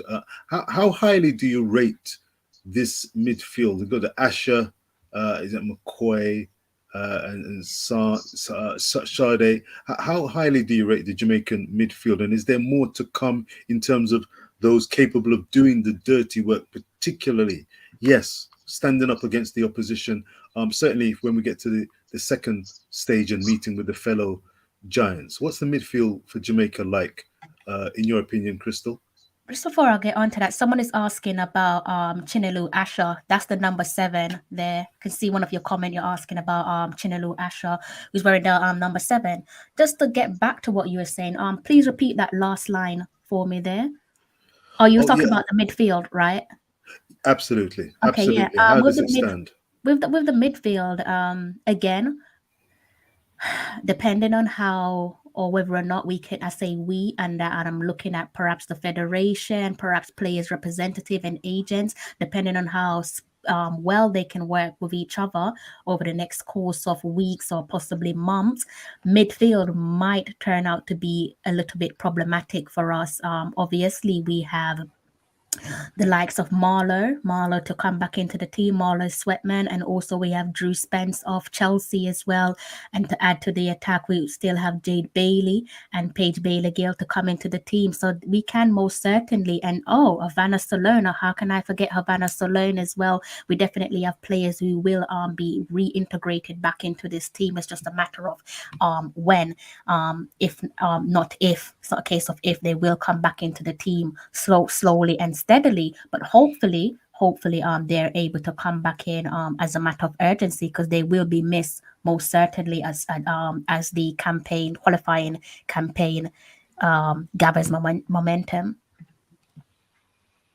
And do they have the grunt? How would you describe? You said that there could be potential problems or challenges. How would you describe the midfield? You know, the Reggae boys have really had and struggled to find central defensive midfield players. And I was looking during this game for the players who are willing to put the tackles in, and I saw that there were a couple of players who looked to be ready, willing, and able when necessary. I saw that they were doing it, particularly when the Bermudans occasionally got into towards the last third and towards just outside the penalty box. They put in the tackle, solid, and win the ball back.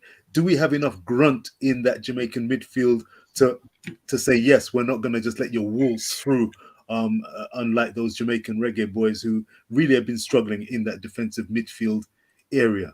What say you, Crystal? Like I said, because I like the question.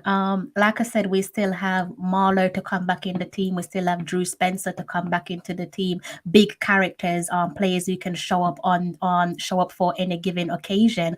I don't think it's a case of just looking at one set player here, and that's the greatest thing about this Reggae Girl squad is it's not just about one player. You'd be foolish if you approach this game saying you're only going to mark Bunny. You mark Bunny, and you miss out and not marking Sade or Cameron or Brown or McCoy, automatically you've just inflicted self-destruction onto yourself. And what I think is great about this Reggae Girls team is they're a bunch of fighters. They're a bunch of fighters. They fight for each other. They are their sister's keeper. So whilst I said that, yes, midfield might be a little bit problematic in games to come, depending on when players are reintegrated back into the team, as a collective, I think they can fill that void because they fight for each other. They're natural fighters. There's no one there that's going to be shying away from their responsibilities, because that's just not in their nature. Exactly. No, they're not going to be doing that at all. They stand up to be held in account, and you can see that. You can see glimpses of that. We're not perfect. We still need to repolish ourselves, sharpen up ourselves, dust off, and go again. But there's a few players there that's most certainly missed. And when this team, and it's so crazy that this isn't even with our squad depth on the bench, this isn't even our strengthened squad. This isn't Jamaica at full force.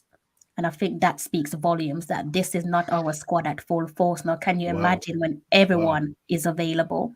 Scary times, but it's not scary times for me. Scary times for the opponents. Opposition. Coach Porter, what say you? That's great, because we were talking about squad depth, so that's great to hear. And that's exactly what I was saying, because we have enough quality in this team to go far into the tournament. We have to qualify. There's no second thought about it.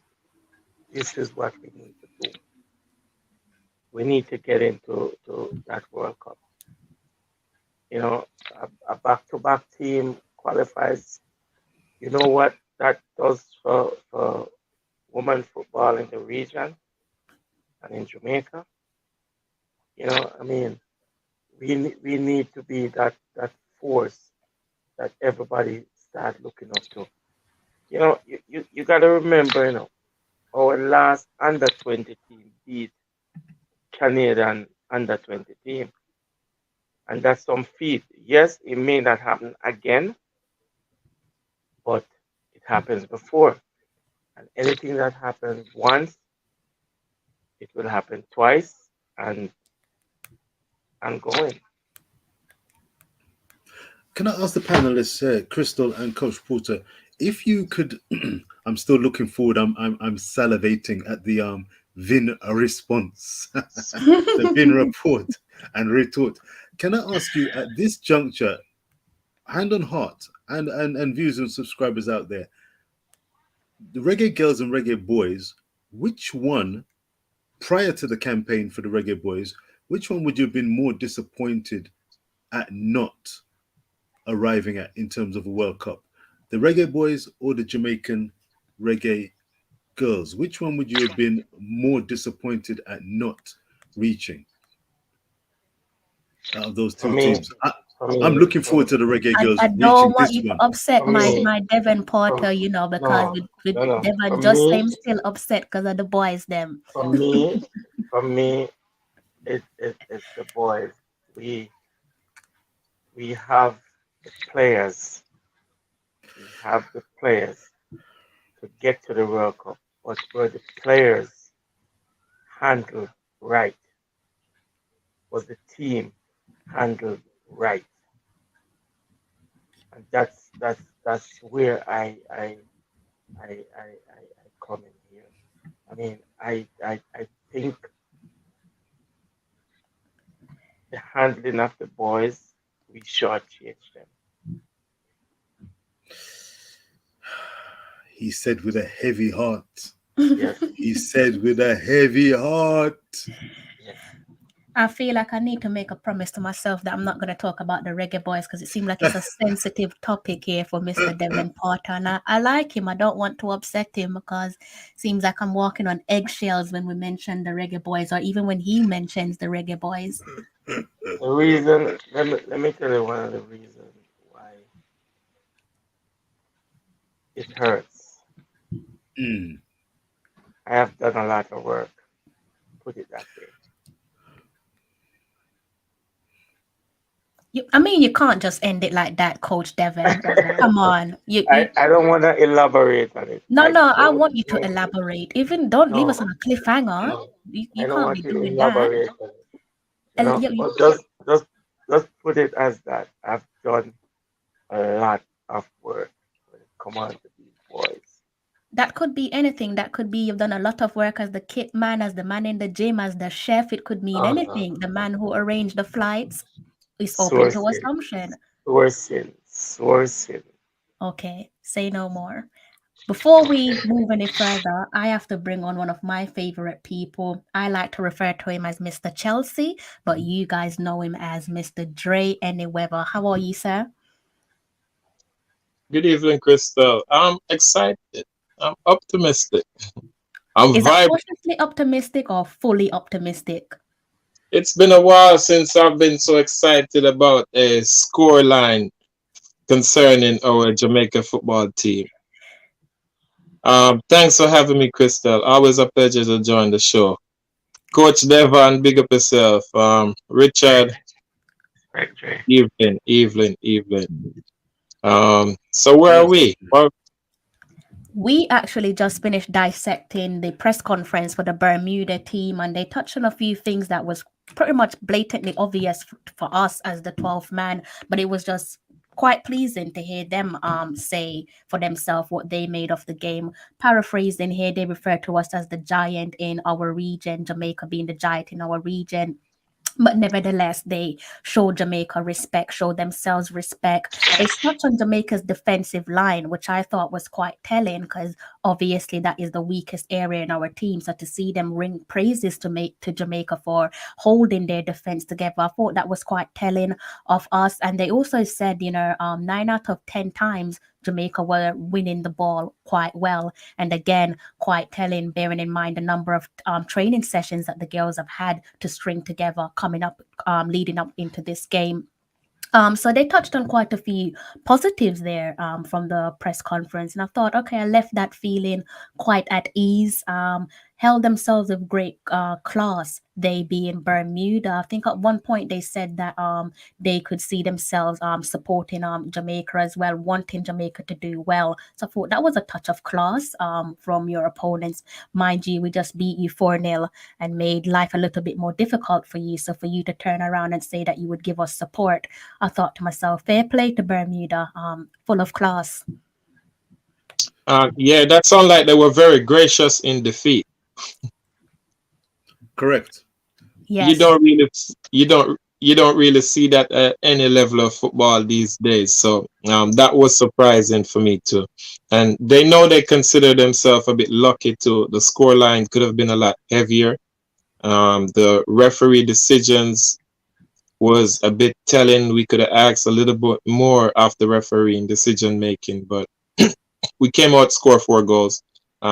Confident, I'm excited, satisfied with that performance. And yes, the coach and a lot of fans and in the media also was a bit worried about the defensive shape because we know he would be asking players to play out of positions and players who aren't really playing regularly right now.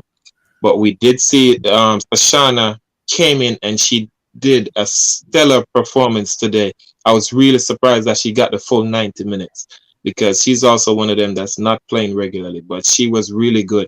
We saw her maneuver herself and got out of some tight spaces with some nifty, quick footwork. And she didn't make much mistakes, if any at all, on playing on that left flank.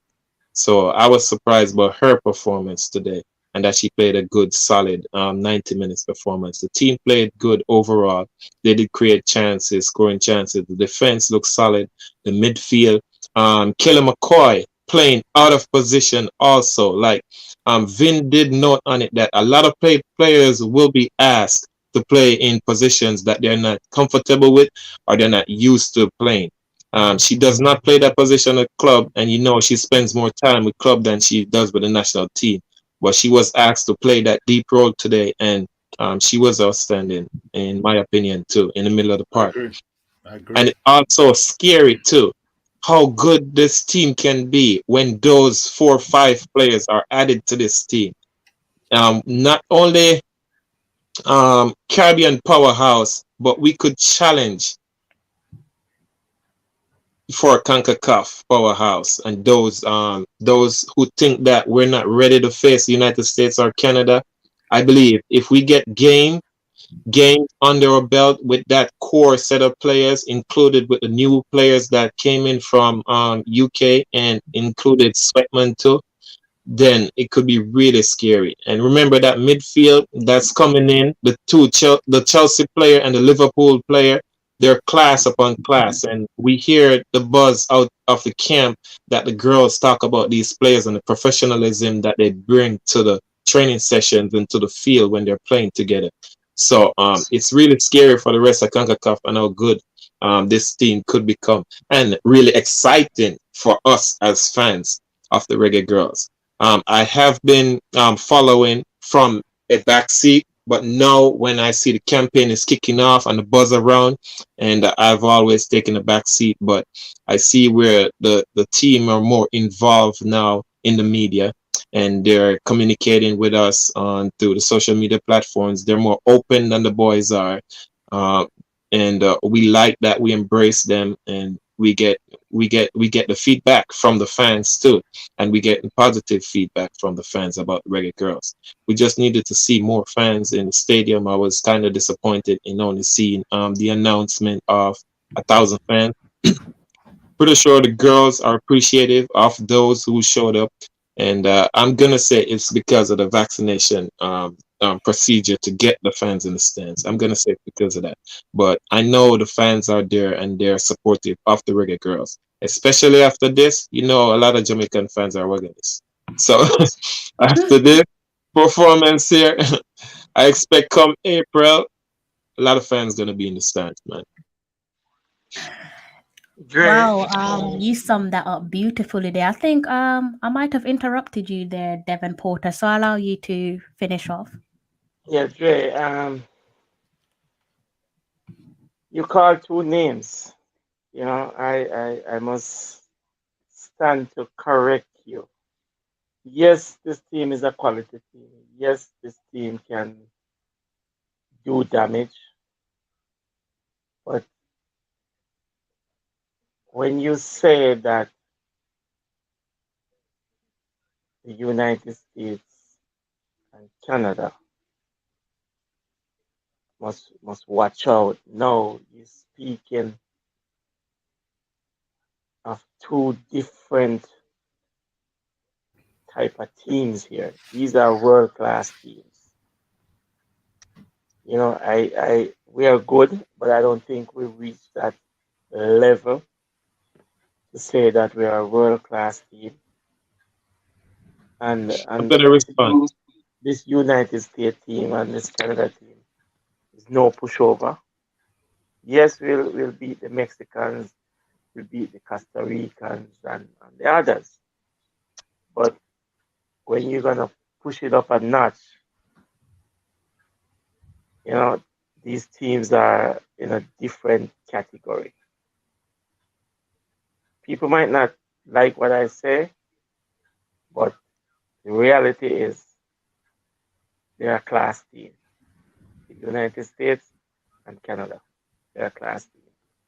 It All sound right. like So Dre won't forget, but go on, Dre, yeah. respond. I have So something to say. Go on. so so I'm not taking anything away from the United States and Canada, but I said that's where I'm gonna measure this team up to competing with those type of teams, and they better watch out because if we start playing games regular with this midfield and our starting back four, because this is not really, we had to makeshift and play some players in the position that they're not used to.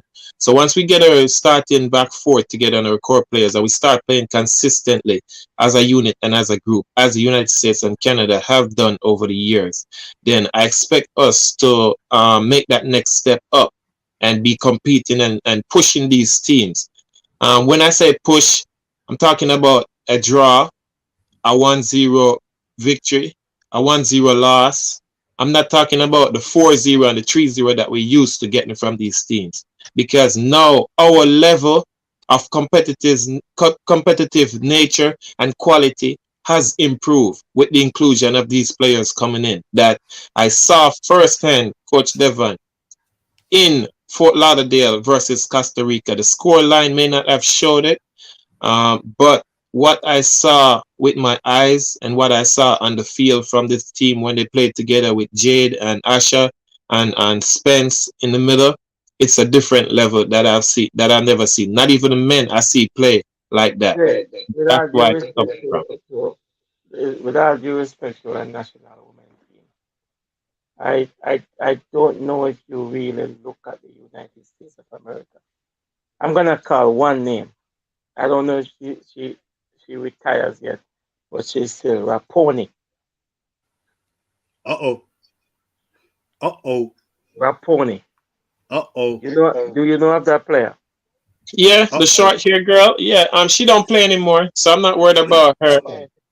But I'm telling you, there is quality in that team. You know, there's quality in that team. Yes, we'll go there and compete, but can we take the fight to the bull and kill the bull? It's highly unlikely at this stage. At this stage, just only one game, coach. Let them play it. Let them play out the next round. Well, then play out Grenada, and then when the full team come together in April, let's see how they play against the other two teams, especially that Dominica team who banged 9 goals in yesterday, and getting talked about. It's So not we'll see about how the we play when they Caribbean play team. together.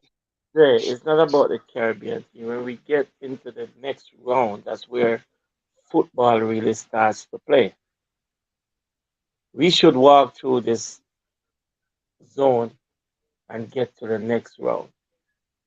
When we get into Mexico, where the real thing starts, that's where football, you're gonna see the top 8 Concacaf team. That's where football is going to be played.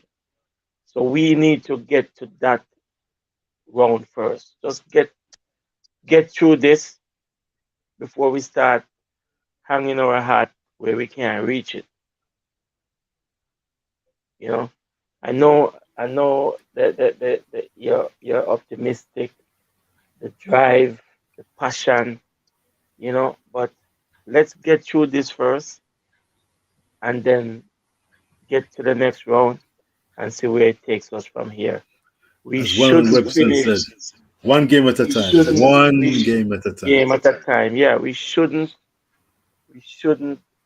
the expectation is that we shouldn't finish less than the top four in the region. And once we finish in the top four, yes, we are into the promised land. I think, and correct me if I'm wrong here, but I think the only way we could make a near accurate prediction as to how this journey towards qualifying for the World Cup will plan or pan out is if we do it without clouded vision. Because I think we all have clouded visions for various reasons. I think Mr. Devin Porter's reason is very different to our reasons, though. The rest of the two panelists, I think it's an interesting one, but I don't really think I'm No, siding. I'm just a realist because look at what transpires with our boys. But if you're saying that you're being a realist, if you're saying you're being a realist, then you have to take into consideration that the women's team only had 1.5 training session leading up to playing against Bermuda. And I'm not being funny here. I knew nothing about Bermuda, but they can Yes, take that loss. They took that loss on chin yes, and they we can have hold one and their a head half. high because they frustrated us. I was looking leading up to Jody putting the ball into the back of the net, and I was like, yeah, they did their homework. And you could see that in the press conference that they touched on that they did their homework against us, stifled out our creativity, and they made us have to like dig deep. The fact that Bermuda is complimenting us for our defensive display, again, that speaks volumes. That's our weakest area on the pitch. And they're saying that we done well. So I was just like, And okay, fair play to the girls. 1.5 training session, 4-0 at home. Possibly should have been 5 with Trudy's first goal, which was saved by the woodwork. And I think Bunny should have had a penalty as well. So it could have possibly have been 6-0. yeah, we shouldn't be defending against this Bermuda team because haven't they? How many times have they threatened our goal? So I mean, when she says our defensive capability, I think she was a little bit off. But I am saying let us take it one game at a time until we get into the real echelon of football, which is the top 8 in CONCACAF.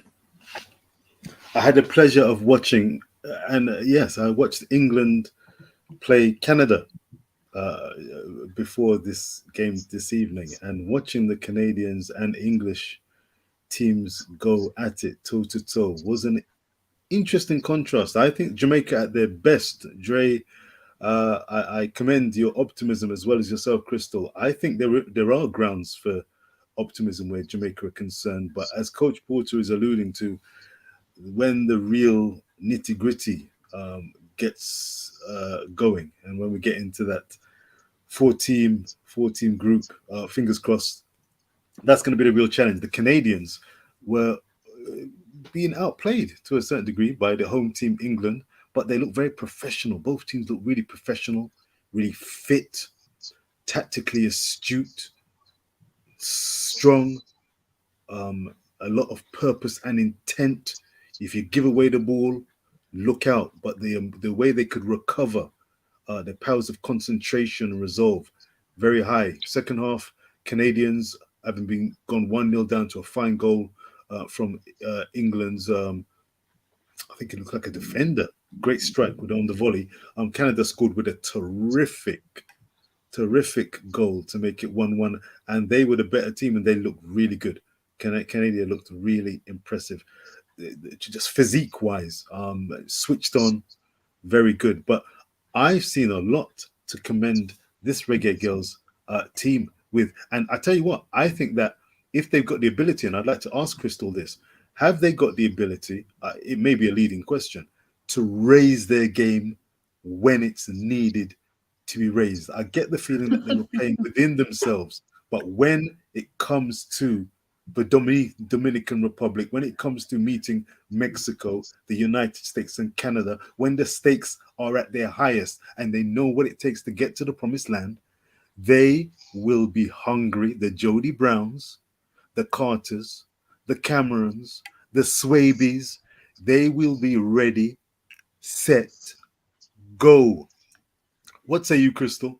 I think you've actually answered your question yourself, because we're not looking here saying Reggae Girls are trying to qualify for their first ever World Cup. We're saying Reggae Girls are trying to qualify for their second consecutive World Cup. So when you talk about would they step up the plate, do they have the capabilities to step up to the plate? They did that back in 2018, and I trust and believe that they can do it again. All you have to do is look at what they do at club level.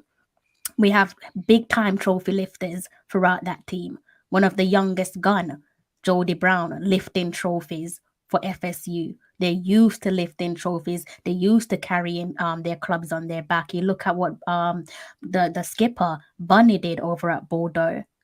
Blew them out the water. Dragged Bordeaux to Champions League. Top goal scorer, brushing aside the likes of Leon. Are you kidding me? Leon, a powerhouse in Europe, absolute powerhouse. So we, like I said to you before, we have the players who are capable of standing up and holding themselves accountable when called upon. But more importantly, as football is a team's game, they can do that as a team. They can do that as a unit. They've done it before, and I trust and believe that they can do it again. And like we said before, there are still players to come back into the side.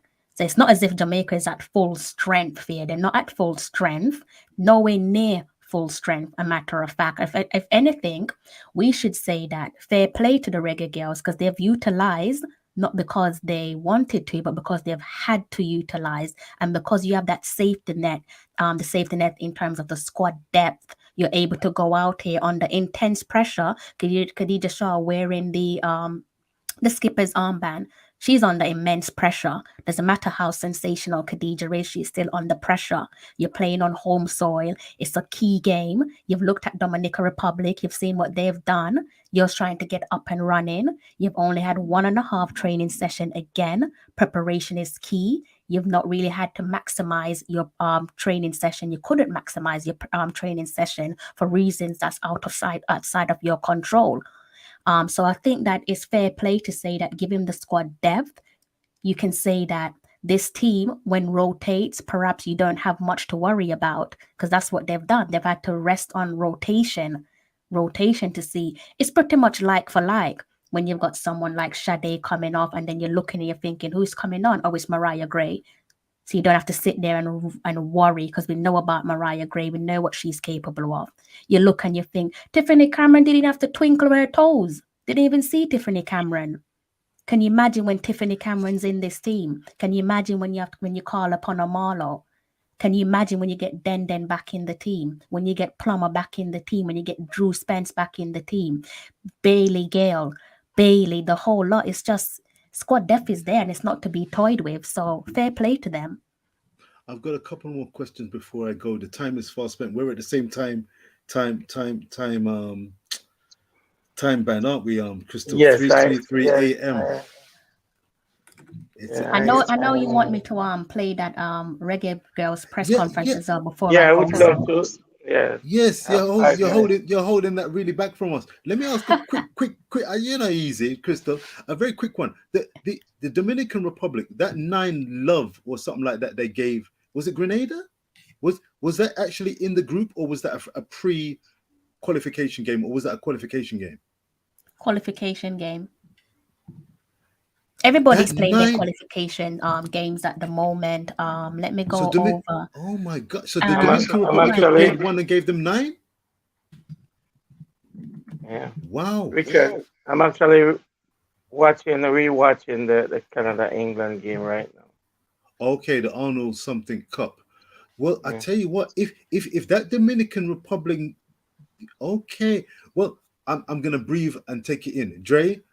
I don't know how much you know about the Dominican Republic. I'm gonna take a deep breath and I'm gonna exhale, because 9-0, I was just seeing visions, as Fresh God alluded to, of goal difference going against Jamaica. But I'm sighing and breathing easy, relatively speaking, because it's going to obviously, hopefully, come down to a mano a mano, 1-to-1, girl against girl, Dominican versus Jamaica clash. Jamaica pick up the 3 points, and then the goal difference doesn't necessarily come into the equation. So Jamaica to go through on points is what I'm looking for. A points victory for Jamaica, and hard luck, Dominican Republic. Well played, and we wish you all the best going forward. One of the things, quickly before we get that Vin thing, I'm really delighted. I'm delighted, and I'm sure you are, Dre, but can you put your finger on why the Reggae Girlz seemingly play a brand of football that showcases their ability that we see at club level, or we don't see at club level? I'm assuming that the performances they put on for the Jamaican Reggae Girlz is actually a showcase and reflects on their ability at club levels. So Jodie Brown and Trudy Carter and Khadija Shaw and so on. It was really, really frustrating, Dre, Crystal and Coach, to see the Reggae boys playing in the black, green and gold and looking too often a shadow of what they are at club level. That was one of the really frustrating things. They look so disjointed, and they didn't look as confident. So I'm really looking forward to this for the Reggae Girls going forward. Is that something that you would agree with, Dre, Crystal, Devon, before we hear from Vin? And I said, you remember I said earlier, is it because they're playing at the National Stadium? Boys look the same. They look different for their club. Now the girls come in and they look different again. You know, but I'm not gonna push it. I see Fresh God is saying that Richard and I is trying to be negative. I'm just trying to have them open up their eyes and take a good look at good teams, at great teams, team who has been competing for years and winning trophies, World Cup, Olympic. You know, just open your eyes. We're getting there, but we're not there yet. I'm sorry to say, we're not there yet. I'm just looking at the comment before Dre. I'm sure will pipe in as well as Crystal. I'm just looking at Fresh God's comment. Big up Fresh God one more time. He's not putting me exactly in the same cup and same couch as Coach Devon. I'm trying to decide if I'm fully with. Listen, I'm fully with the Reggae Girls. I wish them the very best. As I said, I'm with them. I'm with yes, them. all right. We love to see how they played. We expected and wanted even more from them, because we know they have the quality and the ability to have put even more goals past Bermuda. But they've been solid. They've put 4. They played right through to the final whistle. Khadija scoring at the end added the gloss. But we thought and know that they've got quality to do even better. But we are delighted. It's a feel-good factor. Opening game, 3 points on the board. Loved seeing some of these names, which are some are relatively new to me, and it's been a pleasure. And I'm excited. I'm encouraged. Love the unity that the Reggae Girls show, the joie de vivre, how they play, them play, them love one another, them get on with one another, them play a good football. They want to improve. They want to, and they're willing to work hard. I love what Crystal said. They're willing to back each other and work for each other for the cause, the one cause. There's no airs and graces. When I'm watching the game, I'm not feeling about no airs and graces. They're doing what they love doing, and they're doing it for a common cause. I love that. So I am fully behind the Jamaican Reggae Girls, whilst being absolutely aware of the quality that the United States and Canada and the home team Mexico will pose threat-wise and quality-wise. But Jamaica can mix it with them, and they've been to the World Cup, and I expect them and would love for them to make another World Cup, and they're doing Jamaica proud as far as I'm concerned. Dre, what say you? Okay, so what they're trying to say is, because of Coach Devon remarks or comments, they're saying that hence the reason why you're kind of on the fence and you're not fully on board and optimistic, because you're trying to temper your expectations because of Coach Devon's realistic comments. That's what they're saying. I am fully 100 with the girl, but there is some truth to the reality. You gotta wake up. there is some We're not asleep. Yeah. I hope we're not asleep, you know. We're not asleep on the case, you know. Yeah, but we're It's not not asleep you, on the it's case. us. Devin, All right, coach, I still But feel like you're trolling me here because this but is actually quite incredible for a coach himself. You're 100% trolling us. It's I'm the watching. first I'm game. watching. I'm watching 4 Jamaicans on the Canadian team right now. That should have been on the Jamaica team. I tell you what, there was some impressive defensive And I can tell you why. performance from Canada. But I Jamaica can have got tell their you own why. defensive class players I as well. could reiterate Oh, and yes. tell you why they should be, but I'm not gonna go there. Not But tonight. we I mean, you could go there, but at this point, it's not even a case of us saying that we lack quality. So therefore, those players that you're alluding to should be or are missed when it comes to the Reggae Girls squad. I don't think there's any players in the squad that you're referring to that I'm desperate to have you on my team. I'm quite proud of the Reggae Girls. Yeah, it's a miss. Kedisha Buchanan, the central defender, top central defender. I know her father quite well. Okay, Scott, Lawrence, Prince. Yeah, May her dad rest in peace. A former KC old boy. All right. You know, may her dad rest in peace. But this is what I say. I tried.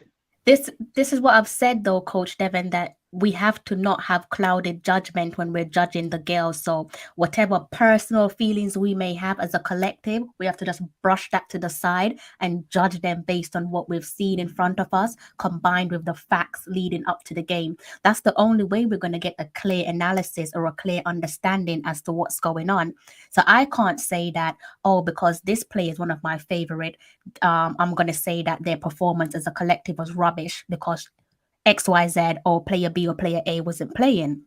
No, you can't. You have to disattach any personal emotions that you have towards the girls or even with the Reggae boys and actually look before you and say that, well, when you take certain things into consideration, this was a good game, fair result. He's transfixed by the Canadians. He's transfixed, I can assure you. He's transfixed. I was just watching some good football. That's all. Yeah. Owen said Canada a United States stepsister.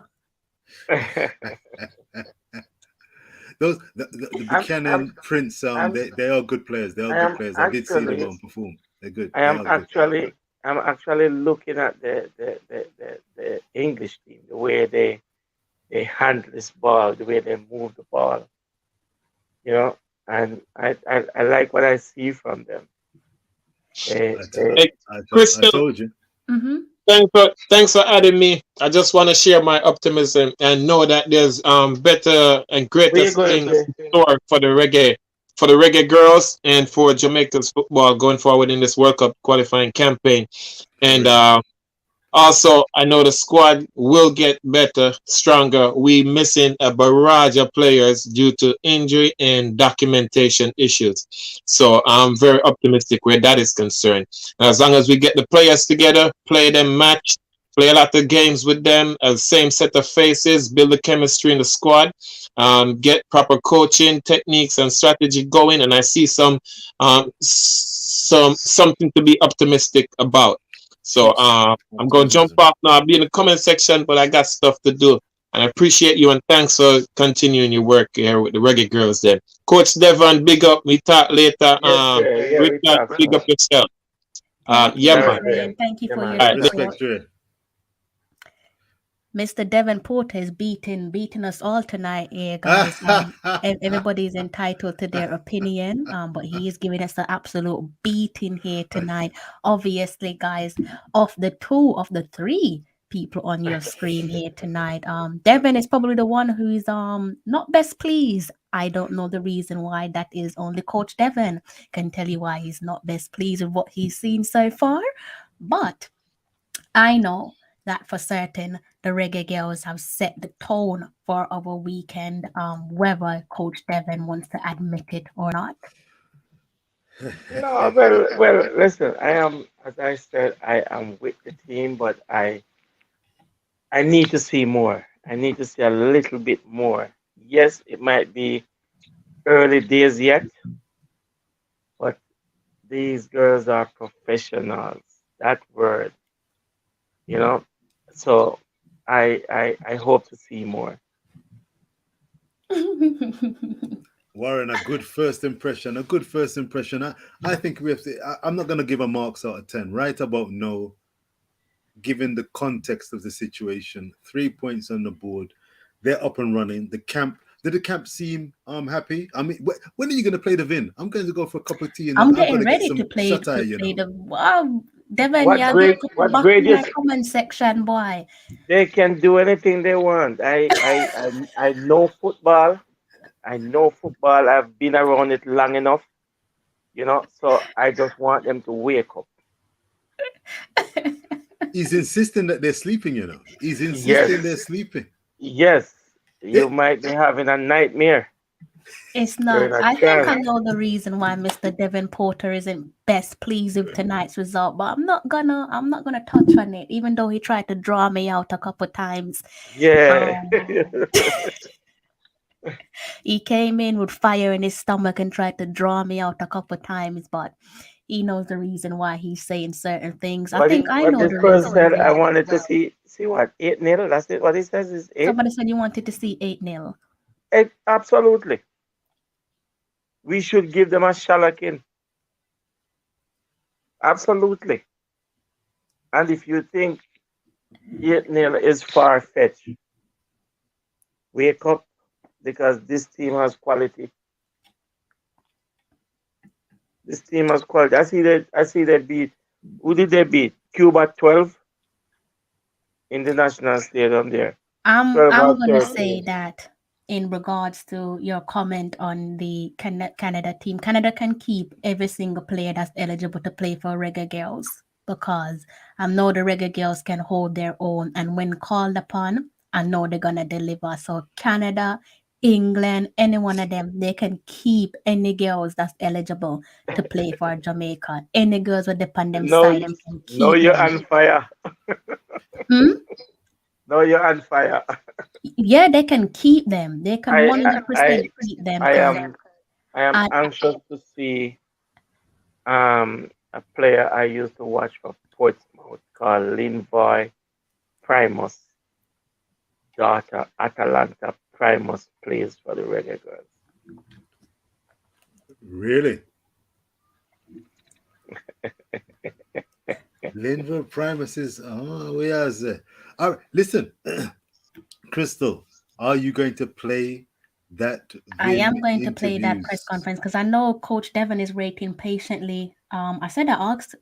Yes, Blaine a because question there. I have to go soon. So let me hear. You want to hear what Mr. Vin Blaine had to say about you, don't you? So let's Yeah, go ahead and he might be beating me. let's go ahead and play that press conference there, guys. Let me know in the comment section if you can hear it. Let me open that properly. Before coming out, she made a statement. You want to go? Yes. Yeah. Before coming out to play, she made a statement to the team. Listen, it's our first game. Let's go easy, enjoy ourselves, and that's exactly what they did.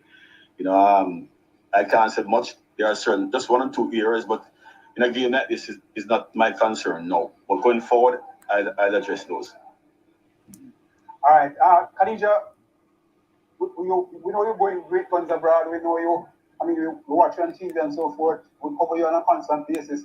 How do you see playing back in Jamaica again in the national stadium?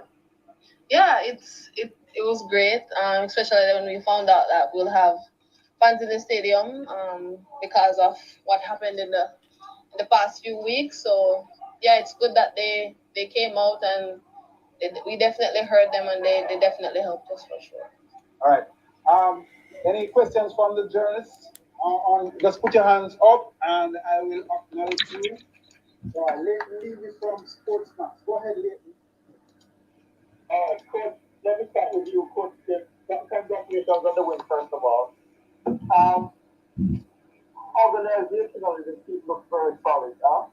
Was it to your standard, or do you think they could have been better in how, in the first game? I think could they have been better today and in what way? No, I think the organization, we had to move some players around, and they did quite well. We had a forward actually playing the number 6 position, central defense midfield, and she had an excellent game. We had our regular right-sided wing back playing left on the left side, and we moved some players around during the game. I think they adapted well to the situation. They gave their fans a lot of things to cheer about, and that's important to us going forward. The second quick question. You made some changes in the second half, and it seemed to me that the flow, especially the attacking third, was a lot better. Was that what you saw from it, and what does that mean for you in terms of the squad depth and the quality that is now within the squad?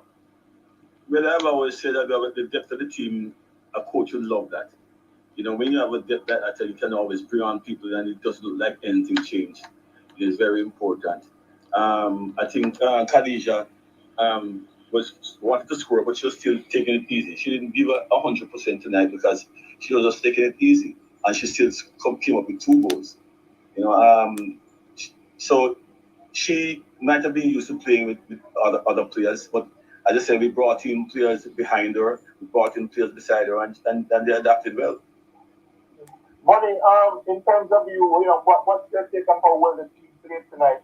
And was it that you got your rhythm late in the game because you seem to be a lot better in the second half, especially in the second part of the second half, where things seem to flow a little bit better in terms of the passing, in terms of the interplay between the attacking players?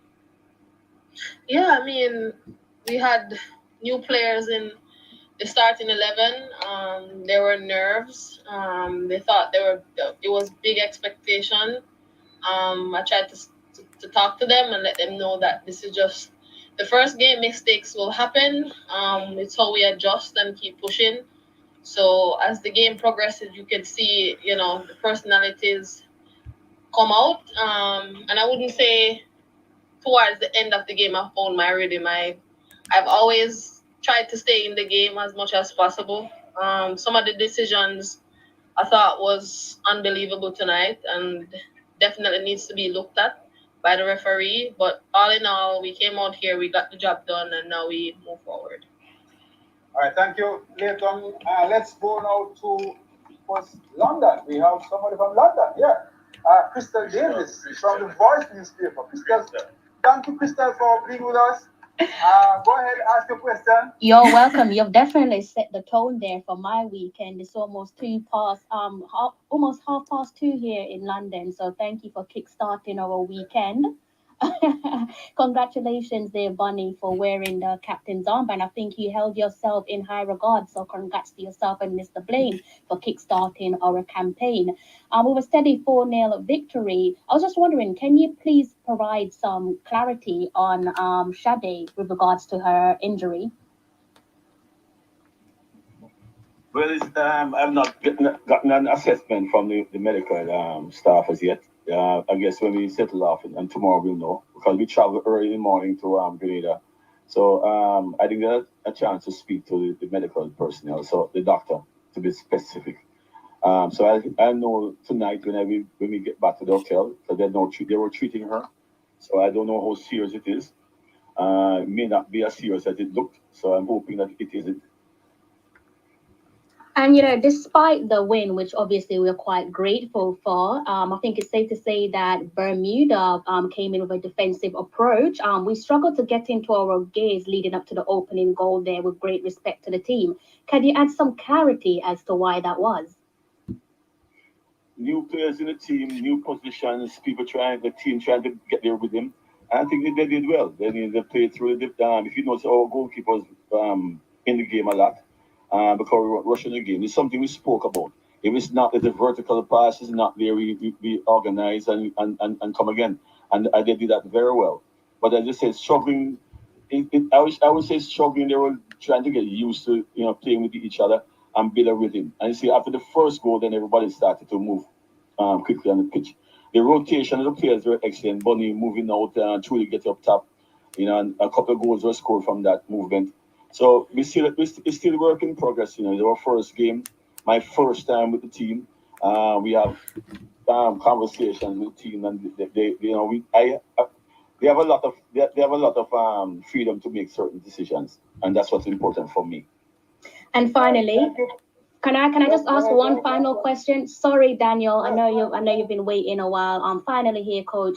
Dominican Republic are obviously off to a flying start, and as it is a knockout round, a knockout competition, what needs urgent addressing going into the next game? To win. We're going to win all 4 games, and that's important to us. I don't look at goal difference at the moment. We will, at the end of a game, we'll come up against Dominican Republic, so we know we have to beat them. So, I just my concern is to get the team comfortable. There are a couple areas that we can look at, and that's what it is important to me. If we play well, we're gonna run up the scoreline. So I don't worry about that right now. I worry about them getting back, relaxed, and then we have a discussion when we get to Grenada and look how we play the next game. Thanks, Kristen. We can go to bed now. All right? And you rise tomorrow. All right, let's go to Daniel. And for the last question before Khadija goes to bed. Go ahead. That's all. Coach, congratulations. You talked about the mostly concentration on the defensive part and trying to get that partnership. Can you talk about the partnership of the Swaby sisters and how you feel that they fared so far? And do you think that it is the partnership that will go forward, but at least for the first round?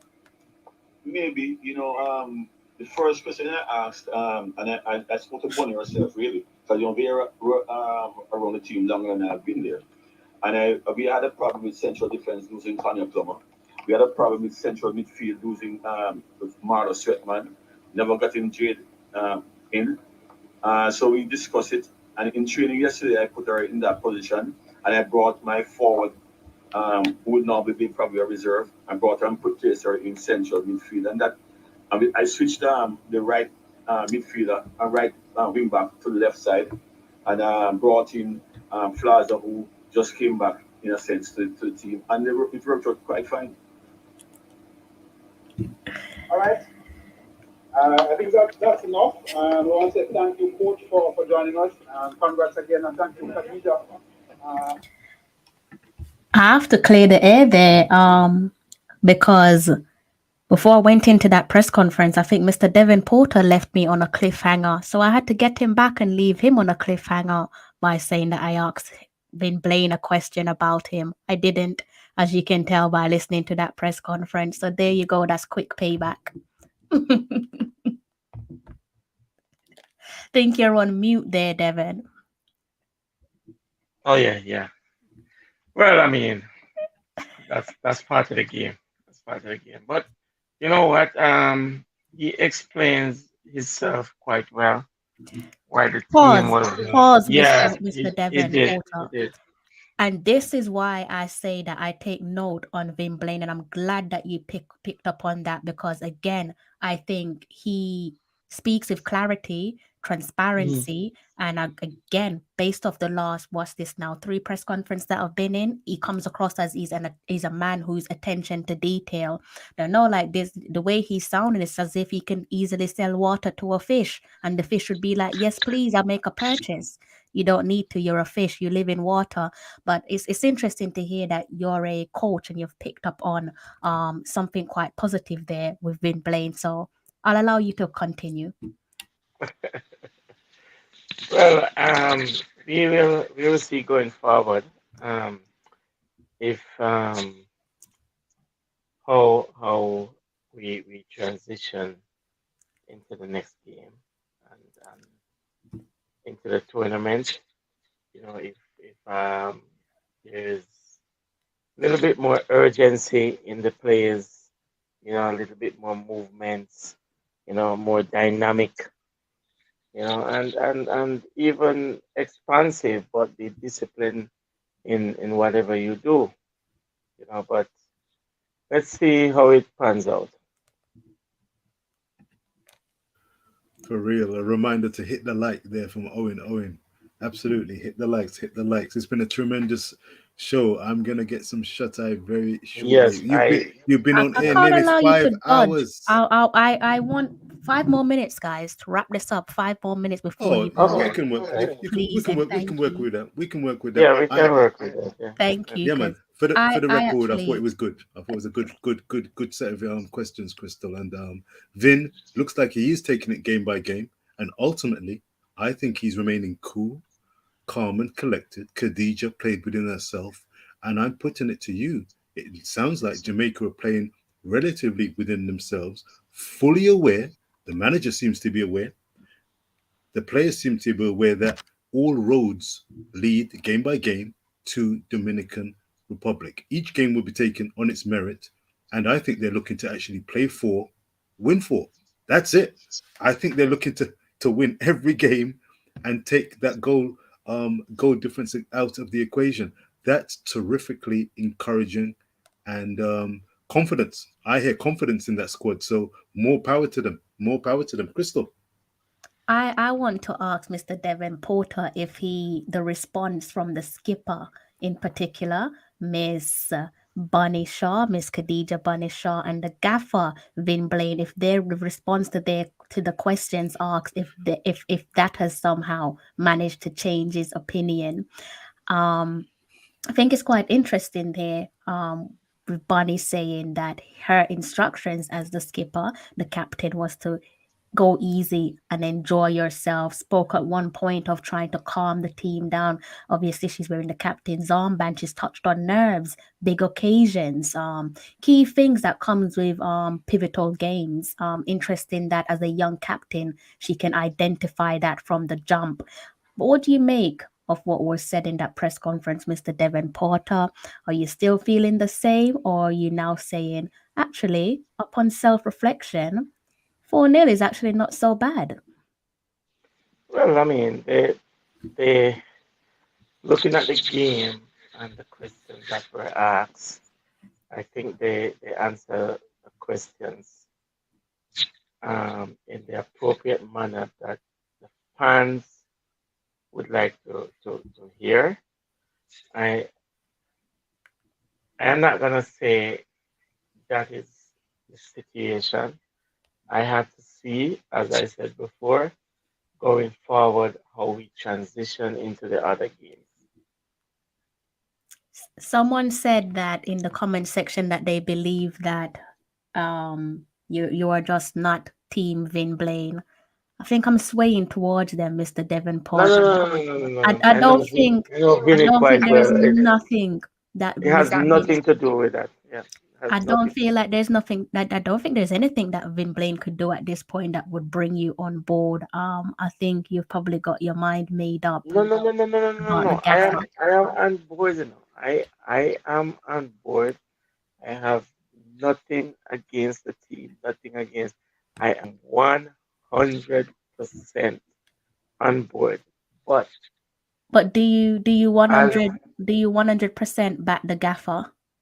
Yes. He's the coach, and I have to back the coach, and I have to believe in what the coach says. But I have two shiny things in here, plus my other two, which is 4, like Richard.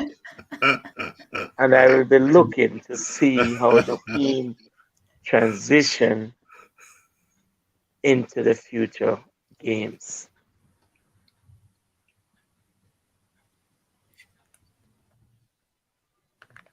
He's insistent. He's insistent. He is Mr. One game at a time, and let's see the proof in the pudding. I hear where he's coming from. I don't think there's any personal beef. I certainly hope there's no personal beef. No personal beef. He's looking at the game. He's looking at the game. As a matter of fact, I don't know what time I'm leaving out tomorrow morning. I might give him a call tomorrow morning. All right. There you go. Please do give him a call tomorrow morning. And I'll probably shoot him a message before he goes off to bed tonight. I That's think beautiful. he will welcome that. I definitely think he would welcome that from you there, Mr. Devon Porter. Before I forget my manners, I'm about to close off on this live stream. I just want to say a huge thank you to the panelists, my amazing panelists for sitting with me through the first game. Completely unexpected, wasn't planned. I didn't think that this would happen. Massive thank you to Mr. Richard Stevens, Mr. Devon Porter, Mr. Dre Anyweather, and a warm thank you to you guys in the comment section. Each and every one of you, thank you so much for blessing me with a moment of your time. I do hope we can do this again. For the preview against Grenada, which takes place on Sunday. That game takes place on Sunday, away from home. So hopefully we can do another live watch along on Sunday, which basically means it's going to be a sore Monday morning for myself and Richard. Lads, oh wow, 100. Wasn't expecting that. So thank you guys for smashing the like button. If you are new to the channel and you like what you've heard tonight, do be kind and go ahead and hit that subscribe button. Mr. Coach's Desk, hello to yourself. Good evening, Coach. I hope you enjoyed what was on show at the National Stadium. I hope you've also made it safely back home. Mr. Devon Porter and Mr. Richard Stevens, final words before we close off? I'm saying Jamaica 4, Bermuda 0. Jamaica 4, Bermuda 0. 3 points to open Jamaica's campaign. Reggae Girlz onwards and upwards. A delight watching them, familiarizing myself with the names, and there's going to be more to come. We wish them a safe travel, and it's a quick turnaround. So let's hope that those that were injured can recover. If not in time to play for the next game, then the following games. But we wish whoever turns up to be putting their best foot forward, and you've made us proud. Jamaica 4, Reggae Girlz 4, Bermuda 0. Go for it, Jamaica. Go for it, Reggae Girlz, and thanks for watching. Crystal, a pleasure. Tallawah TV has been following and supporting the Reggae Girlz.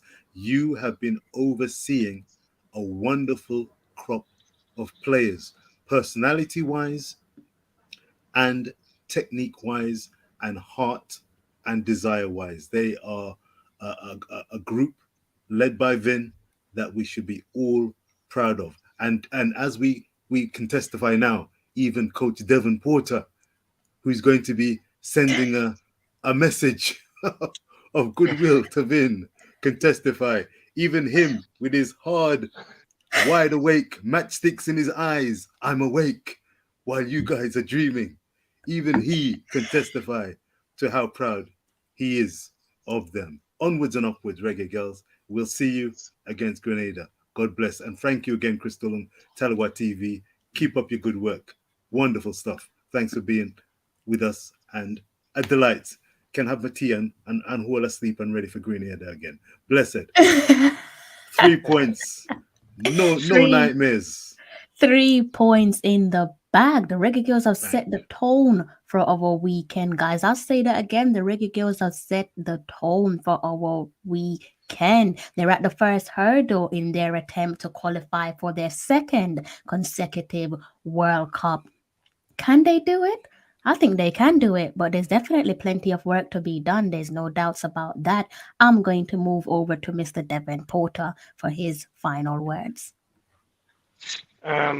Even though I think it wasn't a pretty win, but nevertheless, we came up trumps.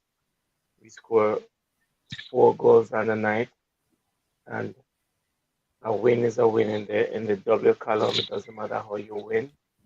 And I wish the team, the girls, the coaching staff, everybody, all the best going forward. And us Jamaicans are behind the team, and we'll share the team. And as people can see, I never left my colors. I'm still in my colors, So people who think I'm not with the team and I'm pro Jamaica, no, I'm not.